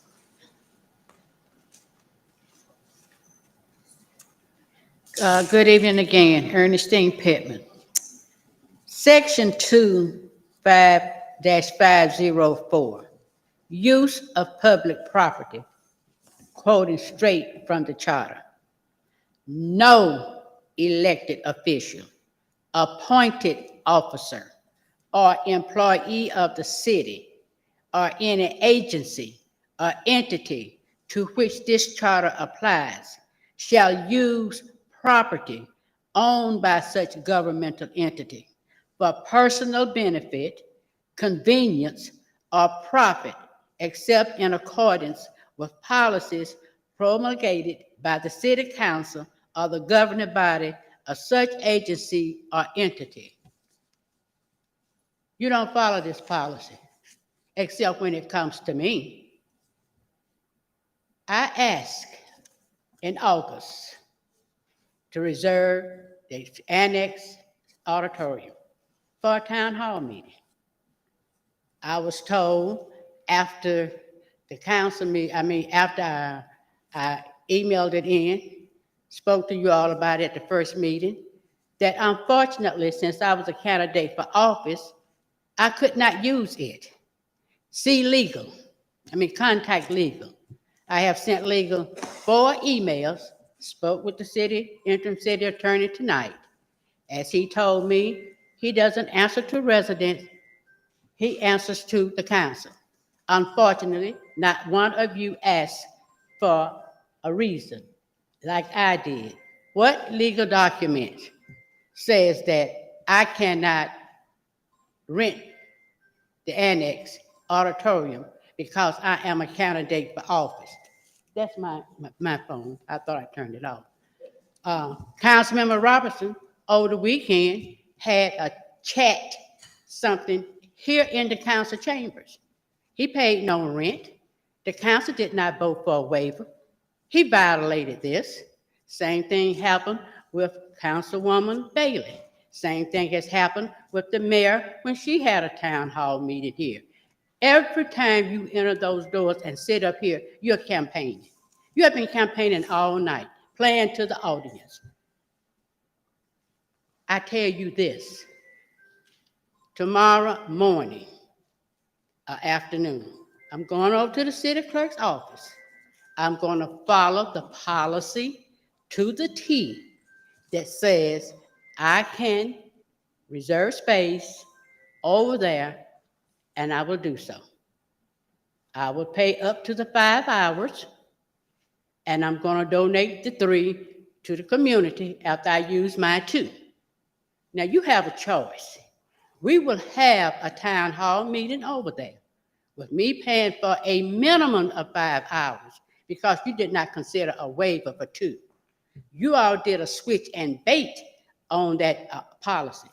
There is no way you as a council brought that here and the residents sat here and let you vote to pass renting anything over there for a minimum of 5 hours. But you did. Now let me tell you this and let's make it plain. Tomorrow morning, I'll be calling the Attorney General's Office of Georgia and ask for what you didn't. Because on September the 30th, I alone with every law-abiding resident in this city who loves freedom and civil rights. This is a civil rights issue. You will not take my right that you did not march and protest at all while you were growing up. You were not denied what I was denied. Sunday marked the 60th anniversary of those 4 children in Alabama. I was 14 years old and cried 18 years old and cried the whole weekend. I'm not crying now. I am going to contact every civil rights organization. I am calling on every resident in this city. Show up on September the 30th, 11 to 1. I will be there to either have a town hall meeting or we will be protesting. You're not taking anything from me. 9 blacks sitting up here. You can't blame it on whites. That's what we had no choice back then. I'm not begging. No, I'm not begging. I am so disgusted I don't know what to do. And then to sit up here and to say all of what you said about the property tax and the millage rate. You haven't gotten a single financial report from that city manager in 22 months. You have not had a single budget meeting, a finance meeting this year. Your first one will be on the 26th, according to the minutes that I have requested.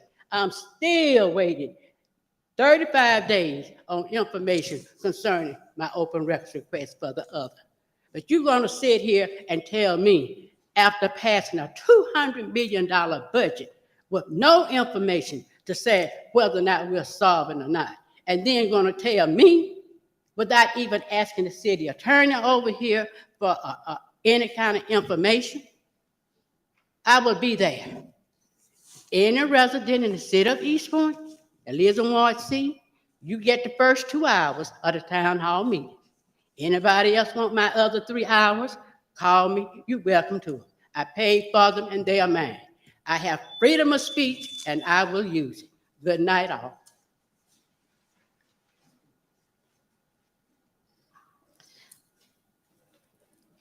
Any other speakers? You told me we had 15. I'm at number 6. Yeah, so Mr. Barry said he would like to give his last 2 minutes to Ms. Marie Terry. Okay.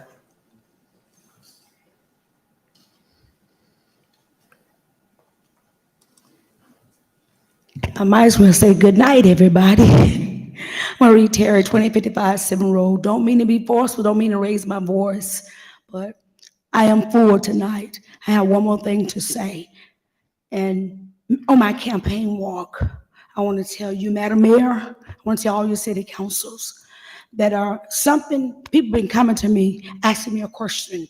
And is that Council Lady Josetta Bailey is going around and said that Swapshire has picked someone out of Ward A to move to Ward C to run against her.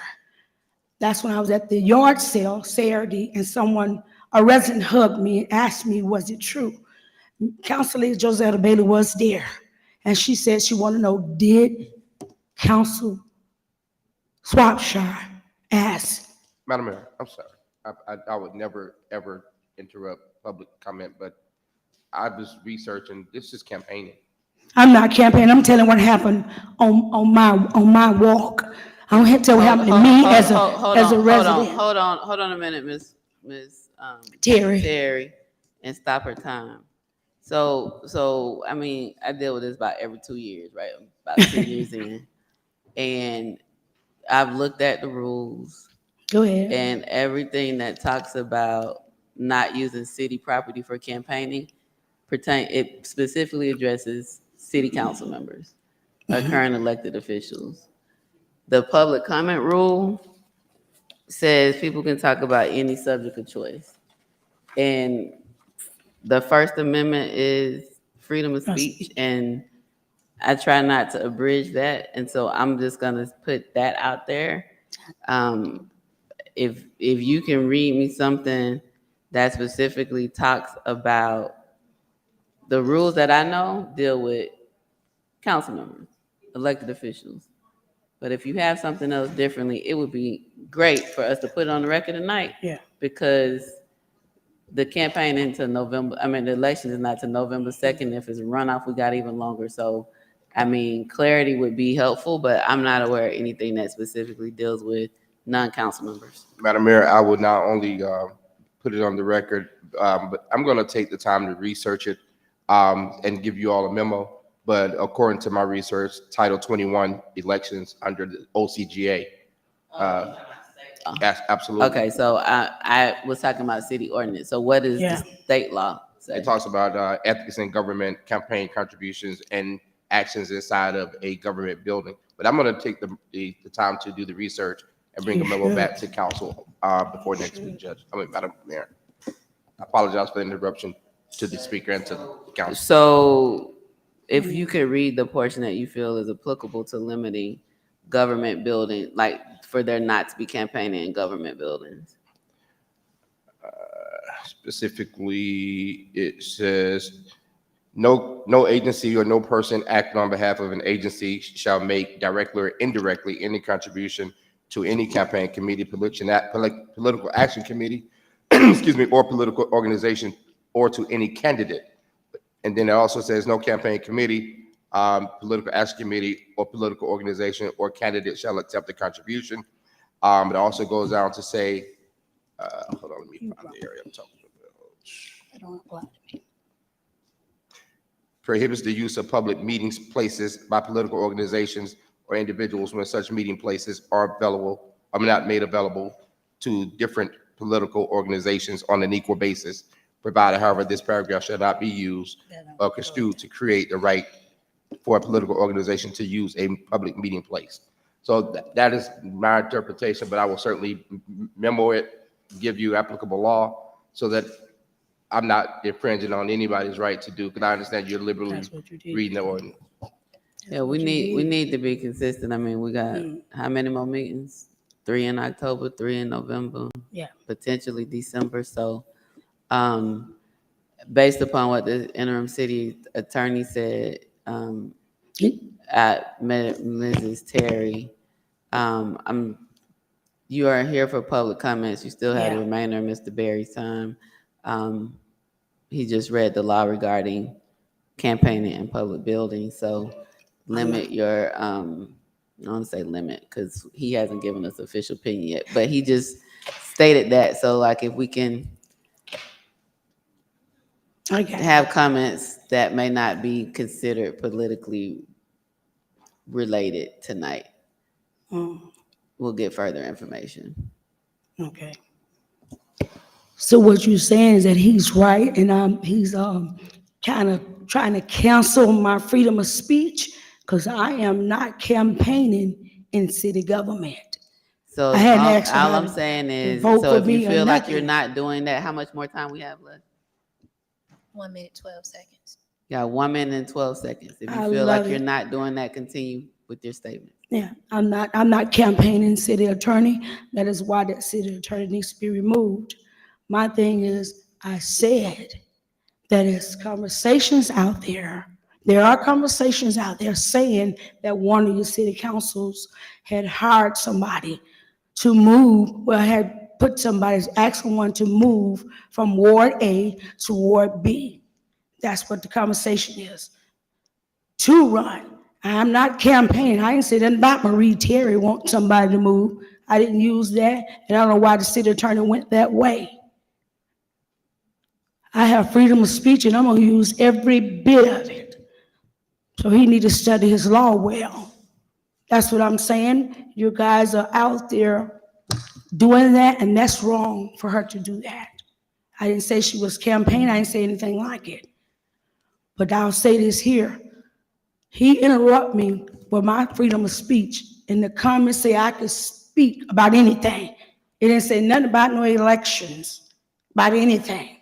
But for him to interrupt me, I really do believe y'all need to remove Attorney Wings. Because he should have never interrupted me on what I had to say, because he didn't even know the law himself. Thank you. And for the record, you did give Ms. Terry the full 2 minutes of Mr. Berry's time. Correct, Okay. yes, And you stopped it when we were having that conversation. correct. Okay, anyone else? I'm at number 6. You said there were 15. Up next, Larry Witherspoon Jr. He's gone. Yep, all right. Emily Forrester. Nope. Heather Wells. All right, Miss Jackie Slaughter Gibbons, she is gone as well. Connie Cox. Miss Jean Wilson just left. Miss Jean Wilson Yancey just left. I believe this says Michael Whaley. Michael who? Whaley, I believe. Yeah, Whaley. Nope. Andrew Hogan.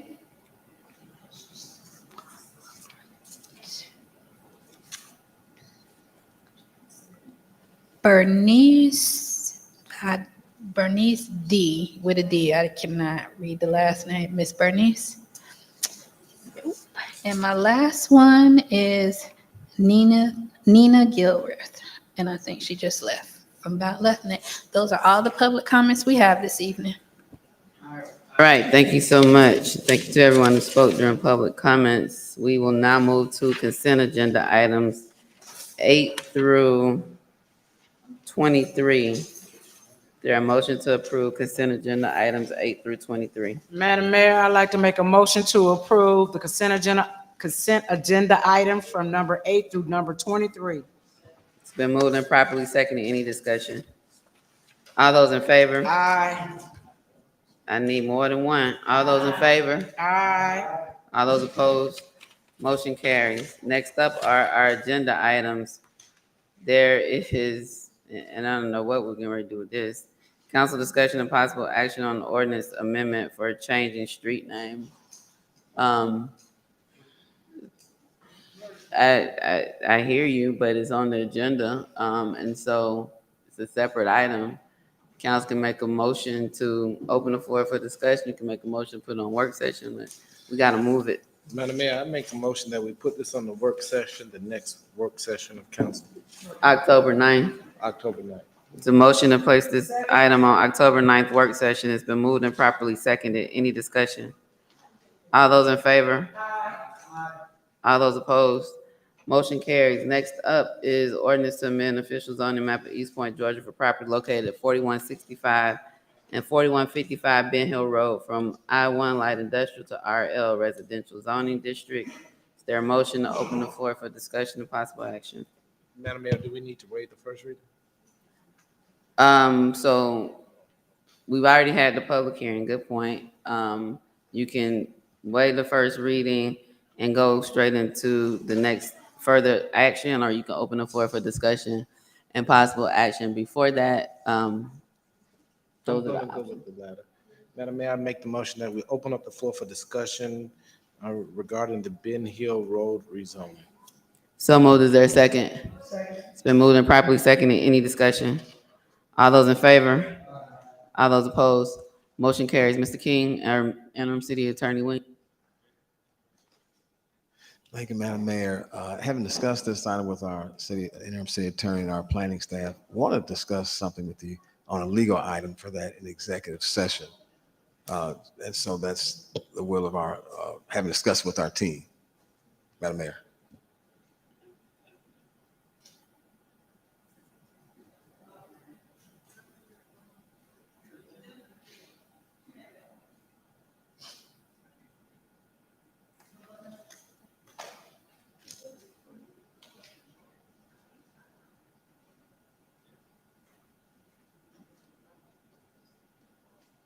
So if there's a request or there's an indication that there's a legal matter regarding this, I was looking online to see if there's any public document here. And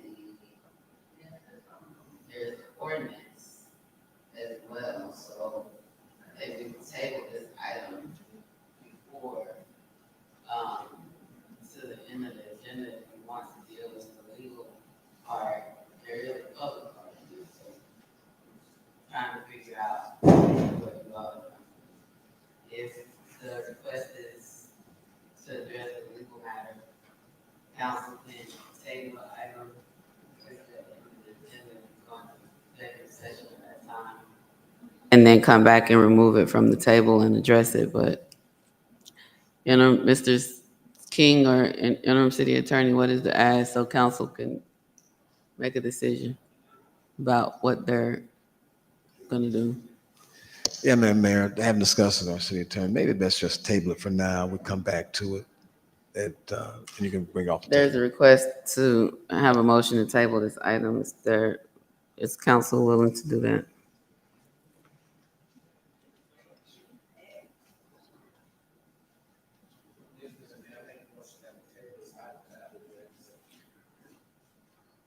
Is there a second? It's been moved and properly seconded. Any discussion? All those in favor? All those opposed? Motion carries. The item is tabled. Madam City Clerk, please remind me to remove it from the table when we come back. Next up, council discussion and possible action on selection of Plant and Moran for forensic audit services not to exceed $150,000. Is there a motion? Madam Mayor, I make the motion that we open the floor for discussion of possible action for the forensic audit firm. It's been moved and properly seconded. Any discussion? All those in favor? All those opposed? Motion carries. The floor is now open for discussion. Mr. King. Thank you, Madam Mayor. I was looking for here they come now. Okay, I've got my contracts procurement director can give a brief overview, Dermot Lawrence, of the process that took underway. And also I've got my deputy finance director who can talk about the proposals, haven't been in the selection committee.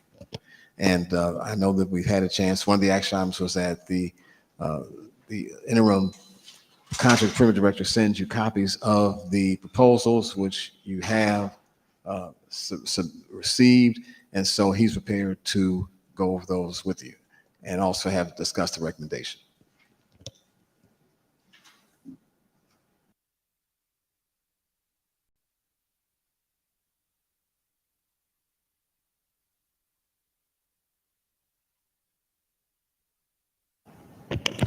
Good evening, Mayor and Council. Today we're talking about the evaluation score sheet for the forensic auditing services. Right now we have Plant and Moran as the scored the highest, which is 79, as you can see on the screen. And I would like to open this up for any discussions that you all may have. Any discussion? I'll just say I did look at all four of the proposals, and Plant Moran was the most specific as it relates to the material findings shared in the previous auditor's presentation, what steps they would take. They also indicated that they have completed investigations or audits on other clients that use BSNA, which is the system that we use, and seem to provide a more detailed response than the others, which is, I guess, why they received 20 for a project plan and approach. And they also indicated that they work for the city of Johns Creek. It's my understanding that the services they provided there were good. They've also done work with APS, DeKalb within Georgia, and a lot of other cities outside of Georgia, or governmental agencies. They are, I think, the 8th. They're in the top 10 accounting firms in the country, I believe. I think they're number 8, and they rank higher in certain other areas. And so it seems to be very reputable company. And again, they provide the most specificity as to how they would come in and approach the forensic audit for the city, also leaving open opportunities to go deeper. It indicated that they would start with they would go back to 19. They would do FY20, FY21, and FY22. And then after looking at those 3 fiscal years, they would go deeper, which means they would start at July 1st, 2019 through June 30th of 2022. And if they needed to go further, then they would go further. But it seems like they'll be communicating quite a bit with us. And so that's my review of the proposals. I don't see anyone else in at this point. The evaluation committee is recommending Plant Moran for the forensic audit services not to exceed $150,000. Is there any action that council would like to take? Madam Mayor, I make the motion that we approve Plant and Moran for the forensic audit. So moved. Is there a second? It's been moved and properly seconded that we approve Plant Moran for the forensic audit. Staff has indicated not to exceed $150,000. Are you okay with that being in your motion, Councilman Butler? Staff has indicated for service not to exceed $150,000. Are you okay with that being in the motion at this time? Does the second still stand? Okay. Moved and properly seconded. Any further discussion? All those in favor? All those opposed? Motion carries. No, I was saying thank you. Oh, all right. Next up is item number 27. Is there a motion? Member Renee?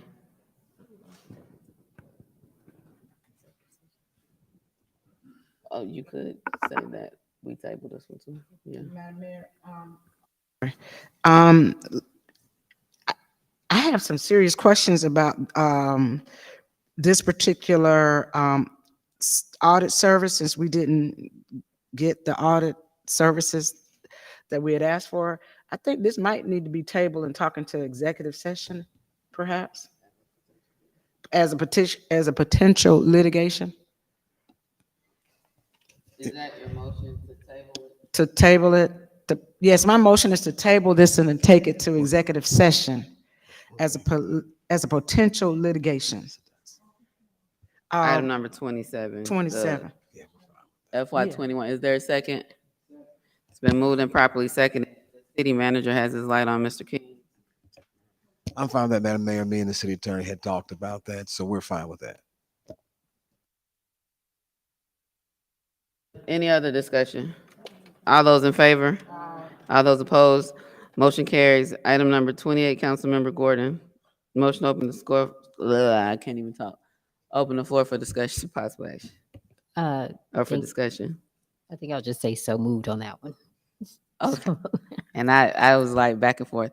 Motion to open the floor for discussion on final request for completion of responses to inquiries 2021 email hack and wire transfer. That's Councilmember Gordon's motion. Is there a second? Second. It's been moved and properly seconded. Any discussion? All those in favor? All those opposed? Okay, I need some more. I can count to 5. All those in favor? All those opposed? Motion carries. The floor is open. Councilmember Gordon. Thank you, Madam Mayor. Councilmember Cummings and I submitted approximately 13 questions to the city manager sometime last month, and we received these responses last week.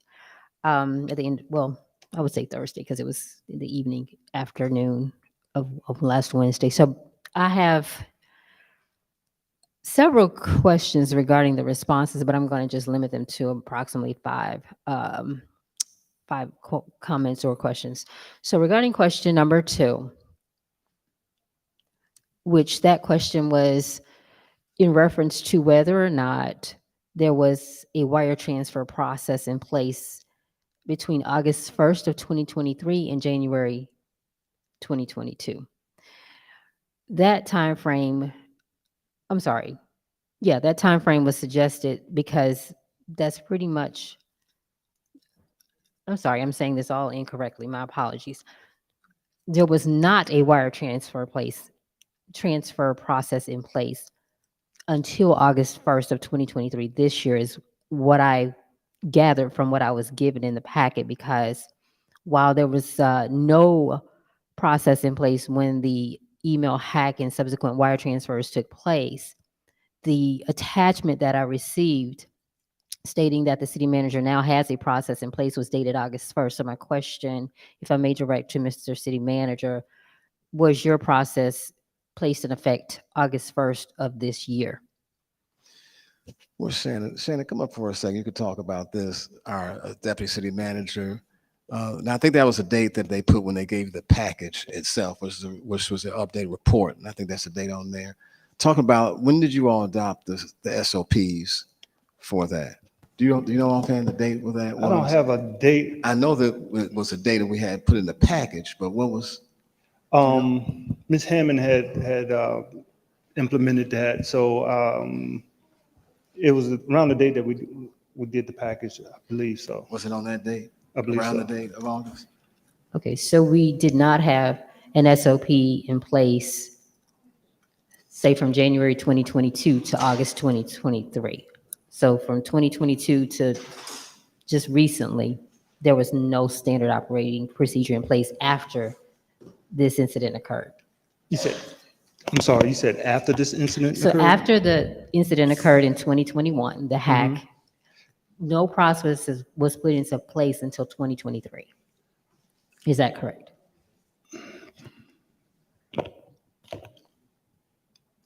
Well,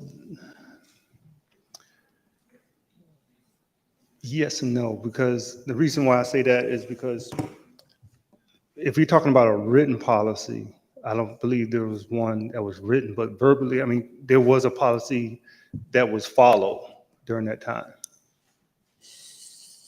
During which time? I mean, for wires. I believe there was a policy that was followed for wires. When was it? So it wasn't written.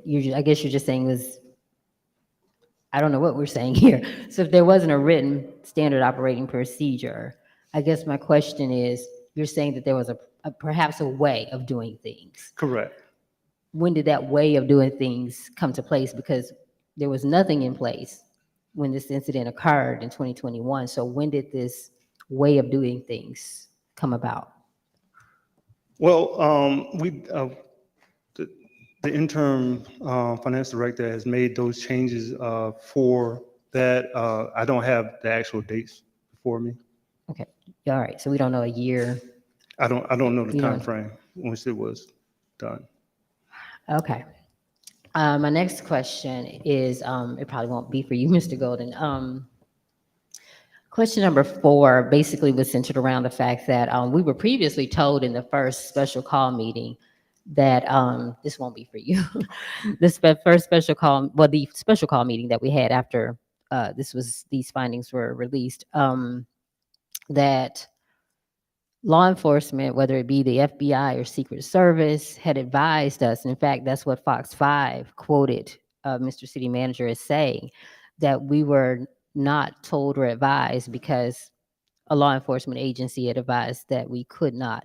So even the response to the question is stating from Chief Buchanan that, to his knowledge, that was never the case, that there was never a case where the FBI or Secret Service advised that the public or council members, mayor, should not have been told. So can we get clarity on that, Mr. City Manager? Well, I can tell you that from what Chief Buchanan had done his investigation, he indicated that there was never a time when someone was told, he was told to not to have anyone involved in that process. So I can't speak all the details, but he can tell some more details about that if you like. Okay, so I'm sorry, I didn't quite catch what you just said. I don't have all the details relating to this particular item for the chief, but he said at the time he advised that this case was of high and sensitive nature, and it may have been assumed by the previous manager not to disclose any information, but I don't think he was ever told that during that particular time. Okay, so I can't speak to, I can say that's what he indicated to me in my investigation. okay, so at the special call meeting, you were on record as saying that we were advised by one of those agencies that this should not have been divulged. So are we going with the chief's explanation? Or? Well, you know, I can tell you this. I trust what he did in the process. That's how it was handled. And so are you asking if he was told not to discuss it with anyone in particular when it first happened? Right, well, he wasn't the chief when it happened. So yeah, I was asking Are you if, saying, yeah, so basically at the special call meeting that we had back in July, you were on record as saying, and quoted by the news, stating that we weren't told because an agency advised that we shouldn't. But Chief Buchanan is saying that there was, to his knowledge, because he wasn't the chief, you know, let's give him that. But based upon his research and investigation, that was never the case. So I just want to know, because two different things are on the Is this a different record. question to this question here that you're asking? It's the same. It's the same question. Well, you're asking what I said in July, Mhm. and I can't quote for verbatim what I was saying in July. Now, as far as what he's saying for what he was informed, I can't answer for him as a chief of police. Now, in July, if you want me to answer an additional question, I can go back, but I can't tell you exactly for now what I said in July. You're saying that I said it. Yeah, it's on the record. It's also quoted by the news. So I wanted to make sure we were on one page with that. That's all. Okay. Well, I'll get you back with you some information on that, but I can't remember exactly what I said in July about this. Are you saying it relates to this question? Is this addition to this question you're asking? No, it's the same question. I can send you a link to that article if you want. No, So I don't you need an can- article. I don't need an article. I can just look back at the minutes. Was it during the meeting? Okay, we can look, I look definitely back look at minutes it. because I Yes, didn't look at the article. we can do that. My next question, number 5. I asked if there was ever an email sent to mayor and council or any written correspondence that stated to us, this dais, that not only that there was an email hack, but also an email that would have advised us of the wire transfers, the fraudulent situation regarding money. The response I received was a copy of the email that I already read into the record from Mr. Gardner. That email only talked about an email hack, and it did not reference the stolen money. I was never aware of any stolen money. So my question is there an email outside of the one on September 9th? Because that email does not talk about money. It only talks about an I've email. got to preface this now. When I give you this is not all inclusive of every email. The reason he found this email, and I can tell you IT did, because he did a search and in particular looked at my name first, Mhm. which I asked him to, and then any other person former coming to, whether it be the former managers, former, anyone who worked associated with me. That's the way we did it first. This is still ongoing. So don't think for 1 minute that this is just the only means by which the information could have been transferred to you. It could have been a number of ways to all of us. So this is an ongoing process. He just happened to find this particular one through his search. He didn't even see that at first. He just kept looking at different terms. And so he hasn't looked at any other names other than just starting with mine first. Okay, and I'm not on this particular one, but then he looked from there and expanded out to different terms, whether it be hack, whether it be cyber search, cyber breach. So this is still ongoing. He could still find something else. Okay, that was So this is not just all inclusive in terms of how that may have been translated during Okay. that particular time. okay. Thank you. So he's still searching. I've told him continue to look. Okay, so Under different names, different searches, he can still do that. But this is how he found this particular one. okay, so the fact that the search was ongoing was not referenced in the responses. I was just given the one from September 9th, which I had already read into the record. That's all he found today.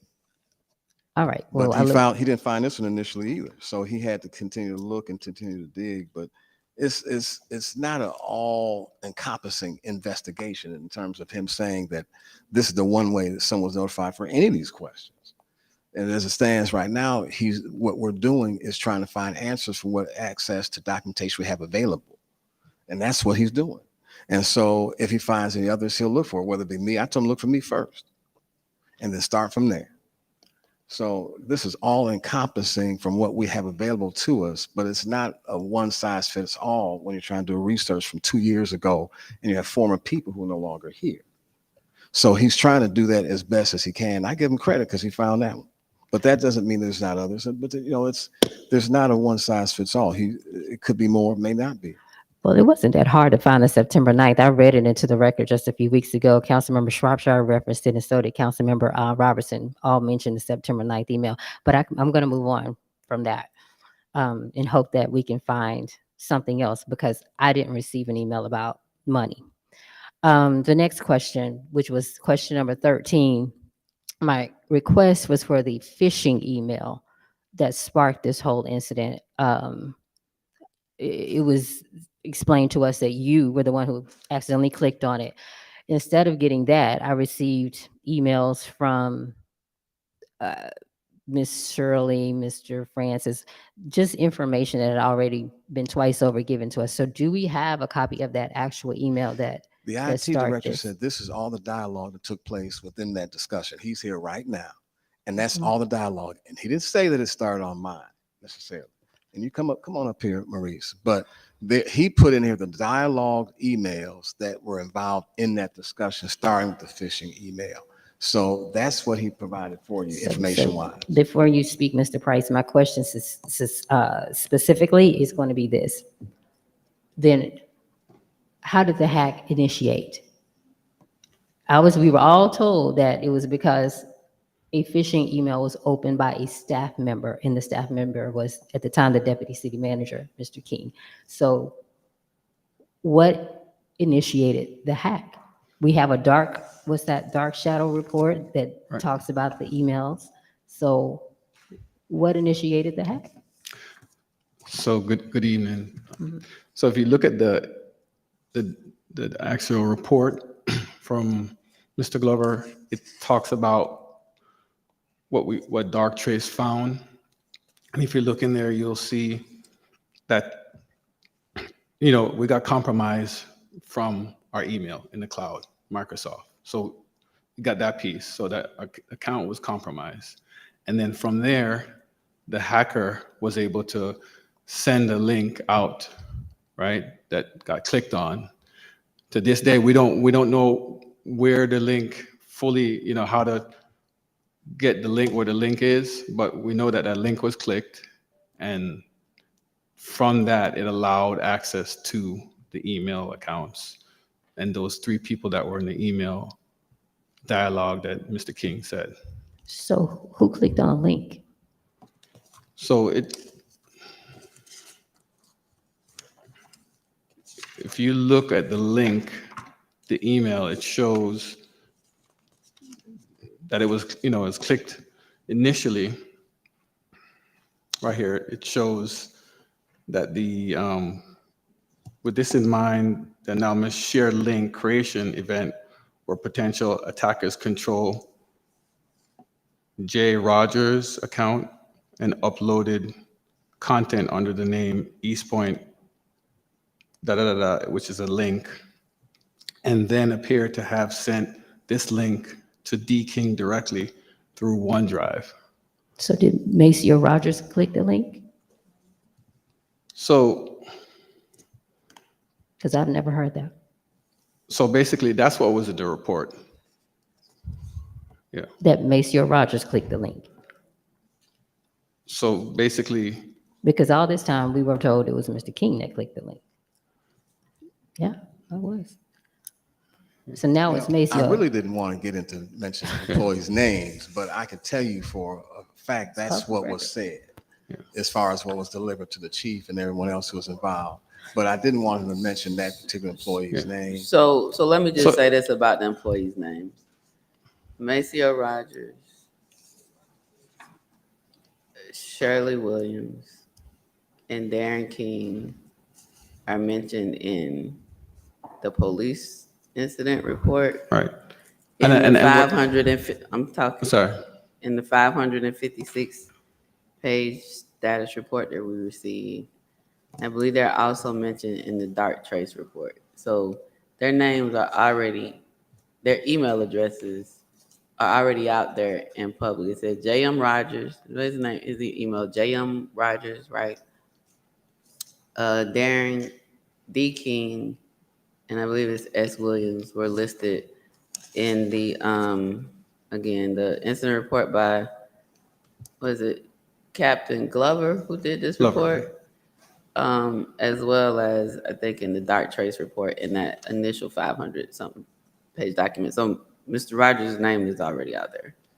Yeah, this was in the report that was already in the packet. So whatever that was given in the packet, I'm just reading from what was there. Yeah, from what I read in the packet, what you're saying does not match up.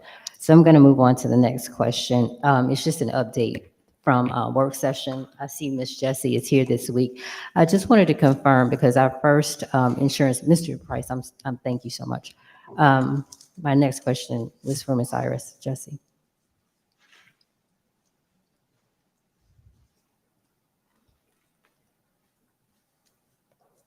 Good evening. Hi, good evening, Miss Jessie.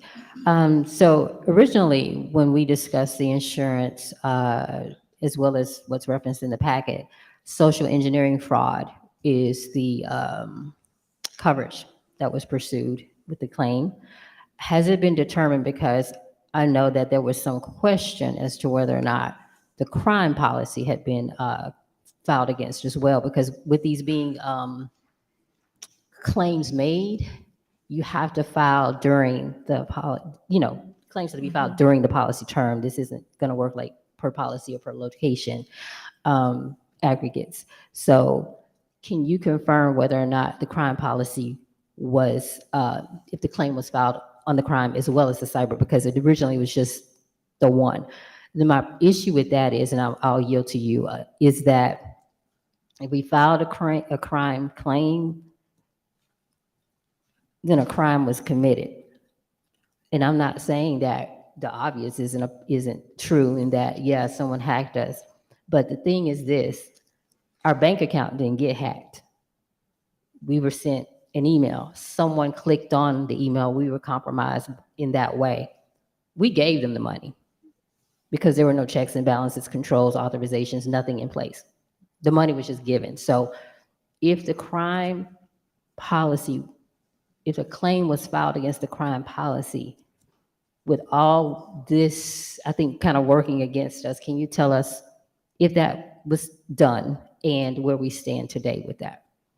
Yes, ma'am. Madam Mayor, members of council, the claim was filed under crime insurance, under cyber, and also under the cyber insurance. So there were two claims filed. We were awaiting a memo or something to that effect from the Yes. carrier. Have we received that? I have not gotten the letters yet. I keep getting emails from travelers saying that the letters are on the way, that he had to run them up to his managing director. But as of today, I have not received any letters. When was our last outreach to him for an update? Last week, Okay, and he just said he would get back to us? he said that the letters are on the way. And he's given no indication as to what the letters are gonna say? The letters should say how each one of the claims is going to be handled. That's what I was told. He will explain their rationale under crime and also under cyber. Okay, so does that mean he's gonna explain whether or not they've been denied or not, or is he not telling you that? I don't know why he's not like letting us know that without a letter, because you can know without a letter. Well, that's the same question that we have. If he can talk about it in the email, then he should be able to send the letters. But yes, Have we made outreach to his supervisor? I have not spoken with his managing director. Okay, can we do that? Yes, ma'am. Okay, because that would certainly expedite his response. Trust me. So thank you so much, Ms. Jessie. You're welcome. Those are all my questions, Madam Mayor. Thank you. All right, Councilmember Renee. And I know it's getting late in the day, and my question is to the IT young man, Mr. Maurice, can you answer just a few questions? Because this is one of the concerns that I'm having. Cyber training among staff. Have you started that yet? Yes, it's been going on. When did it start? It's been going on before I got here, and we updated, made some, you have to refresh it, so we refresh the training program. But it's been going on before I was IT director here, from Noble 4. So as a copy of, so what you're saying is all staff for the last how many years have been receiving cyber training? I think since, I don't remember the exact date, but No, that's okay. But you said you started before you started working, or since you've been working? before I started working. And how long have you been here? I've been here since the 2021 September. That's interesting because I have an email. I have never received a cyber training on any of my laptops or my cell phone. And you would think that anyone who is answering or responding to emails in the city would be mandated to take cyber training. I was not aware of that. And in one of our meetings, we asked about cyber training, and we said that it was going to get started. I didn't know that it had already started. So on every job that I've had that mandated cyber training, we had to have a copy, signed copy. After we completed the training, it was a test given, and it was placed in our personnel file to show proof that that training had been conducted. Any training among any staff should have a record of it in human resources. Is that the case here? So we have the training that's being done, and then HR will see who gets the training, and then it goes in their record. And Well, anybody who has access to an email that could click on cyber training should be a part of this cyber training. So you wouldn't, as the IT person, because every job that I've been on, the IT person carried out the training, made sure they worked with HR. The test was given at the end of the training to show it was, and then you had to print it out and make sure that it was in your personnel file. If you did not take the training, then you would be blocked out of your system until the training was conducted. And that's on every job I've had. So I'm asking, the reason why I'm asking you, because this is a process that you guys should be working together on. And it shouldn't be like, I don't know, or maybe it's happening. It's just something that, this is something that's so serious that it should be done.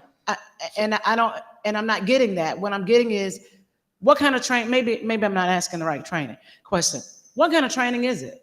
So the training is in place. It's been given to every employee. So tell me, what kind of training is it? So it goes through telling you about password protection, talks to you about remote work from home. It tells you about the data protection. It tells you about, making sure that you have encryption on your system. It has different levels of training for employees. And so at the end of the training, is there like a test, like a 10 Yeah. question test? Yeah. And then after so this is what I'm asking, like, for instance, if I don't take the test, if I don't do the training, take the test, then what kind of protocols are in place for the people who says, you know what, that's not important, I'm not taking it? So like, how do we know that every employee is taking it? Like that has access to emails? So the training, we work with HR to make sure that everybody's taking the training. So that's what we've been doing. Everybody that gets onboarded from the city or currently working in the city, we've put their name in the system and they should be getting the training. Is a copy of any employees, like, so that we could document or even say in record time, is any of this put in personnel files? Because that's how we normally, that's the only way that you're going to say that you've taken it and people are on top of what we're supposed to do. Because that way we don't this is a preventive measure so that we don't get hacked again, so that any employee won't click on some things and then all of a sudden we're held at ransom. Or this is very serious to us. I don't understand. Can you help me, Ms. Jessie? Yes, ma'am. Councilmember Renee, IT sent a list of emails to the HR department. And each week or periodically, we'll get an update of who hasn't taken the test. And if they haven't taken it, we work with the departments to say these people have not taken this exam, or they get an automated message saying you only have so many days or what have you to take it. So we are keeping track. And what happens, like, for instance, let's say they only have like 3 more days, because normally you give them like 45 days to take it. And if you don't take it, you don't pass the test, then you're locked out of your system. But what happens here, like with us? I'm not sure what IT has in place, but we track it. I don't know if they get locked out or. And so if you're tracking it, so this is what I don't understand. If it's almost like I want a discount in my insurance, so I take a driving course, right? But I got to show proof that I did it. You understand that? And what they do is they got to have proof on their end that I took it. I can't just say I took it. So I have to take the test, I have to download the test, and I send it to my insurance company so they'll have a record for their file to show that I actually took something and I passed it. So I'm saying is, how come we don't have anything in staff human resource files saying that they actually took the test, a cyber test every year? If it's happening since 2021, I mean, at least you saying it happened before that, but I'm just giving a reference to 2021. Why isn't it in any personnel file to show that cyber testing has been done by every employee? That should be mandatory. We do have that information. I thought your question was, what happens if people don't take the test? Do they get locked out? Well, the deal is you won't have a copy of it. If nobody's getting locked out, there's no incentive for me to take it. We know who hasn't taken it. Yeah, but do you understand what I'm saying? Yeah, we know there's who hasn't taken it. There's no accountability here. That's what I'm telling you. Right. There is no accountability, because what happened is I can placate it or prolong it as long as I want. I can take it next 6 months and still be okay. Or I'm never gonna be locked out of my system. I'm never gonna be written up by my department head. I'm never gonna have to address or be accountable for anything if there's no system. Mm-hmm. Do you understand what I'm telling you? And it seems like it seems like we're not taking it serious enough to say this cybersecurity testing is important for everybody who has a system, because we could be hacked. People could take over our system easily if people don't understand the processes. Do you have anything else to say? Yeah, so we will, implementation, keep track of everybody. If there's, a person that has a problem with the system, and then we'll, continue to work. We're looking for ways to make the system work with what the team that I have right now for this, what we're currently, the resources that I have with my team, we're going to make it work better, and we will, work with each person in the department and let the department head know. I The hear you, violators. and I hear you, and I thank you. Mr. King, City Manager, my recommendation tonight is that it is mandatory that not only do they take the test, every employee that you guys recommend, but if they don't take the test in a certain period of time, they are locked out of their system so that we as a city are not exposed. It has to be accountability. And if they are locked out, that means that they have to go back through their department heads to recertify and make sure that it is a difficult task and they possibly get written up. That's how serious this thing should be. Because if you click on an email that could cost us a lot of money or damage to all of our systems, we could be shut down for weeks at a time. That's how serious this is. And it's not like if we gonna get hacked. A lot of cities are getting hacked. A lot of companies are getting hacked. But if we don't take it serious, we are definitely on the menu to get hacked. No accountability. I'm begging. At this point, I guess I'm begging because I've talked about this before. Councilmember Shropshire, Councilmember Cook. Thank you. When they take the test, do they get like a certificate at the end They do. that shows that they've completed the test? Yes, correct. And then a year later, it's up for Renewal. They have to do renewal. it. So they yeah. get a certificate at the end. That's the same thing Mhm. I get at work once I've completed the cyber training, whatever else training, we get a certificate. Also, I received 5 emails, no B4, that actually had the training in it. And it started on August the 3rd. So I think if you go back and check your emails, you might have the email in there where you actually got the email for cyber training. I personally said, and I think I said it to Mr. City Manager, I'm not gonna take it. I take enough cyber training at work. I know what to click on and what not to click on. So the emails were sent out to, I'm gonna assume to everybody, it started on August the 3rd through August the 22nd. No B, the number 4, is there. And also, if they're getting a certificate once they complete, then that's the process of what they're doing. I work for the federal government. We get a certificate at the end of every training. And we get a reminder when it's time for that training to come up again within 1 year. Now, locking them out the system, I agree. If they don't take it, then you lock them out, because if we don't take certain things, we get locked out. So I haven't been locked out because I take it before, but that's a step that you all can consider, you all can put in place, is to lock them out if they don't take it. But if they're completing the test and they get a certificate, then that goes into their file. I'm gonna assume it goes into the file, their HR file, to let you all know. So when that time comes for a year again, then they have to take it again. Thank you. And Maurice, how long have you been working with Know Before? How long have you been having Know Before? That Know Before has been over here for 2 years. Yeah, No Before has been At here. least. I look at the record probably since 2009. Don't hold me to it. I think it's like 19. Yeah, so it's been here for a while. I think the 2 recommendations is if people don't take the training, lock them out. Councilmember Renee said it, Councilmember Shropshire just said it. It's available, but if people aren't taking it, they're still in the system. Councilmember Cook.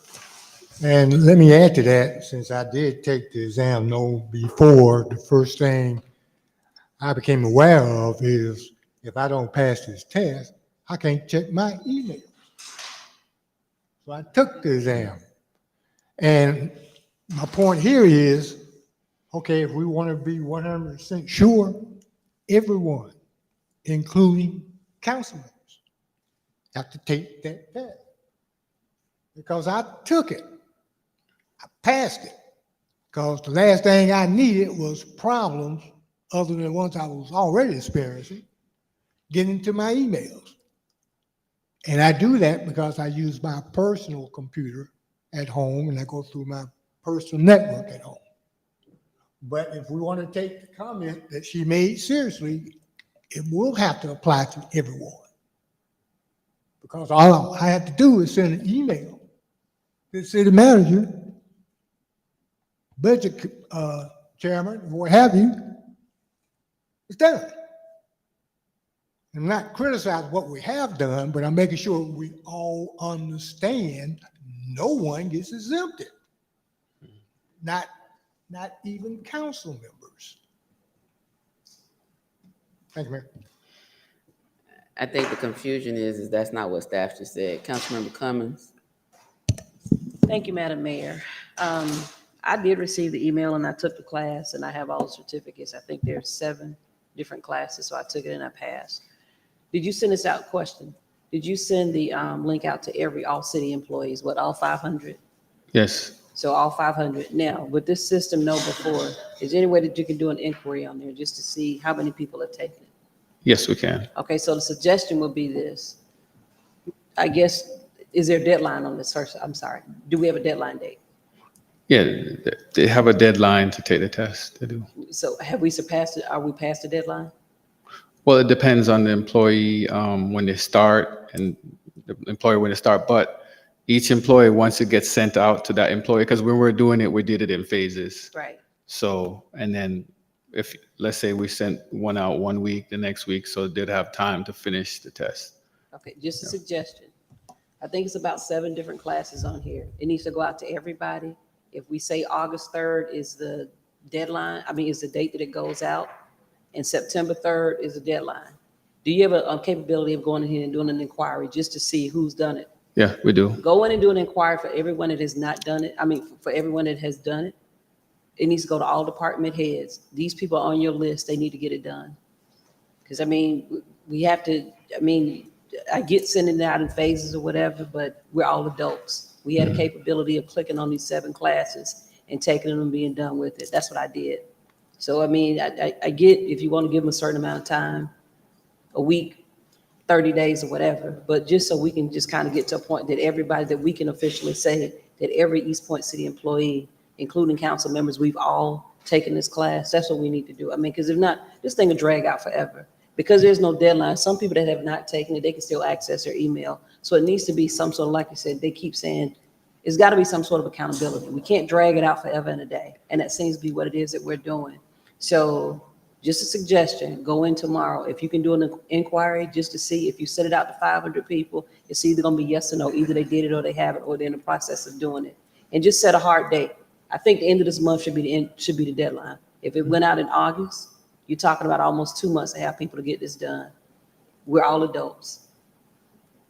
Get the list, and then for every person, each department, just send it to them. These are the people that are in your department that have not completed this course. It needs to be done. And after that, there needs to be some sort of, I don't know what you do, but it needs to be something. Put them on the hit list, whatever it is that you guys do, lock them out of their computers. They need to be able to access their computers to do it or whatever. But let's just do whatever it is we need to be done so we can get this taken care of. Yeah, and let me say this. So the know before for most of my team and myself is new. And so I need to give my team time to learn how it works. And honestly, the next phase was to talk about and locking people out. But, my team needed to understand how this tool works. Most of the people I have there haven't even been there from And that's how us right here. now, So we just need to find out how many people have not done it. So if you guys don't know in-house how to do it, I'm sure Know Before has a tech support group of people, and just say, hey, how do we run an inquiry that we can see who's done it and who is not? And then from there, I guess the power would be, we can kind of figure out what it is that, that needs to be done to those people. But it's not, right now, we don't even know how many people have taken the class. So I think that's the big thing first, to figure out how many people have not taken it. If not, send it to each department head, each person that's under that department head, these people on this list, they haven't done it. It needs to be completed. That's how we do it in the fire service. If it's got to be done by the end of shift, then that's what has to be done. If we're doing the end of the month or the end of the week or whatever, like I said, it doesn't take long. It took me about an hour, hour and a half to go through all of them and answer the questions on the test. So we spend that time doing other stuff, computer stuff, so they can get this done. I mean, it needs to be a priority. That's why we're kind of where we are now with the fishing and all that stuff. So like I said, it's a priority. We just need to get it done. Thank you.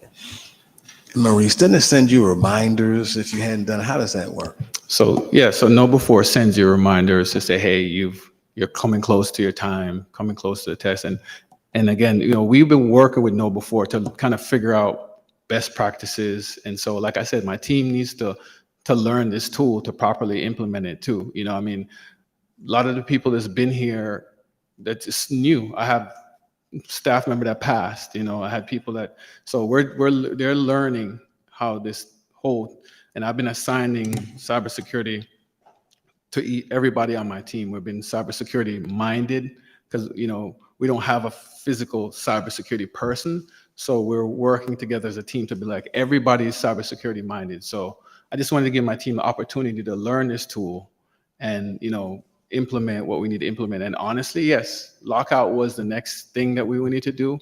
But, my team has different things that they're working on that you guys don't see on the back end as far as security, which is even more critical, that we're closing up a lot of holes and do different things. So we weren't negating that, lockout, but the most important thing is that we harden a lot of things that we need to harden.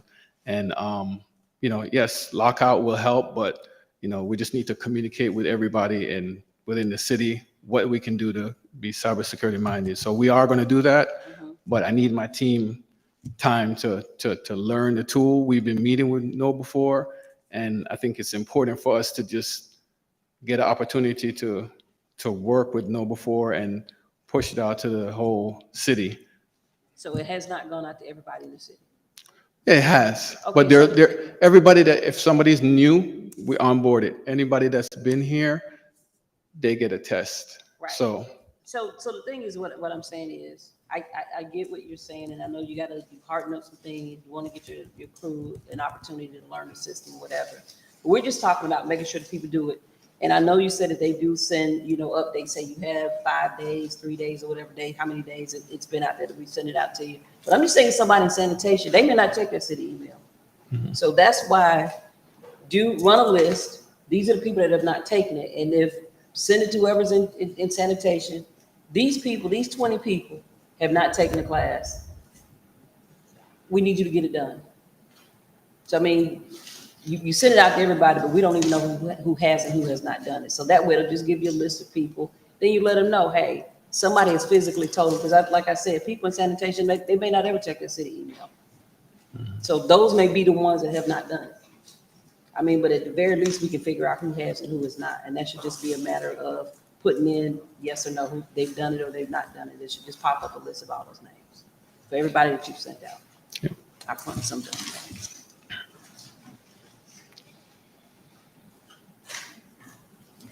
Anything else on this item? Next is item number 29. Purchase of 2023 F450 SD crew cab from Hardy Family Ford in the amount of $70,934 using Georgia statewide contract from CIP funds. Their motion. Go on your mic. Councilmember Renee. Madam Mayor, I'd like to make a motion for a possible action to purchase 2023 F450 SD crew cab from Harley Family Ford in the amount of $70,000 and $934 using Georgia statewide contract as CIP funded. The motion for possible action. There's a second. It's been moved and seconded for possible action. All those in favor? Aye. All those opposed?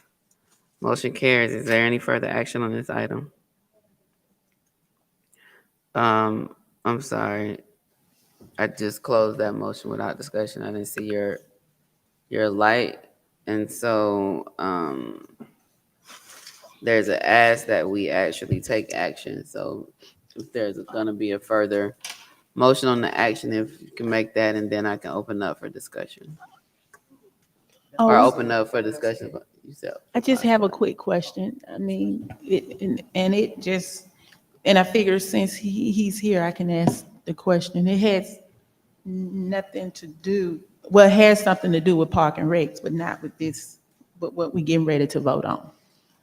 Oh, well then, let's get a motion on what's the item. And then in your discussion on the motion, if it's related, then we can have that discussion. Madam Mayor, I'd like to open the floor for discussion and possible action for the purchase of 2023 F-450 SD crew cab.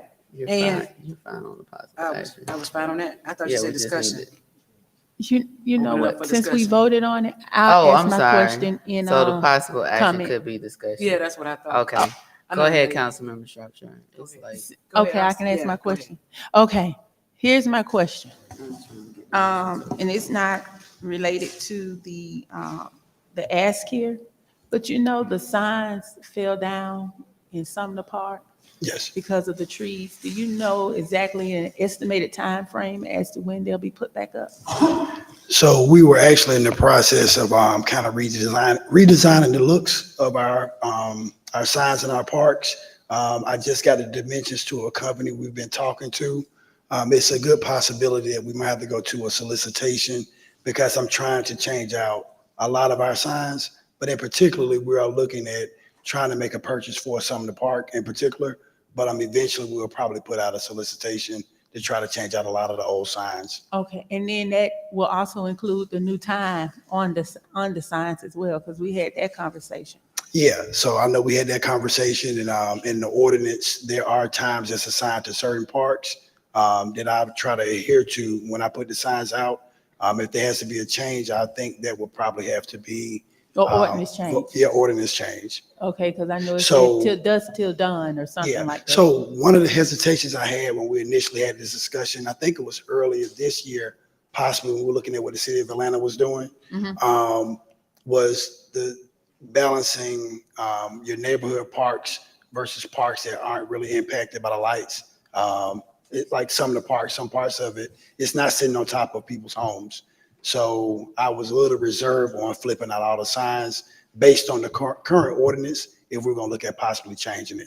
Okay. But in particular, we are looking to get those So signs we need to replaced. change the ordinance to put from Probably by whatever the- time to 11 or something. Yeah, it probably have to be by the park. So a lot of the parks have different times assigned to them. So they really need to be So it's on not one like set a- timeframe. Yeah, it's not like a blanket time Okay. for all the parks. Okay, so Madam City Clerk, can you put that on the work session, looking at the ordinance for the parks, what time they close?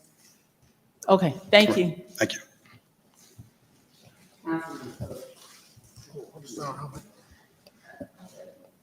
so there hasn't been a motion to approve.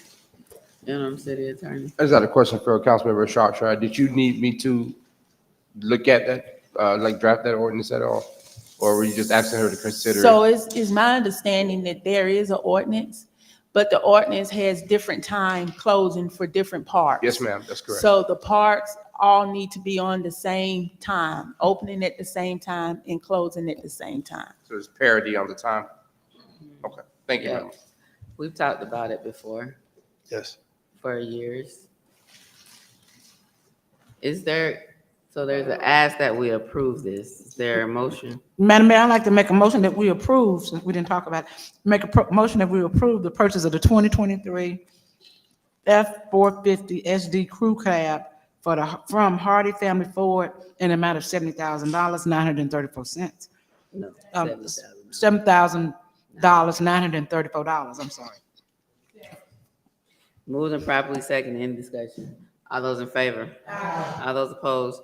Motion carries. Next up is possible action for the construction of Bryan Park to be completed by the Corbett Group LLC in the amount of $320,000 with $150,100 coming from CDBG and $169,900 coming from general fund. Their motion. Bryan Park, I think, is in Ward B. Um, Councilmember Renee. Madam Mayor, I'd like to make a motion to approve the construction of Bryant Park to be completed by Corbett Group LLC in the amount of $320,000, $320,000 with $150,000 from CDBG, and $169,000 from the general funds. So 150,000, 100, and 169.9. Right. Okay. Is there a second? Second for discussion. Moving and properly second discussion, Councilmember Shropshire.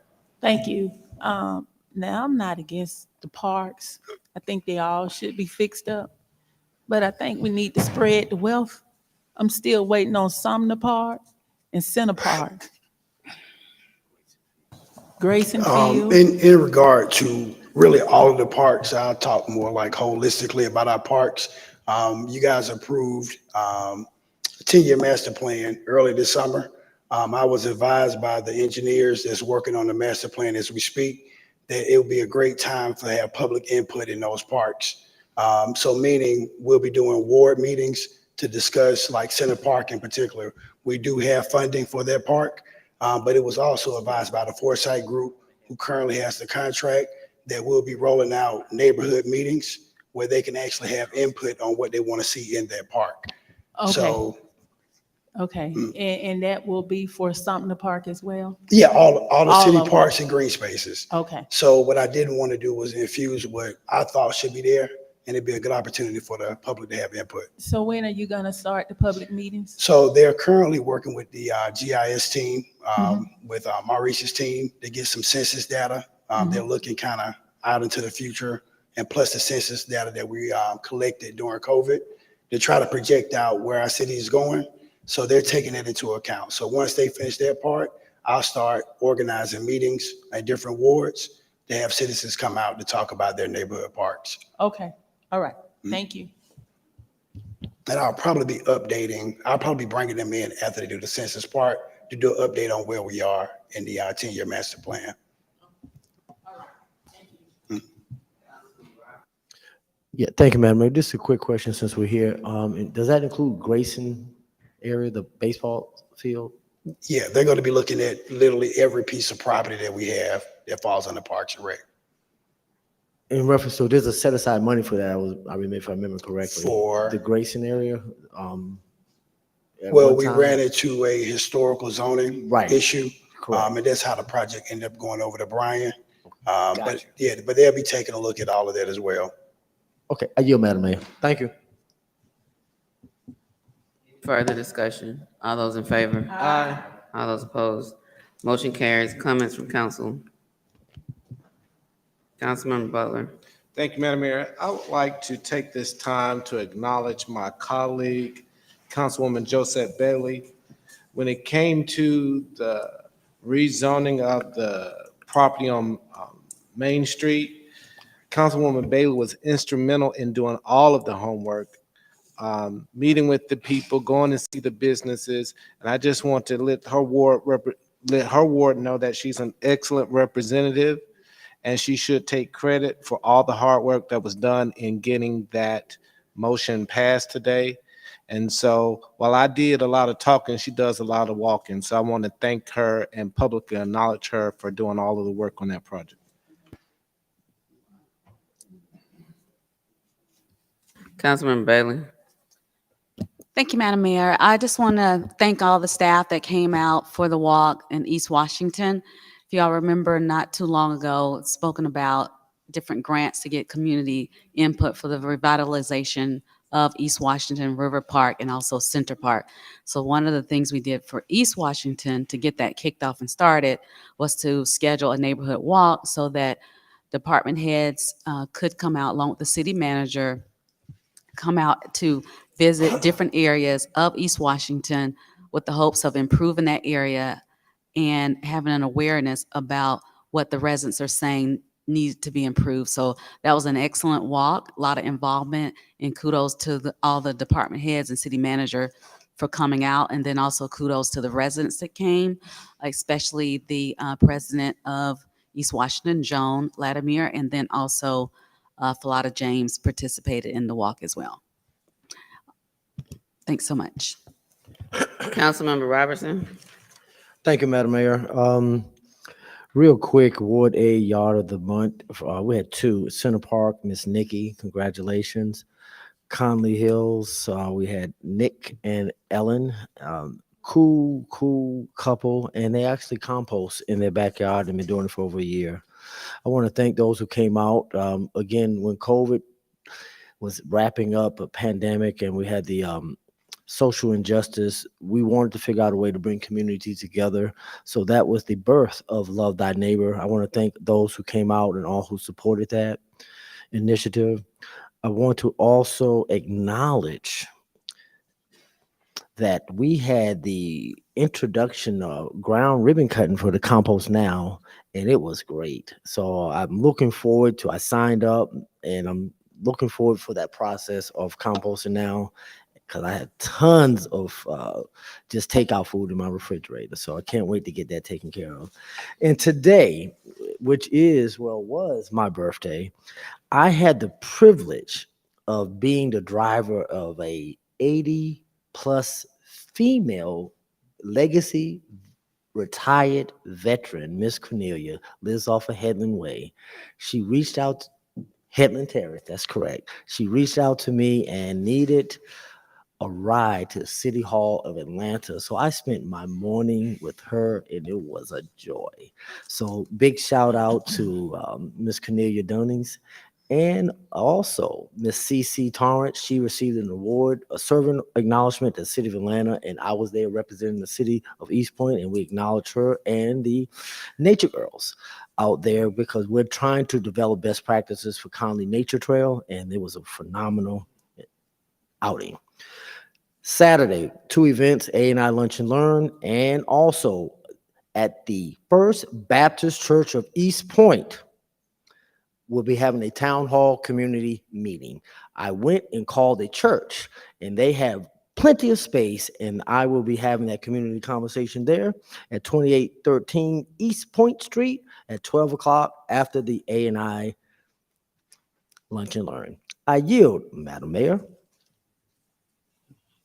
Councilmember Cook. Thank you, Madam Mayor. And I want to be very brief with this because it's more personal than anything else. But a lot of you may be aware of a young man, Tracy Cole, who was killed Thursday. Tracy and I met when he was a very young kid. My previous job, before I became council member, was being in charge of operations at Greenbrier Mall. And for a number of years there, Delta Airline had a ticket kiosk there. I'm a strong jazz music lover. And as I'm patrolling the mall one day, I discovered Freddie Cole was buying plane tickets. Made a point of discussing with him where he was going and how I liked his music, so forth and so on. And over the years, I would meet at that kiosk before Delta closed it.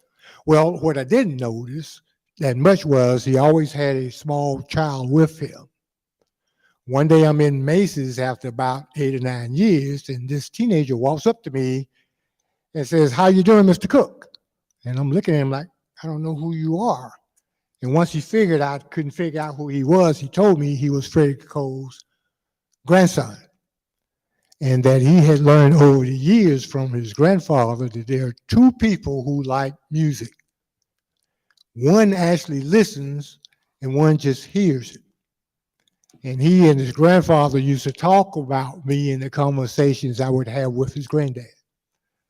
I was personally hurt when I got the news.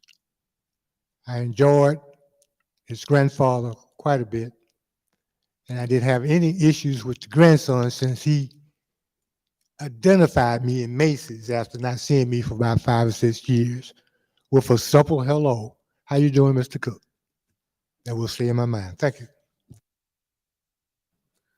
Definitely our condolences and prayers for strength, peace, and comfort for the family, for Tracy's family. Happy belated birthday to Councilmember Robertson. I was going to say happy birthday, but it's after midnight, so it's the next day. but I hope you, sounds like you enjoyed your birthday. Um,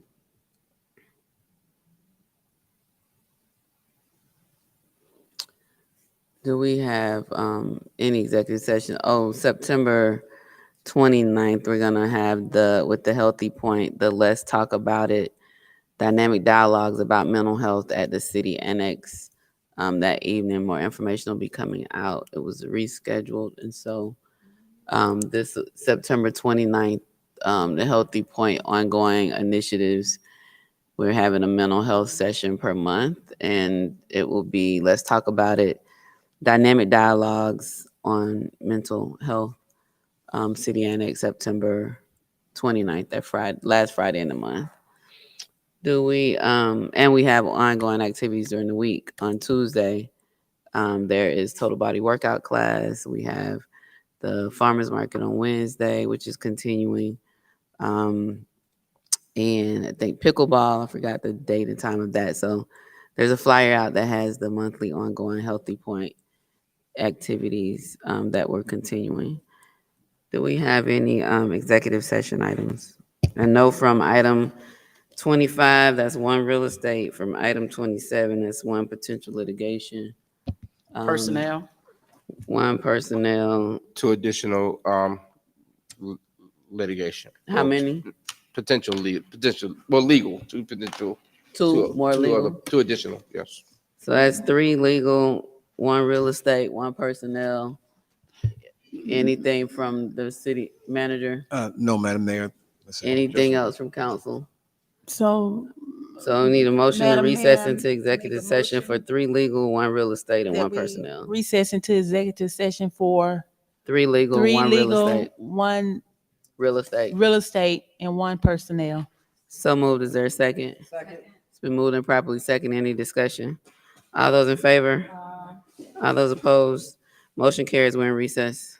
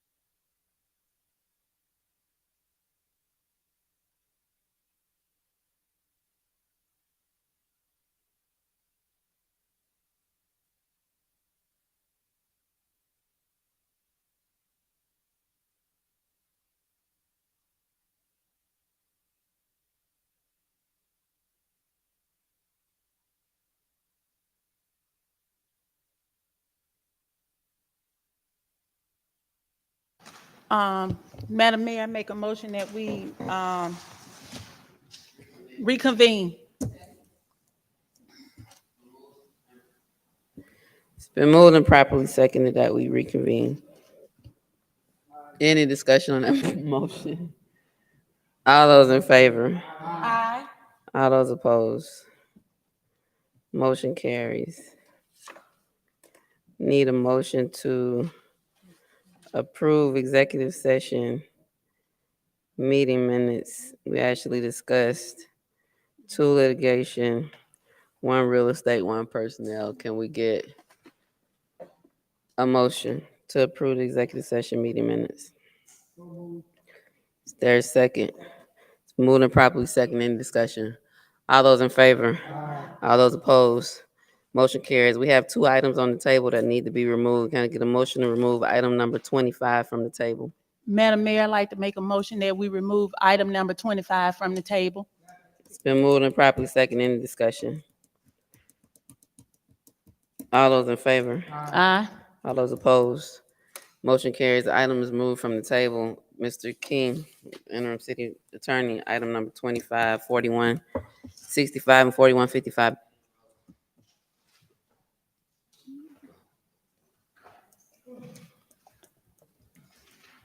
Right, So Madam what are Mayor. we gonna do with that?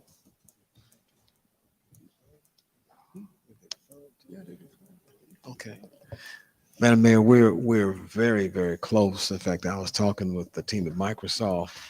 We're going to be talking with them once we finish this meeting. Could we defer to the 2nd of October?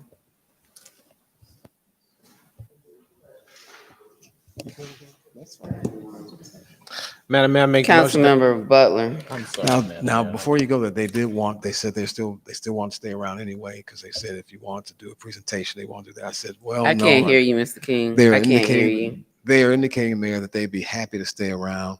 We're going to talk with them at the meeting anyway, to kind of go over some things. But and I appreciate them staying because they've asked to do that and talk to me and the city attorney. But we feel we're pretty close, and that's why I'm saying the October 2nd date. I mean, it's 1:20, and I agree. they've been patiently waiting. I mean, I think our attention span is probably really short. I don't know if realize there's that. some I agree. high level information they want to share with us tonight. I apologize for you all being here this long, but Mr. King said y'all have a presentation, and we have the printout of what was shared. I don't know if there's anything you all want to add tonight. There's a motion to place the item on the October 2nd agenda. Hadn't been seconded yet. Oh, it hadn't been seconded? It's been moved and properly seconded. Councilmember Gordon provided second. Madam City Clerk, discussion. We're in on discussion. My head is hurting. I didn't even realize we have a second. Thank you for that. Mr. King has indicated that there's a presentation, and I see the people here from Microsoft. It's late, but I know you've been patiently waiting, so I don't know if we received this. I don't know if there's anything that you all wanted to say briefly. Councilmember Butler and Cook. I call for the question. With that being said, I yield.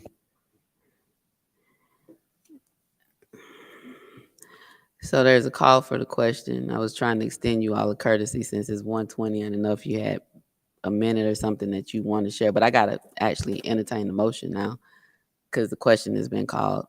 All those in favor? Aye. All those opposed? Motion carries. Madam Mayor, Yes. I'd like to move for adjournment. No, we can't move for adjournment because you got item number 24 that's on the table. I'm at 27. Need to take a motion to move that. Madam Mayor, I make the motion that we remove item number 27 from the table. It's been moved and properly seconded that we remove item 27 from the table. Any discussion? All those in favor? Aye. All those opposed? Motion carries. The item is removed from the table. Madam Mayor, Yes. I'd like to make a motion that we move for adjournment. So I hear your motion. the item on 27 is removed from the table. So we have to decide if we entertain your motion, it's off the table, but if we're doing nothing with it, that means there's no action. No, 27 is the whole, this is the change order for the audit. No, this is, are you withdrawing your motion to adjourn? Yes, I am, I'm sorry. Okay, the item number 27 is off the table. It's the change order for RFG, $345,048. Like, Madam Mayor, I make a motion that we defer that item to when? the next council meeting. Yes, we'll do that because we're going to be meeting with the